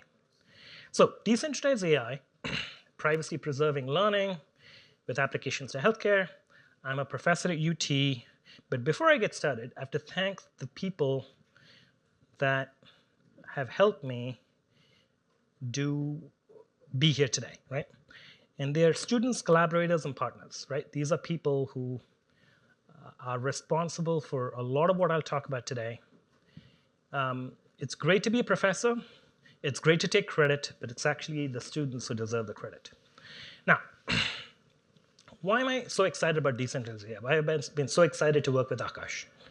It's because decentralized AI makes a lot of sense for certain applications.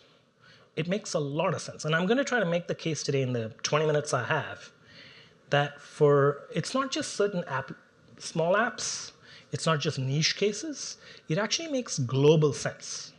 And I'll talk about why it makes so much sense, hopefully, and convince you. You're already convinced, but hopefully convince you further in the next 15 minutes.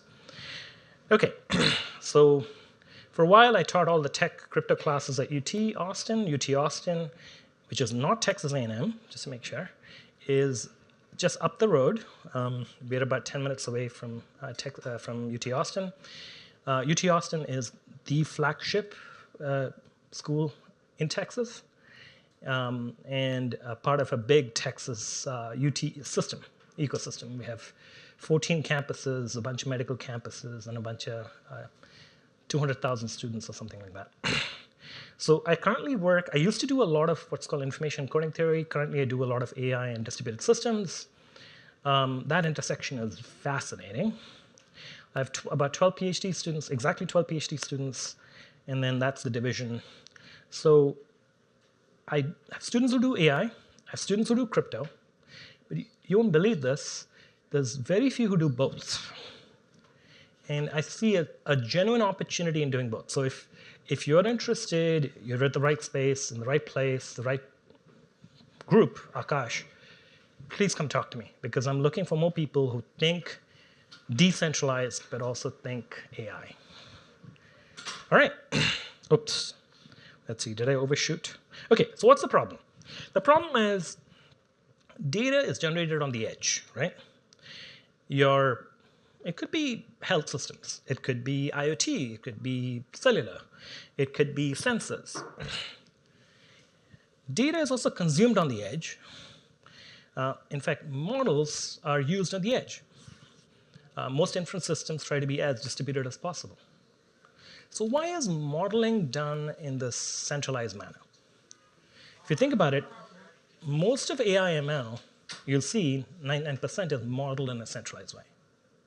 That means, typically, the mindset is pool the data, build, pre-train, fine-tune, and particularly pre-train, right?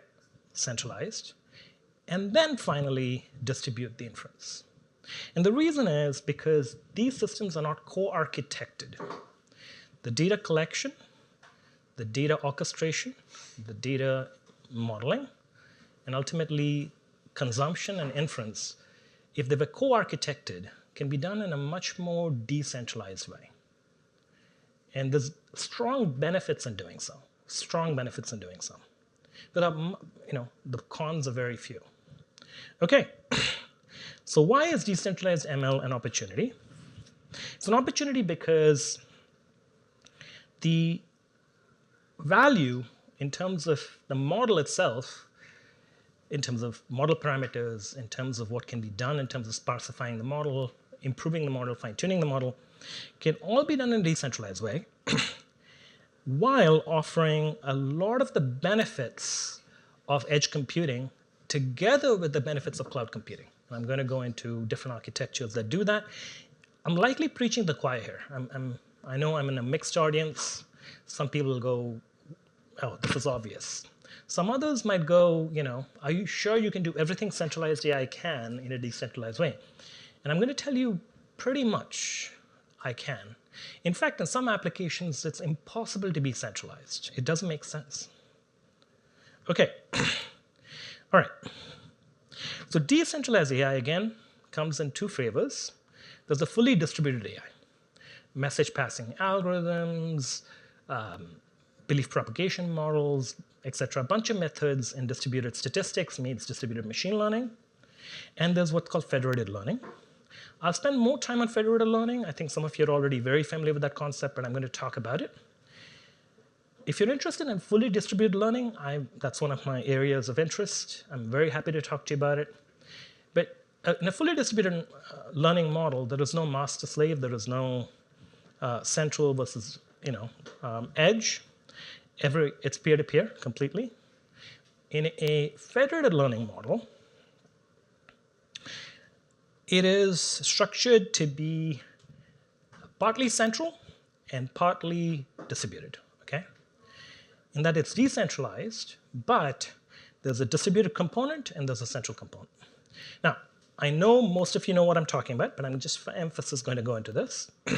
There's data, and that data goes into what I'll call local edge models that then get pooled. The models get pooled, not the data. That then gets pooled into a central model, where the central model updates the local models as the updates come along. So the parameters here, and I'm going to try to use my pointer without looking away.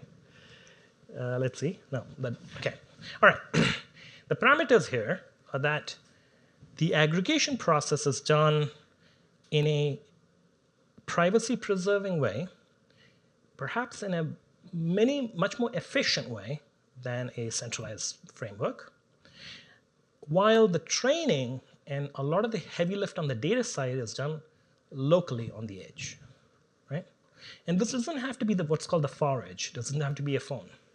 This can be done on what's called the near edge, which is different colos, different remote computing environments. And there is a significant benefit in doing so. All right. Okay. This slide is a big eye chart.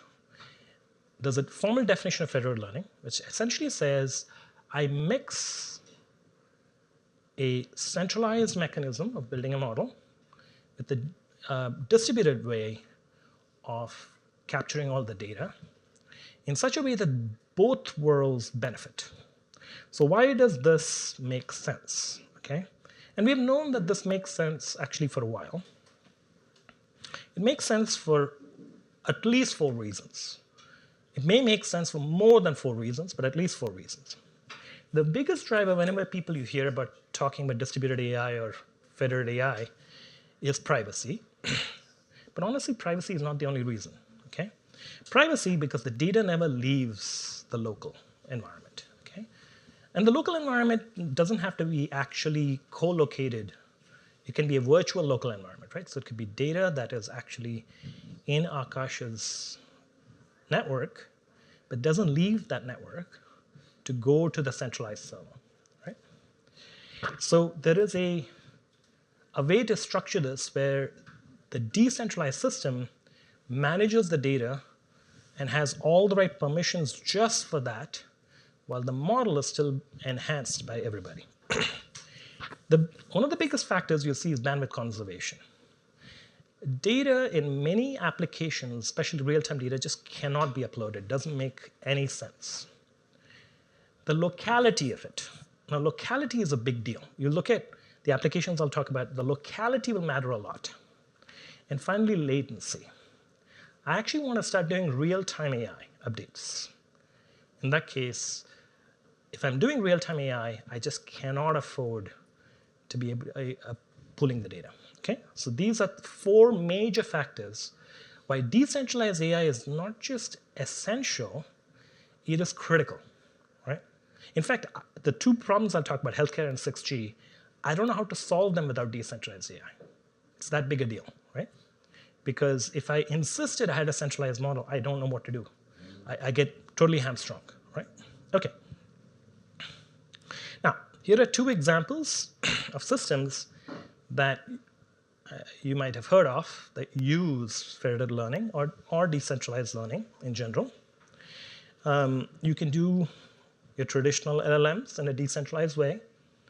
So anybody who told you that to build an LLM model, I need to have all the data pooled, no, you don't. Right? You can actually build traditional CNNs, RNNs, and then LLMs and general transformer models, multimodal transformer models in a federated way. That's number 1. Number 2, you can do applications such as Siri, and Siri actually does it in a federated way, right? Per the press release. And I believe the press release, so yes, per this press release, it does it in a federated way. Okay, so for those, see, Apple is not constrained, but per this press release has chosen to do this in a federated way. So why do it in a federated way, right? Privacy is a big concern. But there's an even bigger reason, okay? Let me take healthcare, and I have 9 minutes. So I'm going to take healthcare and then 6G and give you why decentralized AI is the only way to do them. Not the right way, the only way. Okay. What is the problem with healthcare, right? Let me go back. Privacy. Oh my God, privacy, right? The healthcare folks live and die by privacy. Privacy is a big deal. You might say bandwidth conservation is not a big issue in healthcare, and you're right. But even in healthcare, when you want to be able to do fMRIs and a whole bunch of data, centrally pooling it really doesn't make too much sense. Yes, if you're just dealing with regular records, maybe. But when you're dealing with much of the massive data sets that are often created, especially in an inpatient situation, pooling it doesn't make too much sense. The locality of it. Healthcare is hyper-local. If you have a patient data in Northern California, it does not correspond to the patients in Ohio and doesn't correspond to patients in Texas. Any claim that because you've seen a lot of patients in Northern California, that you know your patients in Texas is not correct. So it's hyperlocal. And if you ever want to do real-time inference, which we'll hopefully get to someday in healthcare, you do want to make sure that you can do real-time updates. But privacy is the biggest reason why in healthcare, federated learning is the only thing that makes sense. So whether it be local hospitals, whether it be payers, the Aetnas and Optums and the CMS in the US, or it be international ultimately, or it be ordinary users that may have their own devices they want to use to be able to do healthcare AI. This data collection is most effectively done and effectively pooled in terms of creating the model in a federated way. I cannot go into certain details of this, but there's a good reason a good healthcare foundation model doesn't exist today, okay? And the good reason for that is that even with anonymized data, healthcare data has to satisfy certain regulatory constraints. As you must have heard of Mayo and Google teaming together, you must have seen those press releases if you've not. But the Mayo and Google teaming together is going to only model Mayo's patients using Google resources. It doesn't scale. With decentralized data collection and modeling, we have perhaps not just the most promising solution, we have the only solution to be able to build a global model. Otherwise, it's the regulatory environment plus constraints, plus the fact that it's hyperlocal is going to drive, this makes it unscalable. All right. Now, in 6 minutes, I'm going to make the case for 6G next. So most of you have heard of 5G. Most of you are going, I've heard of 5G, what the hell is 6G, right? Or no?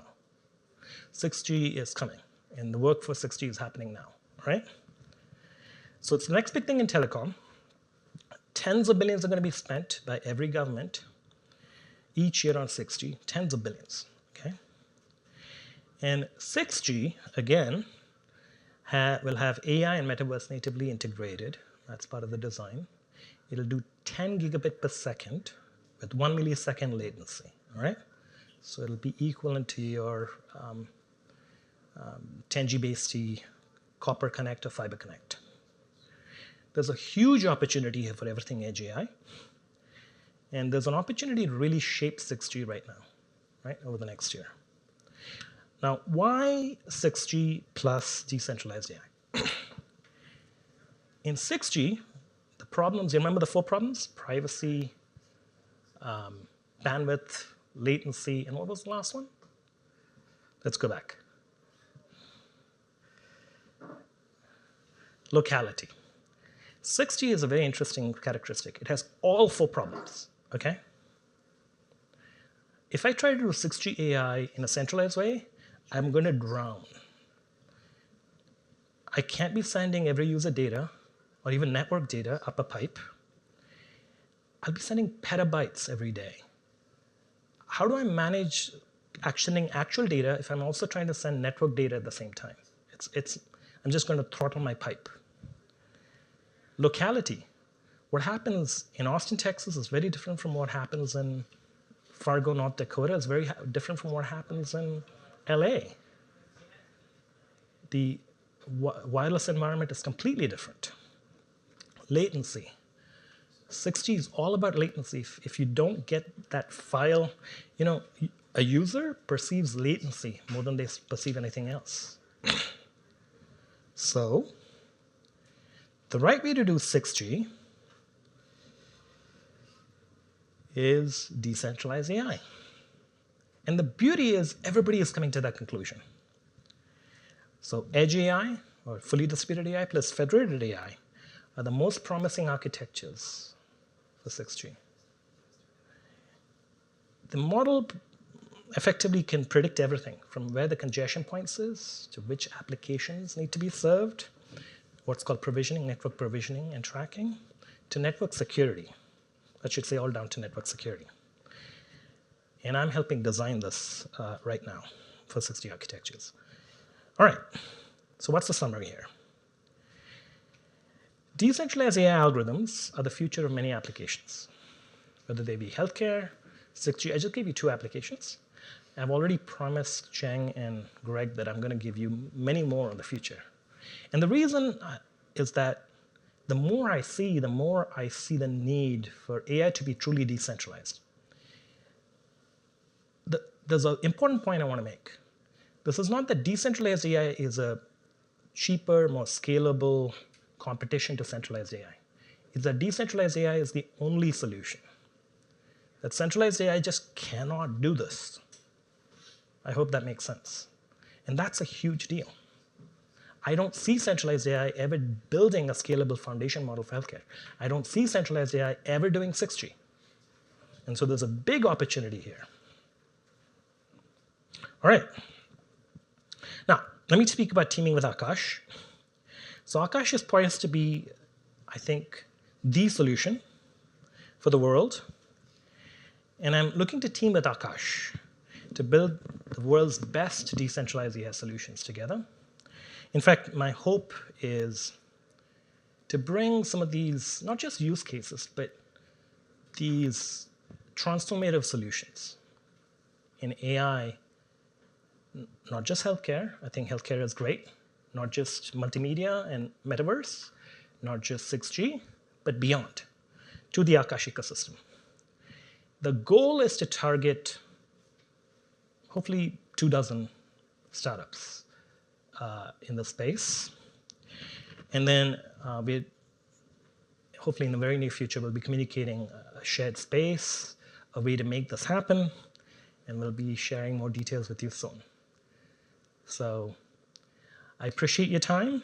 I have a minute left, and I'm really excited about decentralized AI. In fact, I could not, if this is the right place and time to change the way we think about AI, all the way from data collection, modeling to inference. Thank you very much.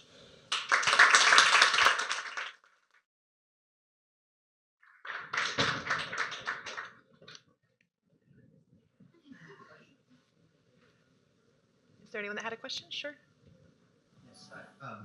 Quick question, which is, how do you explain something this complex and heavy as a professor when you're obviously teaching your students, PhDs, other profs? It's a bit easier. How do you explain that to someone who's just interested in what you're doing? Let's say, your aunt. For sure. Can I get philosophical for a minute? Because hopefully that philosophy will help inform why I think the way I do. I believe there are at least 3, maybe 4 factors that make something work massively. Permissionlessness, composability, recursion, and ultimately atomicity at some level. Now, if a field has 4 characteristics, 3 of them being critical, it takes off like wildfire. AI and crypto have that in common. Permissionlessness until a point, composability, and the ability to recurse. Right? Now, the reason I'm making a big deal about this is that AI and crypto have architecturally a lot in common. Much more than you think they do. If you were to use these 3 properties very effectively, the 2 are a positive cycle. They help each other and can be wildfire. So another way of thinking about it is AI doesn't have to be centralized, never had to be. We just did it that way because that's how we knew. If you think in the mindset of decentralization from the start, permissionlessness from the start, composability from the start, you can architect things that are naturally hand in glove and are much more powerful together than separate.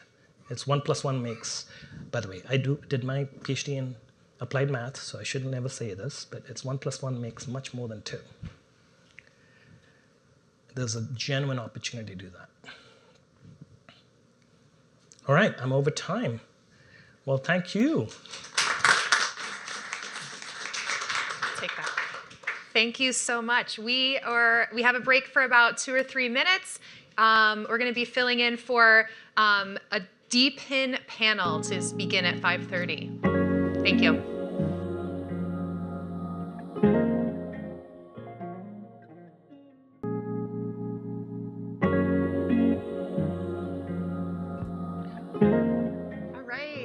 Welcome back to our last panel of the day, Unpacking the Potential of Decentralized Physical Infrastructure. Today we have Micah, Senior Research Analyst at Masari. Please welcome him.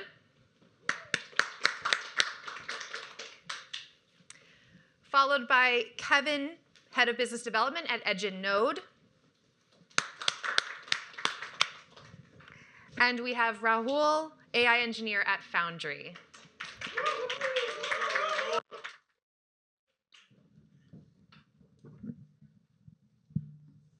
Awesome, yeah.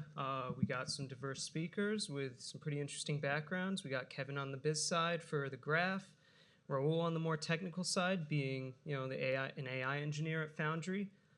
So could you guys just kind of introduce yourselves, give a little more color to that, and kind of what you guys do at your respective companies?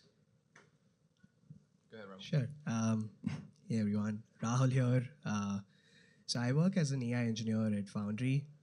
Been at Foundry for about 2 years almost now. And I started off as a data engineer, and Foundry is known in the Bitcoin ecosystem. But lately, Foundry has been venturing into the decentralized AI and DePIN space as well. That's when I made the shift to this new team at Foundry called Foundry Accelerate, where we work on various decentralized AI projects and decentralized compute projects, including Akash as well. So pretty excited to be here and just share my thoughts about the space. Awesome.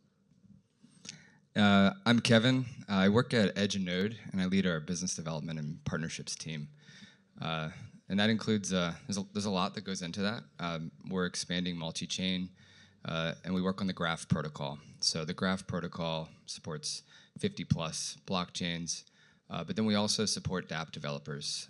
dApp developers use data services like the Subgraph data service that enables the front end of their decentralized applications to query blockchain data and smart contract events in a decentralized way. EdgeNode is one of the founding core developers who works on the Graph protocol, and we're just really excited about DePIN, excited about how the entire Web3 stack can be decentralized.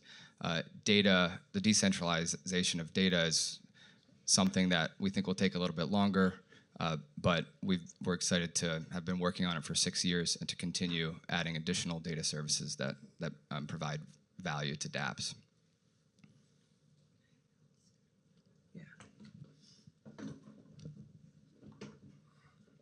Awesome.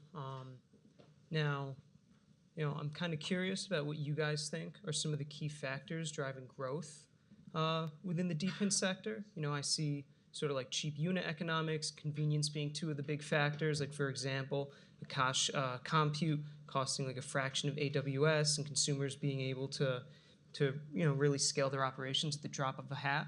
So I'm kind of curious what you guys see as growth factors within your respective areas. So like Rahul, where do you see as key factors driving growth in Foundry or DePIN overall? So let's. Yep. Hey, sorry, I'm slipping on stage late. No worries. Yeah. A little slow. Let's welcome Megan Klimen from the Filecoin Foundation. I was trying to make a dramatic entrance, Hi, Micah. Megan. Yep. Megan, would you want to introduce yourself and what exactly you do at the Filecoin Foundation? Sure. I'm Megan Klimen. I'm one of the heads of the Filecoin Foundation. We have like everything in Web3, an unusual management structure. So we have a management committee instead of a CEO. And Filecoin, for anybody who doesn't know, is a decentralized cloud storage platform. So anybody can open up their hard drive, a little bit like Airbnb for cloud storage. So anybody can store a little bit of data, and collectively we're able to create real competition for something like AWS or Google Cloud by leveraging the ability to decentralize cloud storage. Awesome. Yeah. So Megan, what do you see as like some of the key growth factors for maybe Filecoin or just DePIN in general?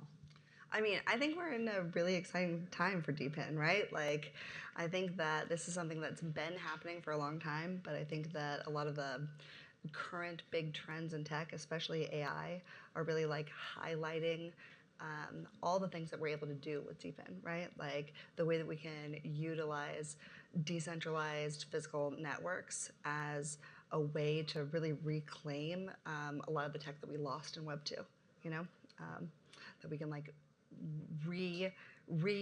bring back this idea to make things open source, to make things really owned by the people, and to make things really like focused on users. Awesome. Yeah. Rahul, what do you see? So I think it's more about product maturity in this space. Like, so as a company, as Foundry, we tend to get into protocols, try to support these protocols in various manners, like probably building infrastructure, building out intelligence, or things like that. But so I think in terms of growth in the DePIN sector, I'd probably narrow it down to two different aspects. One is product maturity, because we need blockchains, or we need projects that are mature enough for us to build on top of. That is one thing. And the second thing would be the incentivization part, because how cool is it? The fact that you can actually contribute intelligence or compute or anything for that matter of fact and actually get paid for it. So I think these are the two main things that I look at in terms of growth. And I think it's something that's starting to resonate with a lot of people, because what's the point of having a project if you're not able to build on top of it? And the fact that there is product maturity in the space right now, and the ability for people to get involved with it, be it at an early stage or a fairly later stage, it just gives people the chance to understand what the project has to offer. And people are liking what they see, because they're also getting paid at the same time to contribute intelligence or compute or any physical infrastructure for that matter of fact. So yeah, I think I would narrow it down to product maturity and like the innovative incentive mechanism. Yeah. And so Kevin, is there anywhere you'd like to add color into that pretty robust explanation? I think going back to what I think is going to drive growth in this area, I think the world is starting to wake up to what happened in Web 2. Users sort of being the product, the most successful business models being advertising revenue driven, focusing on watching users' data and then monetizing it based on whatever the highest bidder is interested in. I think that these are problems that snuck up on us. These are problems that we didn't really see happening, but now people are really starting to wake up. And those problems manifest themselves at the infrastructure layer first, but then also all the way up the stack. I think that Web 2, the most decentralized component was Linux, the deepest component of the stack. But then everything above that, all the traffic on the internet consolidated into just a few user-facing applications. That didn't necessarily have to happen that way, but it did. I think the mission that we're all on is rewriting the stack in a way that kind of rights some of these wrongs. And it takes this DePIN network to do that. It takes Filecoin, the Graph, Akash, and many, many more projects to re-architect a future where compute and data are things that are public goods They're free to all. Anybody who, with a program can deploy it in a low-cost way, in a censorship-resistant way, and compute and the ability to run software should be as available as the air that we breathe. There's no reason why it should be walled off and monopolized. And so I think that we're still in the early stages of that becoming a well-known idea, something that motivates people. But I think that folks will start to want that for their children. Folks will start to want to live in a world that has that as a foundational kind of infrastructure. And I think that's going to generate all the growth once people start to wake up to the fact that there actually is an alternative. These alternatives are still pretty niche, but as we all work together and as they grow, end users will realize that there isn't just one search engine anymore. There isn't just one LLM anymore. There's choice, and that choice will be made available, I think, through DePIN and this, all of the folks working on decentralized infrastructure. Awesome. And and I think what kind of like a core piece of DePIN, of course, is the decentralized nature of it, and the fact that you don't want all of these aspects of DePIN networks operating within silos. So I'm kind of curious where all of you think maybe there could be collaboration within different projects. So like where could the graph collaborate with Filecoin? Where could Filecoin collaborate with Foundry, et cetera?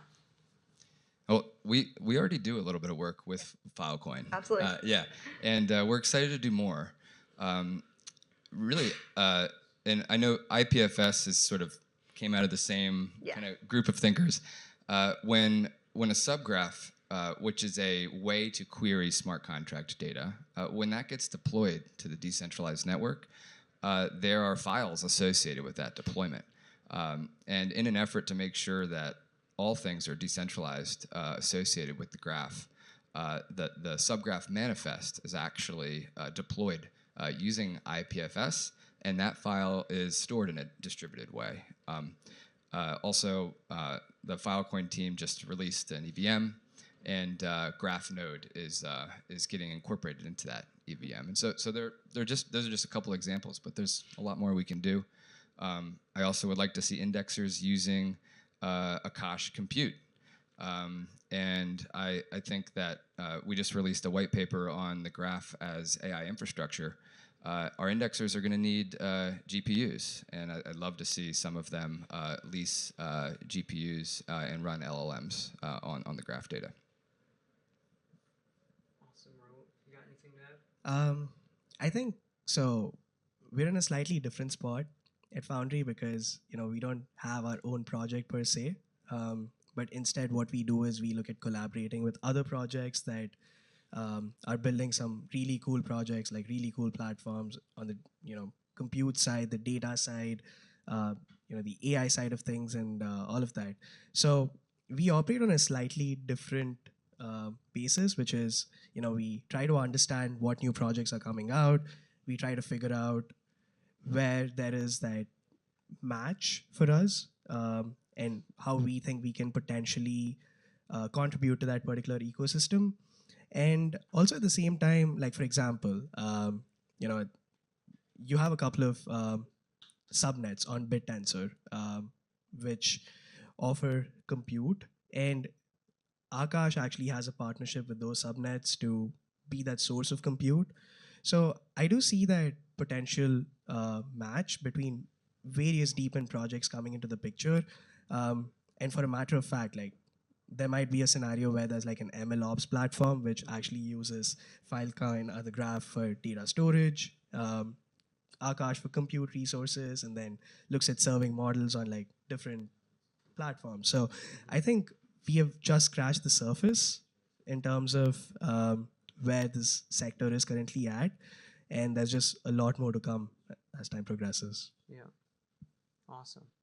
And Megan, do you have anything to add? Yeah, I mean, I think we've sort of covered it, that there's like I think a lot of places for overlap, but I want to say like the fundamental thing to me is like we're all building towards the same vision of the future. You know, we're all building towards the same vision of a, you know, censorship-resistant way of sharing information that sort of takes over the, you know, the current Web 2 like paradigm that we're in, this like walled garden paradigm where things like work well, they're safe, and they're user-centric. And I think that lots of times in like the wider like crypto space, I think because people oftentimes think of crypto and blockchain as like an investment mechanism, they sort of like lose sight of the like fundamental technology that we're trying to build. And we're not actually opposed to each other. These are not things like you're choosing one over the other. Like, we are all people who are trying to build a similar future, and we are all like working in collaboration, you know? Awesome. And Megan, if I'm correct, I think you have experience as a multi-time founder. So I'm kind of curious from your perspective as a founder, what are some of the core obstacles or challenges you see as DePIN starts to gain even more traction? Yeah, I mean, I'm one of the people who came into crypto through the technology side, right? So my prior company was a biotech company that really became dependent on doing like large scale analysis of, you know, of really large sample sizes, where at the time we were looking to computerize pathology and histology to make it more similar to radiology. And I think that, like, you know, I think that there's like a saying in like hardware startups that like hardware is hard, you know, and it's true. Like, everything's slower, everything's harder. But it is fundamentally important. Like, at the end of all the bits, you know, like you have actual physical infrastructure. And I think that like we're really seeing in the recognition that's coming to DePIN right now, the ways that we can use decentralized mechanisms to reclaim this physical infrastructure and use it to really like put the power back in the hands of users, by like making a lot of things much more open source, bring us out of the walled gardens that we're in Web 2. And I think, yeah, I think that like these big scale things that we're trying to do right now are going to be hard, but I really see people rallying to do them. Yeah. And Rahul, on the technical side, do you see any big like challenges or obstacles as DePIN grows? So the way I see it, I feel like there are going to be a whole new set of problems that come up that we haven't even thought about yet. They'll probably just, you know, strike us at some point, and it'll just be so difficult for us to think about those problems. But I think there are a few things that I'd like to hint at. Like, one, I think the security aspect is one thing that I would kind of be worried about as time progresses, because with, because end of the day, you are putting things on a blockchain, but blockchains are only as good as the people building it, because it's code after all. So, you know, that's one thing. And also, people are coming up with really smart ways to cheat different systems. And how are you going to build a foolproof or, you know, blockchain that's resistant to fraud?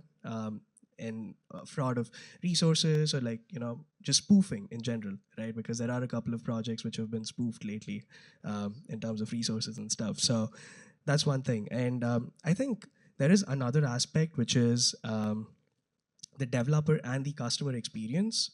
How are you going to build something that abstracts away the Web3 component from the customers, the end customers? Because end customers, they don't care about what they're using. They just want a product that is easy for them to use. And if you're going to give them all sorts of wallets to connect with, it's just not going to do the trick for them. And on the developer side, I think this is going to be a little tricky. So I think this is where another aspect of interoperability comes into the picture. For example, let's say I build a machine learning model on the BitTensor network for one of the subnets. And as a developer, I want to maximize my return. So how can I deploy that model on another platform, on another decentralized AI platform? Because I want it to be as easy as possible for me, but I don't want it and I also want to get that incentive out of it, but I don't want to spend too much time figuring out the nuances behind that. I think that's where I would like, the example of Ethereum is a good thing because Ethereum has the EVM system, and then you build a smart contract on any EVM compatible chain, you can literally port it to any other EVM compatible chain.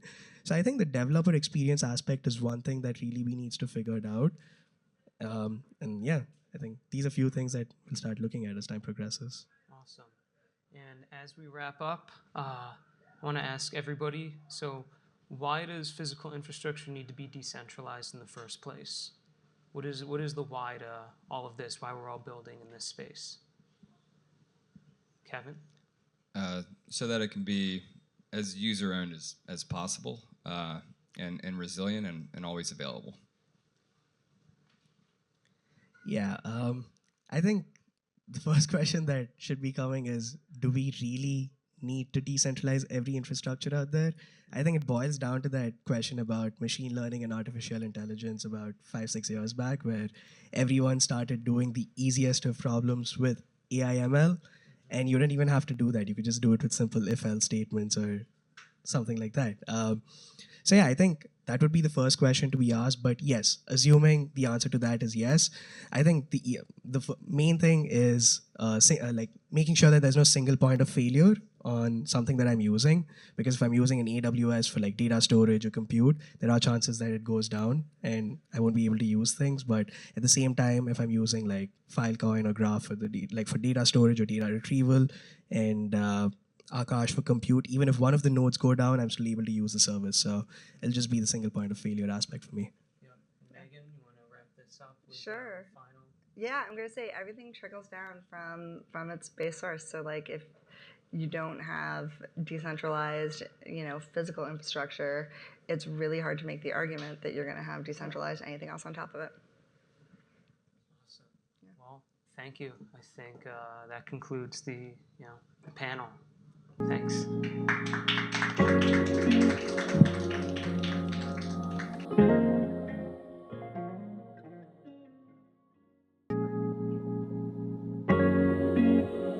Welcome back, everyone.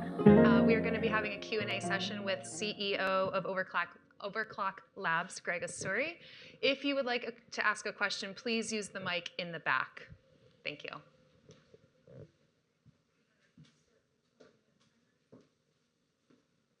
Question 1. You can ask me anything, including where I got the hat from. Happy to answer. Or why I got the hat as well.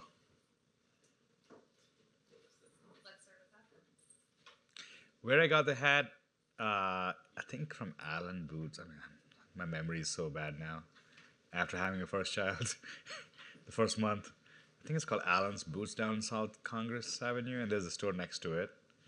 I forgot the name of the store, but if you're looking for a hat, they can make custom hats that look good on you, Texas style. Why? Because I moved to Texas, to Austin, Texas, about a year ago from San Francisco, California. And, I love the culture and starting to acclimate a little bit. I think Texas represents the values that are aligned more with the crypto values in general, in my sense. But, of course, it's a personal opinion. Nothing to diss on California or anything. I love California. Well, except the administration. Hi, Chang, big fan of Akash. Greg, can you explain to us what accelerate means to you? I see you have it on your shirt. Well, EAC, I mean, I don't know how many people know the EAC movement, or effective acceleration, or not effective acceleration, EAC stands for something else. But essentially, what EAC stands for? Not effect. What's the E in ACK? Effective acceleration, right? Yeah, accelerationism. So acceleration is just going things faster. I think Akash has, we've come from 0 to 1 so far, and now we need to go from 1 to 100. And the only way to go from 1 to 100 is to accelerate. 0 to 1 is we walk, right? So we're at that stage of inflection point. I think the word is spreading. Today we saw NVIDIA AI Twitter account tweet out about Akash randomly. I mean, Akash doesn't have a partnership with NVIDIA, or we actually don't talk to them. But just randomly seeing Akash in the wild is what acceleration is. I think we're at the stage where people are using it, people are liking it, people have opinions, people are building. We have amassed an enormous community, about 500 open source developers now contributing to Akash. We want to make that 5,000 by the time we have the next accelerate. So hopefully this event will mark the milestone where we start accelerating.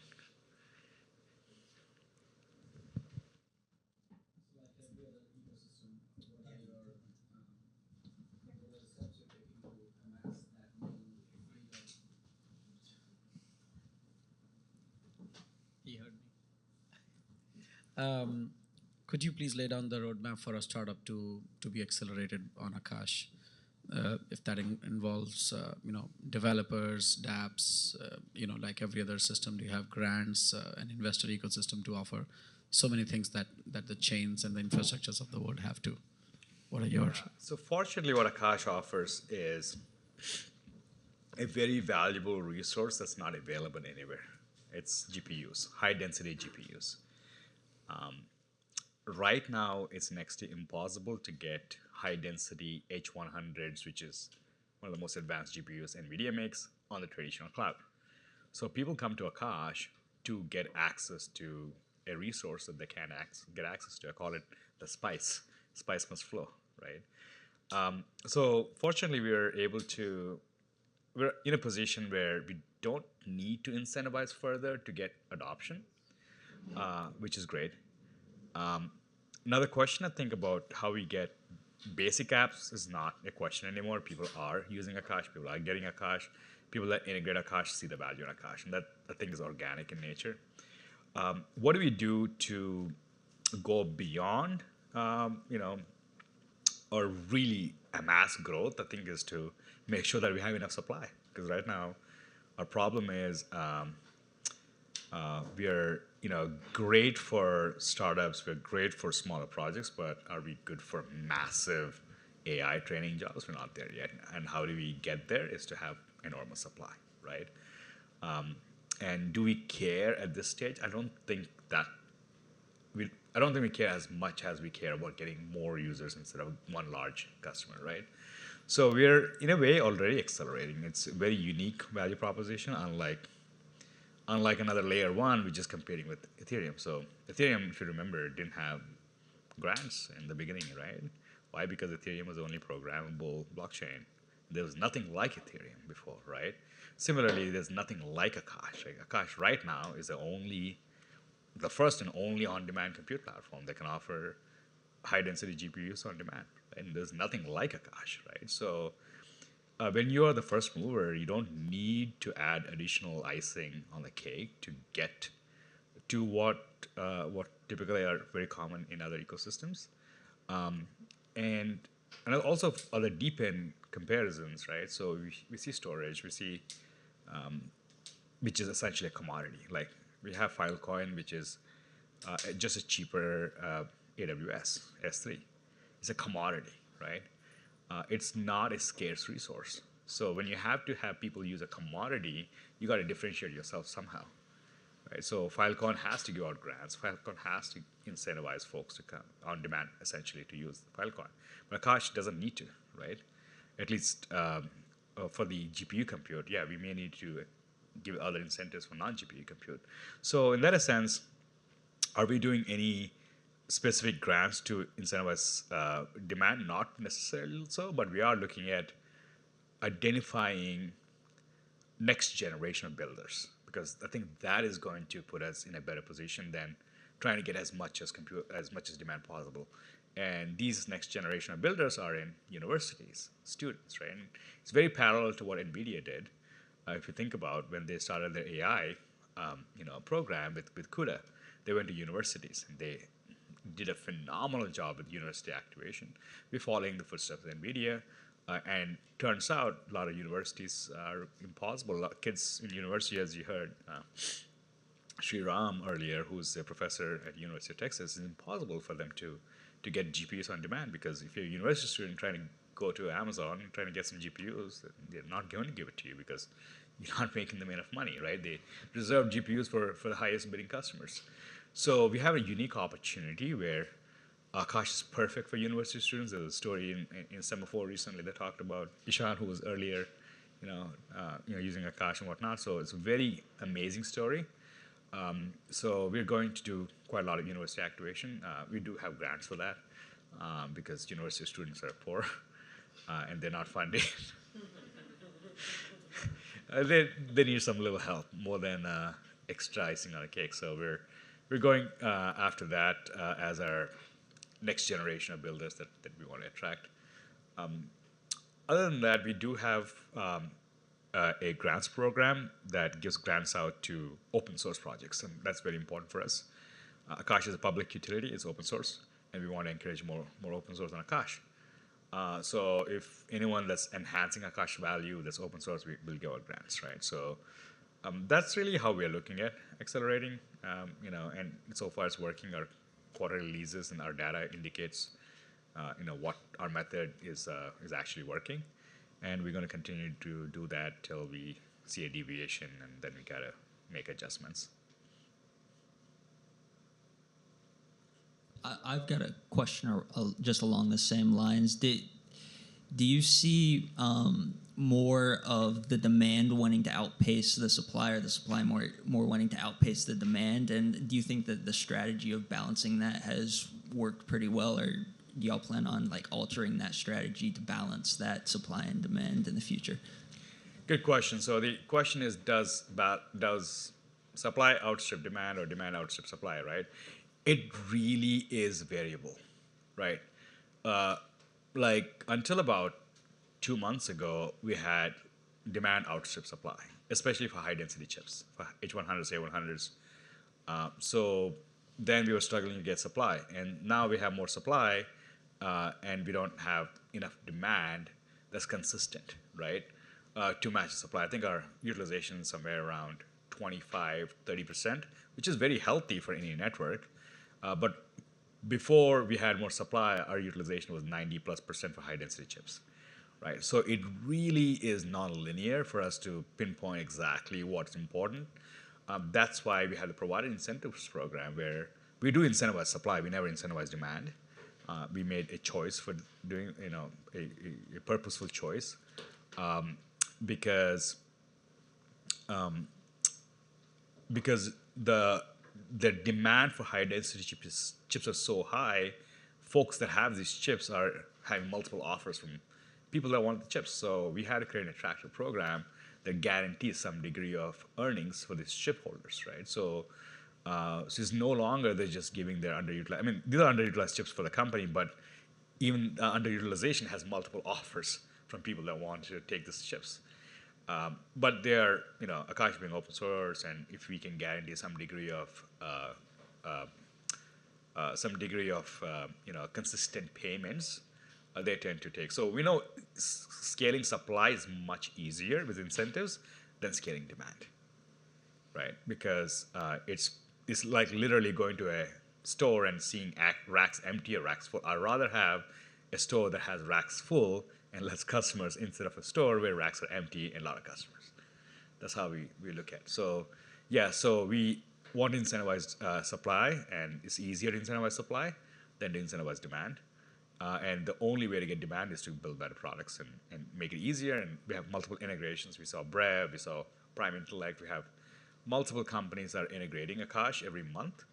And we want to, right now we're doing 1 integration a month, and we want to ideally see 3 integrations a month, because these integrations are actually getting us the awareness and usage. So Brev, NVIDIA's tweet about Akash today was not because Akash's core team approach NVIDIA, is because NVIDIA uses Brev, they love Brev, and Brev uses Akash, right? So, and that by indirectly got us the usage from NVIDIA, and that's the kind of things that we need to do when you talk about distribution, right? The second order effects are very, very surprising and also amazing when it works.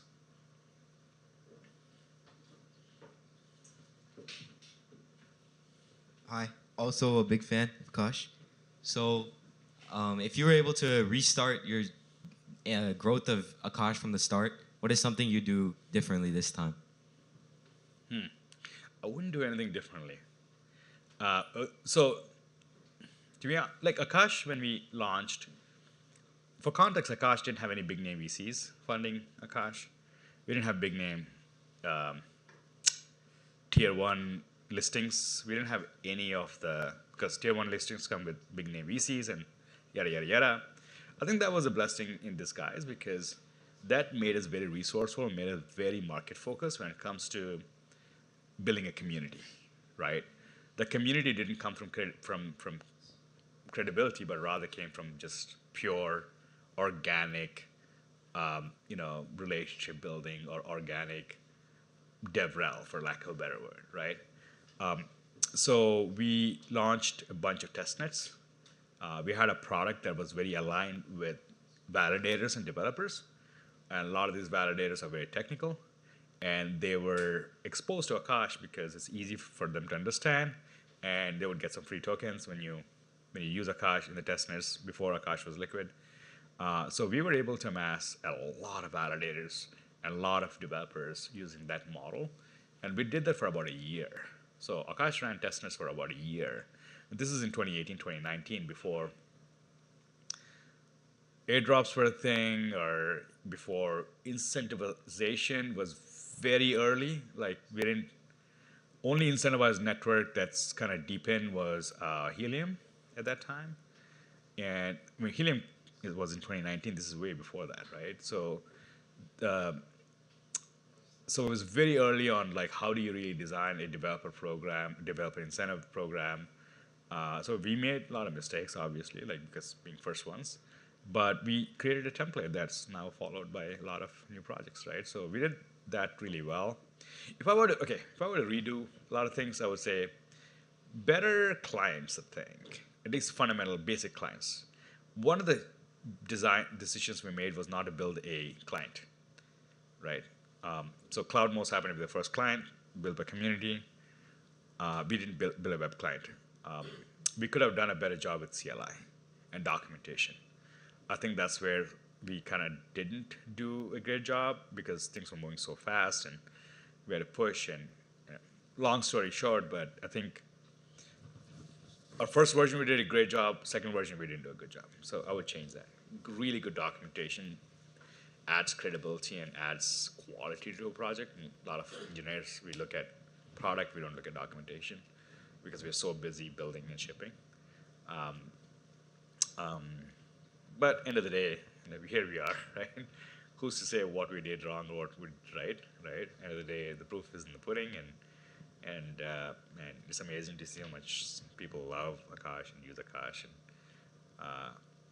But also, I think I would focus more on like reducing the friction. I think the mistake we made was we built a product that's great for scale, not necessarily a product where you can just tinker quickly. Right, so most people using Akash tend to be users of, let's say, DigitalOcean, where you can boot up a instance and SSH and quickly debug, right? Akash using containers, that's just not possible. It's a different model. A lot of times we didn't even have SSH, right? Like, so we had to introduce like command line SSH capabilities, right? So we made it very hard to tinker. That kind of didn't attract a lot of developers. Even though you're an advanced developer, you still want that basic way to get started instead of like doing all the work to just use Akash. I think we made the getting started much easier. It's funny I say that because if you look at my GitHub, all my repos that has over 1,000 stars, or which I consider to be successful, use my NVIDIAs and of the world, all had phenomenal get started. Like, if you look at it, it's easy to get activation. We didn't do a similar activation job on Akash, and I think I would change that. Yeah. Thanks for a good question. I got another one. As the space continues to grow and Akash paving the way, there are copycats coming out left, right, and center, right? What can you tell us that'll help arm this particular audience, anyone who's listening, rewatching this at home? with something that can help them describe what Akash is relative to these other copycats, and what makes Akash different? So I would not really, well, so obvious copycats, but also there's obvious competition, right? Akash being the first one in a big market, it'll be weird if we're the only one because, that's something off, right? Like any decent problem will have multiple people working on them, and rightfully so. We have competition for Akash. There are two categories, I would say, competition. One, I would say true innovators that identify a missing piece of Akash and really have their own theses and how to fix that missing piece. And the second type is just pure clones, right? See, Akash if Akash can do that, I can do it too. So from like innovators, I would say like they're really good protocols. Johnston is a good one. They've really done enormous amount of work. The PhD theses, they're like, okay, we're going to do federated trading on heterogeneous systems. That even though Johnston is competition to Akash, I think that's a great. They're doing it because of a thesis that they built, that they worked on for a long time. They didn't do it because they want to compete with Akash. And I think that's one category of projects. But second category, I don't want to name names, are just straight up clones, right? Like, and it's easy to point it out because the question you should be asking is like, if Akash exists, why do you exist? Because we as open source builders believe in building on foundations laid by previous generation. Like you build on top of Akash. If there's a piece that's missing, you put that piece and build on top of Akash. And if Akash can't really solve being open source, you can contribute the code to Akash, right? And there's also incentives. There's a whole lot of like infrastructure behind Akash that you get paid for. So you just don't have to do for free or because you feel good about it, right? So the big difference tend to be a lot of folks are closed source, right? If you're closed source, you just don't know what's happening on the back end. And the reason they're closed source is we heard a lot of them just fork Akash and they don't want to admit it. So there's that one reason they're closed source. The second is they don't want to, they have reasons to lie. We saw another protocol that just straight up lied about the numbers and they got caught and they said they got hacked. Apparently, hacker put numbers that are beneficial to them somehow. So totally believable. They took actions to rectify their security holes, and and there are a lot of projects that are raising at billions of dollars of valuation to compete with Akash, right? Like, and people don't forget, Akash launched at $15 million valuation, right? We didn't launch at billions of dollars, and all these valuations, whatever we have right now, came because of market. And it was market driven, right? So would Akash be as successful as it is if we launched at $1 billion valuation? I don't think so. I don't think we will be. I'll be plain and honest, because the only way to build good products, I believe, is the constant, consistent grind with customer iteration. Identify customer problem, grind till you can solve the problem. A $1 billion company is not in iterative mode. They're just about capturing as much value as possible, right? So I'd be surprised if there are networks that would launch at $1 billion valuation with a lot of customers. That's just not real. And when that's not real, you got to lie about the numbers. And you get caught, you lie another lie, right? So this space is so riddled with scams, and that we owe to ourselves to get rid of those scams. If we don't self-regulate, the regulators will come and regulate us. We saw what happened with SBF, and we saw with pretty much all these scams. And when you talk about bad things about crypto, people point to SBFs of the world. Nobody talks about good things because they don't want to, right? So we owe it to ourselves to self-regulate. And the way you self-regulate is to identify in these kinds of, closed source, doesn't use a blockchain, has a user login with a password, but calls permissionless somehow, right? Like, takes your email address. Don't ever give your email address for a decentralized protocol. That's just not a decentralized protocol when asked for an email address, and look for markers, aggressively marking against a different protocol, advertising. Like Johnston doesn't advertise as a better Akash, right? Like they are, Johnston, I talk highly of them because they're very true to their needs, even though they compete with us, right? So these are some of the things you got to look out for. And we do a lot of policy work. We go to DC. We represent the industry, and the last thing we want to be talking about is all these scams in front of these legislators, right? And everybody's watching. A lot of the legislators know Akash, and and we are in such a public light that we will never take shortcuts, even though people do things to prop up numbers, but we will never do that, right? And also, like, a lot of people make these crazy claims, and if you have no way to verify the claims, that's an obvious scam. And general claims are like, oh, we solved distributed trading. No one solved distributed trading. Google DeepMind wrote a paper on it. They haven't solved distributed trading, right? Johnston is trying to solve. No one. If someone comes and says they solved distributed trading for machine learning, no, they have not. That's just the reality. So when people make these massive claims, check what their credibility is, what their background is, right? If a KOL turned a distributed systems engineer in 3 years, probably not a, probably not a real thing, so, yeah. To extend the question of what you have something done differently since inception, what was the hardest feature for you to implement during the journey of making Akash possible? So let's say in previous couple of years, we spent, like, Akash shipped basically persistent storage, IP leases, GPU support, private container support. So yeah, if you can tell more about the that. hardest feature, I would say in my book, everybody has their different versions, but when Akash was built, there was literally zero stability in Cosmos. Akash is the first IBC chain, like inter-blockchain communication chain. So Akash was an experiment for Cosmos, right? So the most difficult thing was just to get the damn thing working in a decentralized manner, right? Like Cosmos, before Akash launched, the Cosmos chains were Cosmos Hub, which is basically a vanilla chain, doesn't do anything, right? Just has a token and a chain. It has no functionality. The moment you start putting functionality on a Cosmos chain, that's when the real things come out. So we ended up building, when we started building, it was Tendermint. There was no Cosmos. We ended up building all the modules for Cosmos because modules did not exist.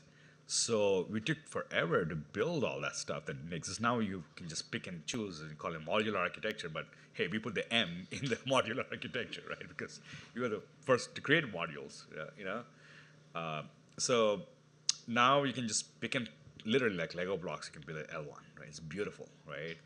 There are meme coins with L1s right now that you can just boot up within days, right? The hardest part was doing that, and the worst part was migrating. So Cosmos eventually got their shit together, and they were like, okay, we're going to create this thing called Cosmos SDK with all the modules. So we were presented to the choice whether to migrate our modules to Cosmos modules or get rid of them and implement Cosmos modules in our code. So I remember Adam, bless his heart, I don't know where he is right now, but Adam Bosnich, my co-founder, literally disappearing for a few weeks and deleting like 70,000 lines of code from Akash core repo, because less code, the better it is generally. Always, rule of thumb, less code, better. Don't write more code. More code means bigger attack surface. Less code means less attack surface, right? So we deleted 70,000 odd lines of code to implement Cosmos SDK, and that was painful, right? And we got IBC working, inter-blockchain. The first time ever interoperability worked in crypto, period, right? Akash is the first interoperable chain in crypto, without bridges, without all the nasty things. So 2 blockchains, Cosmos Hub and Akash. The first IBC transaction happened between Akash and Cosmos, chain to chain, without bridges.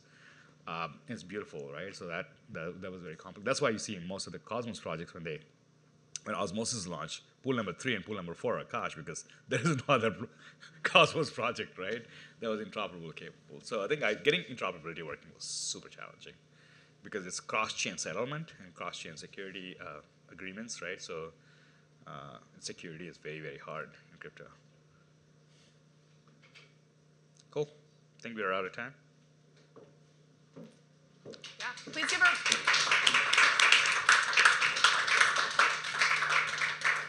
Amazing. Thank you, Greg. And thank you, everyone who tuned in today. We were actually live with over 10 different watch parties all around the world, as well as live streamed between our locations here today. I'd like to welcome you all to join us for an after party.